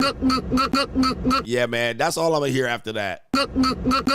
Every time she do a character, I'm going to be like, yeah, I'm going to have to get that mouth.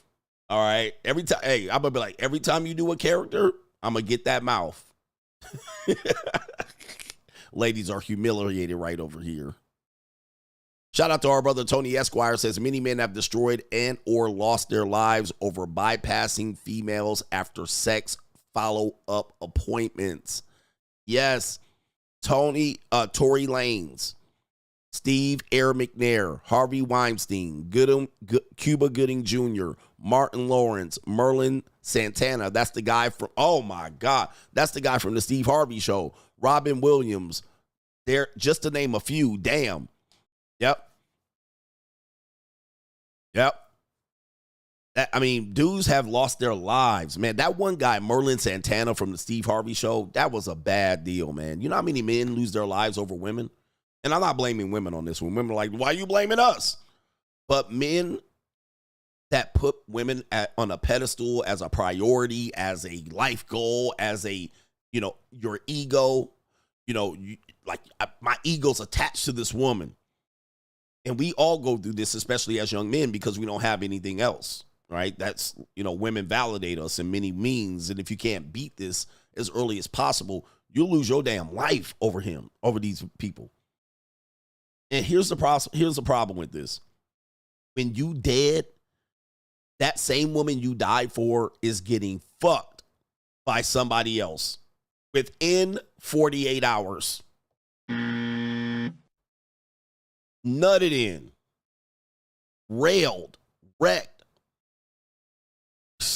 for somebody who was worse than you, less than you, or bigger, stronger, better, faster than you. Within 42 to 72 hours, the woman that Kobe Bryant supposedly assaulted had 5 other men's nut in her panties. And Kobe and her boyfriend she lived with were neither of those men. Like, this is serious. You don't own pussy. These women's vaginas, you don't own them. They're supposed to be entered and exited, but it's not supposed to be by one man. It ain't gonna be one man. It's gonna be multiple men. And it's gonna be multiple men whether you lived and died, whether you paid or not. When you understand that, bruh, you will put this shit in perspective real quick. That pussy is a side dish. It's a dessert.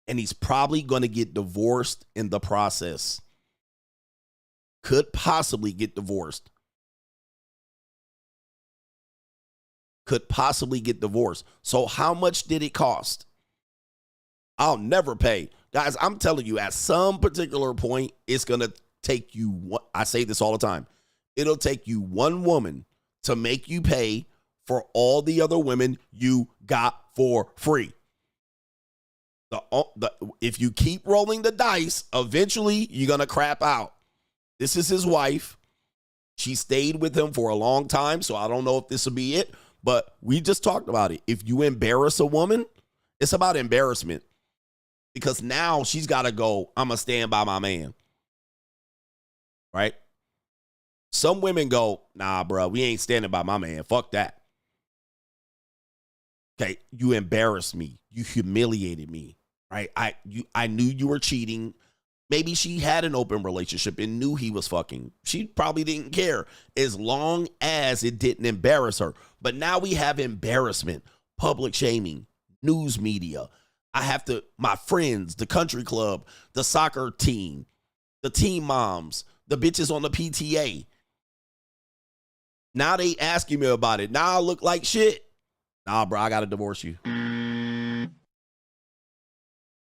Got to divorce you. You embarrass me, bro. Yeah, we can still be together for the kids, all that shit. But I cannot save face, man. I can't stand behind this shit. I ain't Hillary Clinton. I got to go get my half. I got to do what I got to do. My mama, my grandmama, my brothers, my family. She got too many people looking at her like, yep, women at the gym, bitches at Pilates and yoga. They looking at her like bitches at the goddamn juice spot in the Jamba Juice. All right, they looking at her like, bruh, you making us look bad, man. Yep, bitches at Starbucks, bitches at brunch. They looking at her like, you go.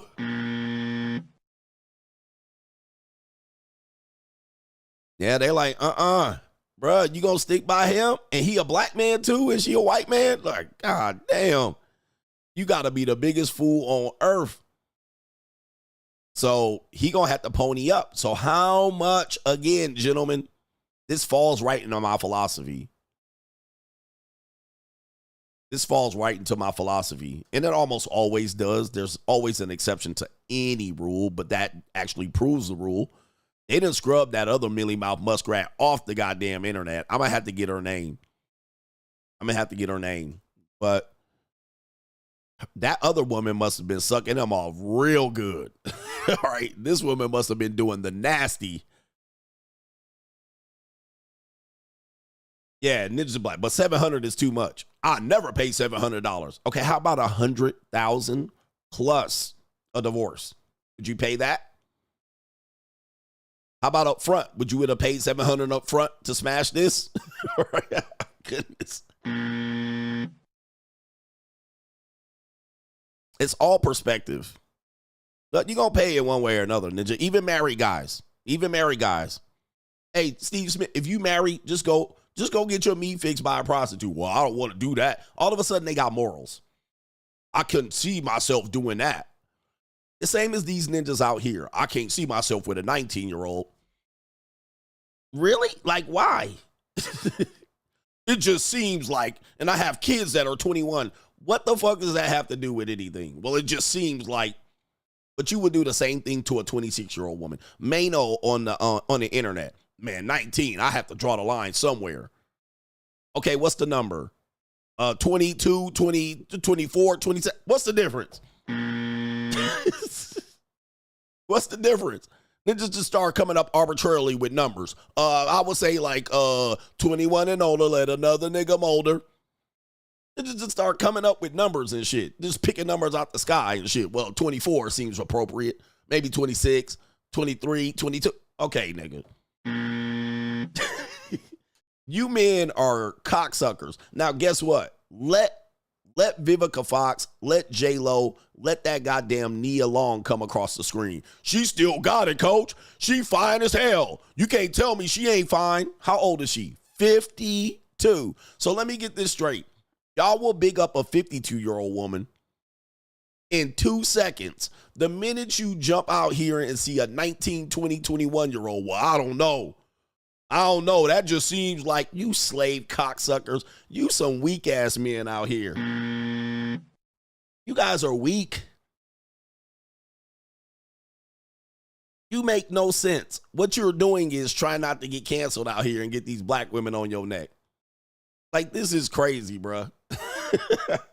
But J-Lo, 59 years old, man, damn. I still take that. 59. There's no line at the upper limit. There's no line at the upper limit. You just gonna tell me 50-year-old women are baddies. Tracy Ellis Ross, I'll take her. 62. You niggas are pathetic, bruh. I tell you, you group of men are pathetic. You're going to sit up here and give a 62-year-old woman all kind of accolades, but not a 20-year-old woman? That seems too far, too close to the line. Like, you niggas got so many morals now, but you will bang an elderly woman? She literally can qualify for AARP and Social Security withdrawing. But y'all bang a 62-year-old woman and big up her ass and fuck her face, but not a 20-year-old. Like, what is wrong with men? Okay? What is wrong with you guys? There's no logical sense, but you just are scared ass bitches. You men are scared little bitches. He said the law. What law? 20 is legal, way past the legal limit. Like, way past it. By months and years. There's no law. Just have her pull her real ID up. It's leaked. Let's go. Real ID confirms. But 62-year-old woman, Tracy Ellis Ross still got it. No, the fuck she don't. On any planet. On any logical planet. In any decade. In any millennia. She's don't got it.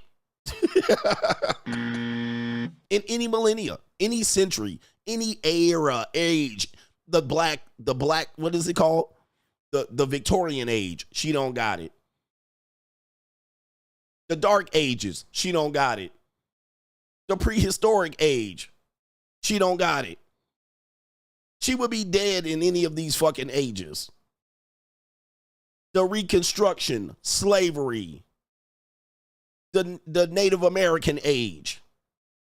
She don't got it, nigga.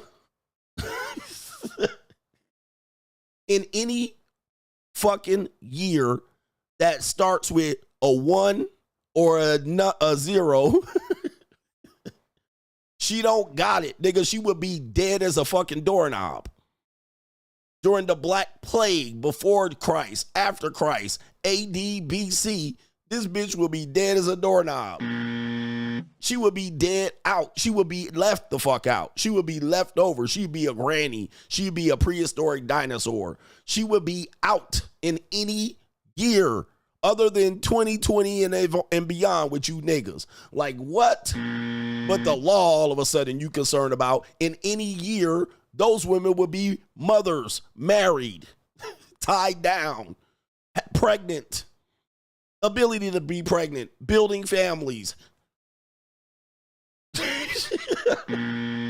But somehow now, oh nigga, they way too young. But this goddamn dinosaur, we gotta be like, well, she's still beautiful in the end.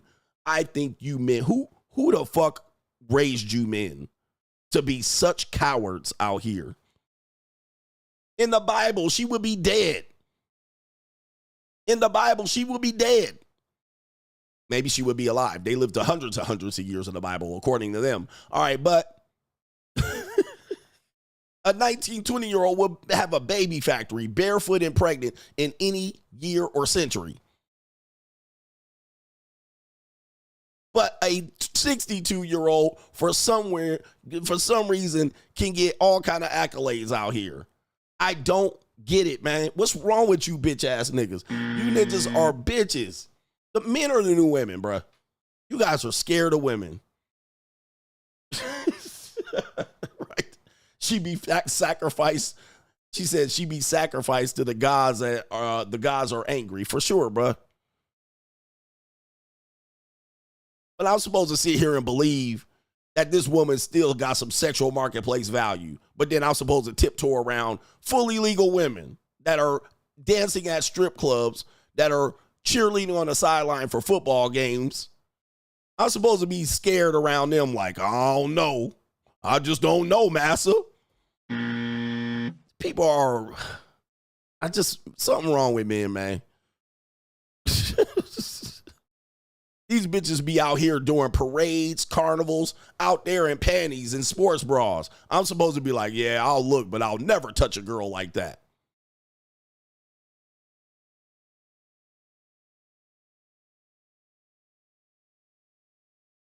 This woman got a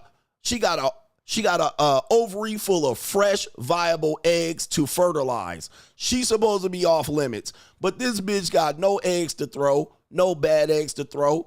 Inside, just scratched the fuck out. No goddamn ovaries, menopause, no period. I'm supposed to be like, yeah, I'll go inside of there. Like, what? It's like, where? It don't make sense biologically. It don't make sense on any level for us to be looking at people that are viable to fertilize. Let's just say I was a widower and I was looking for a new woman to start a family with. Do I start with Tracy Ellis Ross or the bitch that was wanting $25K a cheek? If those are my last two choices, all right, I'm a widower, my wife died, but I want 5 more kids. For some reason, I got to be like, well, I don't know. The 19-year-old just seems like not a good choice. 62.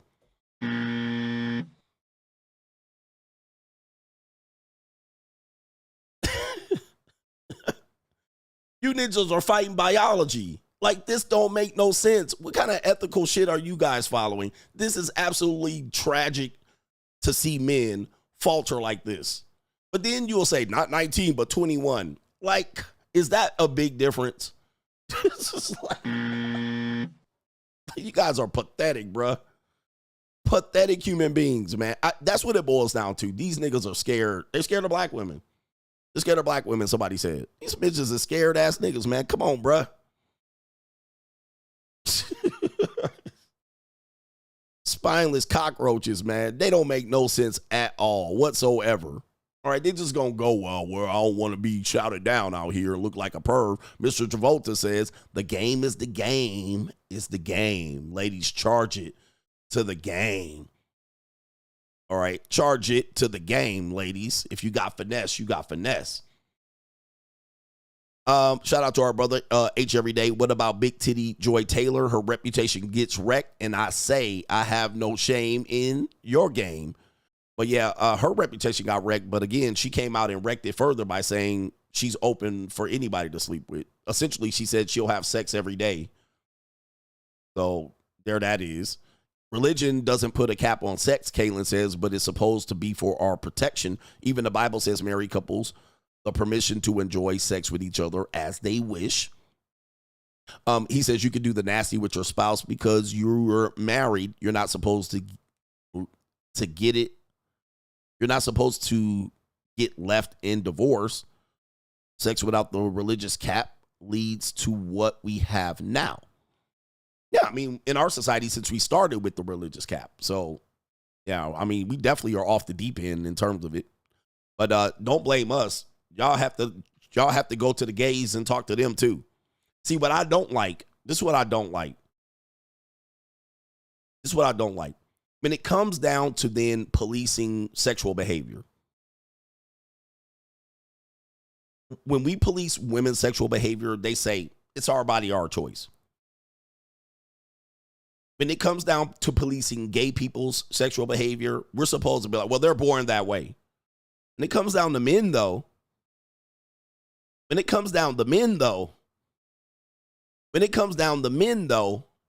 they want to get our ass in line, they start using the Bible, morality, community building, each one teach one, saving the hood one stepdaddy at a time. They start guilting us and telling us, well, they're doing it, but you don't have to do it. They start policing the shit out of us. Don't go white, don't go black, always go black, go older than 50, go younger than 22. Like, they don't enjoy it. Don't be out here doing no filthy shit. Now, all of a sudden, when it's time to police us, they come out here with the moral shit and then hit y'all over the head with the bullshit and y'all go complying. Well, okay. Well, okay, massa. All right, well, maybe if I'm going to get, because y'all got scarcity.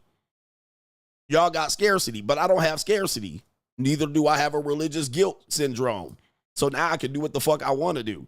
All right, but they start hitting, that ain't the Christian thing to do. That ain't the right thing to do. That ain't the black thing to do. That ain't the white thing to do. Now they all start hitting you over the head with some bullshit. It ain't the passport thing to do. You can't get bitches here, so you got to get your passport. Now they start hitting us over with all kind of shit to make us stay right in there and compete with them. It ain't the right thing to do to pay legally. 19 too close to 16. They start hitting us with all kind of shit.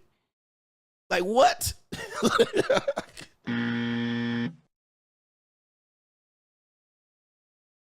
You see what happens? And niggas be like, yeah, 19 is close to 16 when it's not. Okay, if 19 is close to 16, why is 21 okay but 19 not? Come on, man. I mean, I just think they're just trying to dick police. They're trying to dick police and get you in scarcity like them. As long as you're in scarcity like them, then you can go out there and make dumbass decisions with your life. Meanwhile, you could have been out here getting your dick wet. Right here. And you could have been sitting back and 28 minutes dick wet and back at your job post.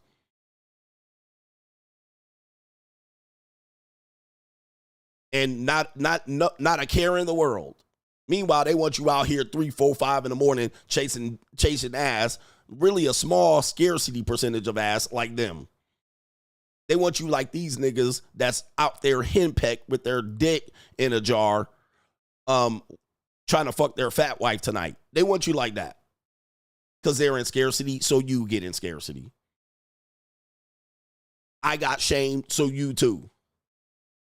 Hell no. Nope. The minute you're able to fight that, you'll become a man. And a lot of women will want to fuck you. You will have no scarcity problem. Now all of a sudden you'll be the man that everybody I wish I was really him, but I'm going to try to scare him out of having a party. They're going to sue you. They're going to Me Too you. They're just going to scare the hell out of you. So you sitting over there in misery like them. Yo, I got to get up out of here, but we got our brother here. It's OB Trice. Says, great show as usual, coach. Thank you. Preston says, they hate finding out they're just another one. Yeah, men hate finding out they're just another one. You're just another guy to women. Especially a woman over 21. A woman over 21, you're just the next dude. Right here. A woman over 21, you're just the next dude, and you are not the last dude. You get a 22-year-old woman, you are not the first, neither the last. Nigga, get in line. So I don't know what to tell you, all right? And if you're married right now, you still ain't the last dick your wife gonna catch. There's a 80% chance she gonna fuck someone else in her life. 80, because that's 50% divorce. 50% divorce, and then affairs tacked on top of that. Your wife is not the last dick. You're not the last dick your wife's going to fuck. 80% chance. So good luck. Good luck. I don't know what to tell you, bro. I don't own no vagina out here. I have no vagina on ownership. I only lease with an option to buy. I lease and I put back. I paid a restock fee. Put that shit back on the shelf. Backs it up. Box it back up. Put some fucking stuffing Egg McMuffin in there. I don't care what you want to do. Put some Doc McStuffing in that bitch. Put it back in the plastic. Seal it up. Seal wrap the shit. I don't care what you do. You can sell it out the box for all I care. All right. Restock fee.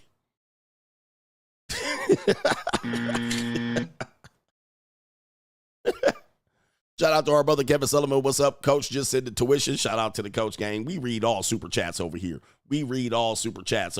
Trying. All right. The International Quiet Storm says, Coach, I had to go back the other night and listen to your testimony. It really hit home to see it live instead of reading it in your book. Thank you for offering a great solution in today's marketplace. It's evil. You are definitely the speaker of truth. Free agent lifestyle for life. Hashtag Coach Gang. Hashtag Money Mindset Gang. Yeah, that's a co-sponsorship, gang. I'm rich, We in here with the cheat code. We got a couple more at Cali West. I cut a video on how Chief Keef got sued by his baby mama, who was 37 and he was 17 and nobody watched it. Men don't care about men until we want a 20-year-old and then they want to stop us. Meanwhile, if a woman gets a 20-year-old guy, nobody bats an eye. They don't talk about how close he is to the legal limit. Nothing. J. Rob, Coach, thanks for all the great information. I'm laughing every time you mention my city, Memphis. He says, I'm an old millennial that was blessed to have blue chip parents. I most definitely experienced the marriage wheel of 15 years. Now it's free agent lifestyle for life. You free.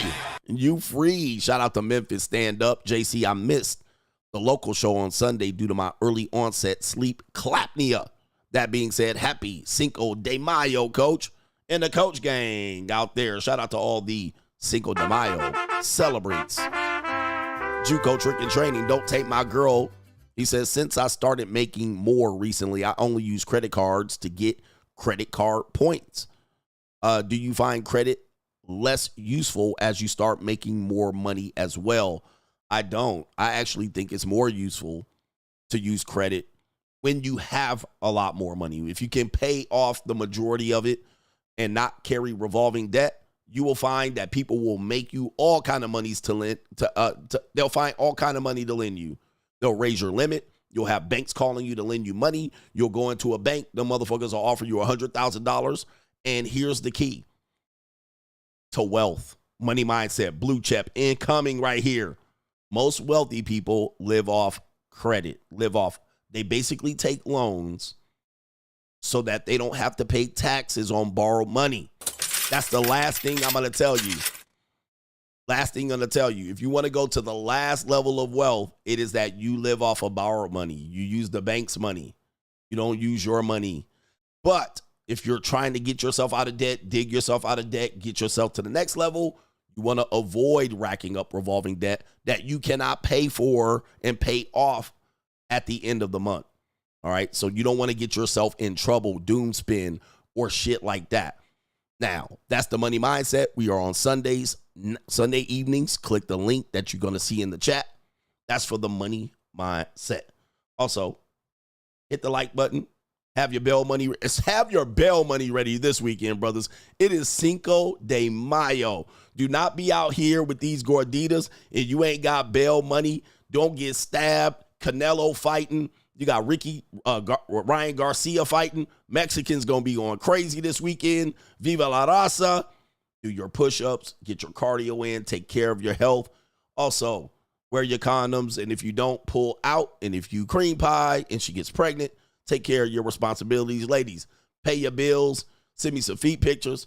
Let me know if you want to get flown out. If you a baddie, CGA take care of you. Or as only daddy will. Daddy.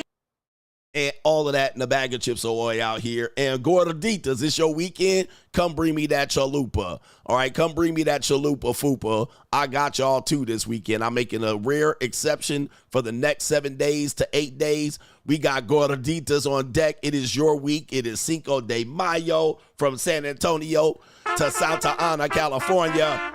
We got you. Monday's the 5th, but we celebrating all weekend. This is the Cinco de Mayo weekend this weekend. They're not celebrating the next weekend, but gorditas, I'll celebrate with you all week. Fupa gang in the building. Appreciate the support. Shout out to the Coach gang. And we's out of here. Peace.